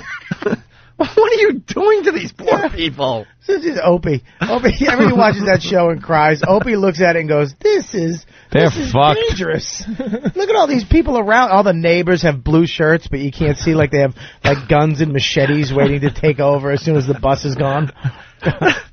The midgets, though, they make me not sad, but I feel for the midget family. Yo, yeah, the roll-off. Opie, I want to get a trebuchet. Because if we can get pumpkin, we can take the pumpkins and then we can put them in the trebuchet. We can make extra money. I mean, I don't know why you're yelling at me. Dude, Vinny from Stress Factory was in here. Same voice. Same fucking voice. I know it only made like a small amount of people laugh because not a lot of people watching the show, but those people were laughing fucking hard. It's the same exact voice. He is the same thing. And Matt Roloff, the father, 2 Dewey. Thank you. 2 DUIs. No shit. Oh yeah, go to TMZ every once in a while. They have his fucking mugshot and everything. Well, maybe. But it turns out that but the alcohol level to him, thank you. like it's a teaspoon. Two fucking beers, he's hammered. He had a cough, and he took some cough syrup, and he's shit-faced. I'm going to shit my pants. I'm going to shit in the trebuchet, and I'm going to hit my midget son right in the face. It just cost me $1 million on his little leg straightening. How did he do the sobriety test? Like walking the line with those bow legs, just doing that midget walk. Turned out he was completely sober. But he couldn't. With those fucking bow legs. But he gets him every time. He couldn't touch his own nose. yeah, his arms are too short. His little T-Rex All arms. right, touch your earlobes. Are you fucking kidding me? Talking about that extreme makeover, they just did one in Camden, New Jersey. Oh boy, that ain't good. Oh, actually, they did the whole city. Yeah. They need to. That was extreme If city makeover. you go to a nuke. If you go to WPVI.com, Channel 6 in Philly, they have a whole thing on it. Camden. Holy shit. That place is rough. Camden. We got to go there. I know. When are we going? September 15th is the big show. September down in Camden. 15th. Yeah. That's a big one, too. Huge. Oh, yeah. We got 3 to go. Hey, Helicopter J from Farmingdale, that's a $10 baseball. You can buy it at any sporting goods store. The IRS is out of its fucking mind. That's what you should say. Hey, just start playing fetch with it. The value will go down. Well, the thing is, the material things, like if you look at the Mona Lisa, it is but canvas and paint. But, you know, oh, fuck, man. The literal value of it is probably not all that much. Do you want to go home and get your sword to give this speech? Your big leather. I'm going to the Renaissance Festival Saturday. No, you're not. Yes, I am. Oh, my in Tuxedo, New York. You're not wearing outfits. I might this time because I'm going to videotape a lot of it and put it on the web. Yeah, I think it'll be funny. What are you going to wear? Huh? All out. I have my D'Artagnan. What are you wearing? Actually, I think we have pictures of it because I wore it at Halloween. I remember once. that outfit. Oh, From one of the Halloween parties. If you could turn the monitor on, Iraq, maybe find it. I don't know. Yeah, you know, the sword, my puffy shirt with the sleeves and the leather suede puffy sleeve thing. I like those accordion type neck things that go around your neck there. Those are pretty rare, but they really make a statement. They certainly do. I've never dressed up at a Renaissance festival, but the only reason I'm doing it is because we're taping it. Yeah, that's the only. But it really is. Okay. I go like all the other times I did dress up, but I've never dressed up at a Renaissance festival. It's not like you don't have the outfit, Anthony. But I had it's it not for like Halloween. You've been dreaming about dressing up, and you finally mustered the courage. No. See, you're just smart enough to make it sound cool, like Dude. you know. You want to dress up at this thing. You want a sword in one hand. But in your head, you're like, I'll bring a whole group of people, and we'll say we're filming for the internet. Then it's cool. Then it's the thing. I know he's wore going it to for sit under Halloween. a tree with a chicken bone in one hand and a sword in the other. It's a turkey leg. With big turkey leg. You've never been to one of these? And a yard of mead. Right. And talk about ye good old days. And the privy. Yes. Are you going to steal from the rich and give to the poor? Yes. I would buy a pickle from the pickle man. And then watch the jousts. You know what aggravates me about those people, though? You can always see, like, halfway through the day, you look and you can see, like, their regular underwear, like Fruit of the Loom. It's like, if you're going to dress up, don't wear underwear. Some of them don't go all out either. They wear, like, the upper half is all ancient England, you know, type outfit, and then they're wearing jeans. Gap jeans. It's like, come on, in sneakers. With Reeboks. I'll admit it. I got a picture, maybe I'll put up on the website, from when I was living in Rochester. I went to a Renaissance fair, and I got some kind of wacky hat on, and I'm throwing axes. Do you do the axe toss? I've thrown the axes, but never a wacky hat. And I've done the archery thing. Excuse me. The only way to throw the axes, you had to put on the wacky hat. No exception. No, see, I didn't have to wear the wacky hat. The archery thing was interesting because we grabbed a shitload of arrows, gave them a shitload of money, and they were so busy that when they weren't looking, we were taking the arrows, pulling back as far as we could on the bow, and shooting over the house that had the targets on it into the woods behind it. And you just feel like wondering if we're hitting anything. Hitting some idiot taking a piss back there. Hey, honey. All right. We got to get out of here. We have meetings. No! No! What meetings? You forgot already the trick. Yeah, I know. All right. Jesus. I'm like, runner-up line of the day. We got a couple of these today, or a few. I don't know. Here's one of them. I want to do it. You have sweats on today? No, I don't have sweats. You always wear sweats. You could fit in jeans again. Congratulations. Can I address two things? No. I cut off your laugh. Sorry. Ooh. That was good, though. That was yours. That was yours. I love that he actually gives him. He says gold star, but he actually gives himself a gold star. I get gold stars if I get in on this thing. He was sincere when he said that to you. He was. Hey. All right. Hey, for you. You can hear it, right? Yeah. Gary, how long have you known him? 13 years. How many times in the last 2 years? All right, 3. 3? Have you seen him wear nothing but sweats? It was about 50-50, I think. Yeah, I did wear a lot of sweats on Torgasm. Yeah. I went to Walmart every night and just bought a new pair of sweats. Wardrobe. $9 sweats. All right, here's another runner-up line of the day. Leave the intern alone. What am I doing? I'm not doing nothing. She's a girl. Leave her alone. I whispered something to her, and she brought me the wrong thing. Oh, really? I whispered something, and she thought I said I want gum. Oh, my God. Why would you want cum? No. Forget it. You're taking it in another direction. Yeah. What is? I didn't say I want cum. You said, yeah, but if she misheard you and you had said something that sounded like "I want gum," you must have said "I want cum." Why am I crazy for thinking that? Yeah, but "I want to gum" isn't funny. Yeah, no, you said. See, that's the line. I want to gum. She thought I said "I want to gum." What? Oh, I want gum. Thank you for sticking up for me, cum? What do you mean, thank you for sticking up? Doesn't stick up for you? You have a radio show together for the last 10 years. It's inevitable. Like I'm going to stab him in the back over this. He's going to go, fuck you, Opie. I'm sick of your shit. Just fuck give it you to and him. your stars. All right? I'm going with Bobby on this one. Yeah. He said, I want to gum. How important is the board? Here's another runner-up line of the day. Why don't you have children now instead of when you're 80 like me? I'll never see my kids skateboard. That sure ain't happening. The boys are spreading the wealth today. I like that. Gary Goldman, Gotham Comedy Club, starting tonight, right? Yes, Thursday through Sunday. And thanks very much for having me on, guys. 212-367-9000. How'd you feel, your first appearance? I was 0 for 4, I think. No, you were fine, bro. When Bobby left the room, I hit a fly ball to left field, and it was, didn't reach the warning track or anything like that. But, I felt good, though. Gary is hilarious.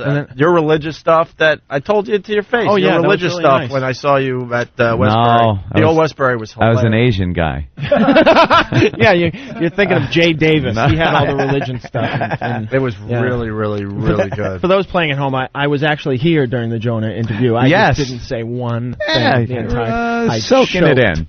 Choked. Intimidated by a 21-year-old actor. I wouldn't have said anything either. The only thing he said, hey, I've seen you perform, and then it gave me some type of courage to chime in. No, but Gary, that's the smart thing to do, though, on this show. There's some people feel like, well, I have a mic in front of me. I got to talk, I got to get... You just hang, and then it comes around to you. And you're like jumping in, you jump in. You know what? People would say, good eye, Gary. Right, see? You know what? A lot of... that was close. A lot of people would have swung at that, but you laid off it. Don't be bothered by it. I think I earned a walk today. Ant and I have been doing this for 13 years, and there are times somebody comes in, and Ant interviews the guy for 20 minutes to the point where people are like, is Opie even there anymore? That's what you got to do. That's because you're about to jump over the console and strangle them. All right, good point. Valid point, sir. Valid point. You were about to ruin everything. No, I've been. Yeah, what you? I'm better. Yeah, you have. Bob Kelly's gonna be at Mohegan Sun this weekend. Mohegan Sun all weekend, man. All right, here's your line of the day. Here. Oh, nice to hear Jimmy's voice. Line of the day. Line of the day.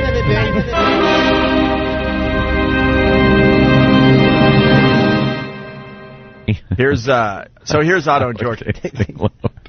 So here's Mujan. Takes an apple in a pool for a week. There you go. Brilliant. I'm queer every day. Oh. That's the outro. That was very good, Bobby. Steve. All right. Yes. We're out of here. Everyone had fun today. It was a good show. Hey, we're going to do the Strauss read? The Spanish Strauss read bit next? Okay.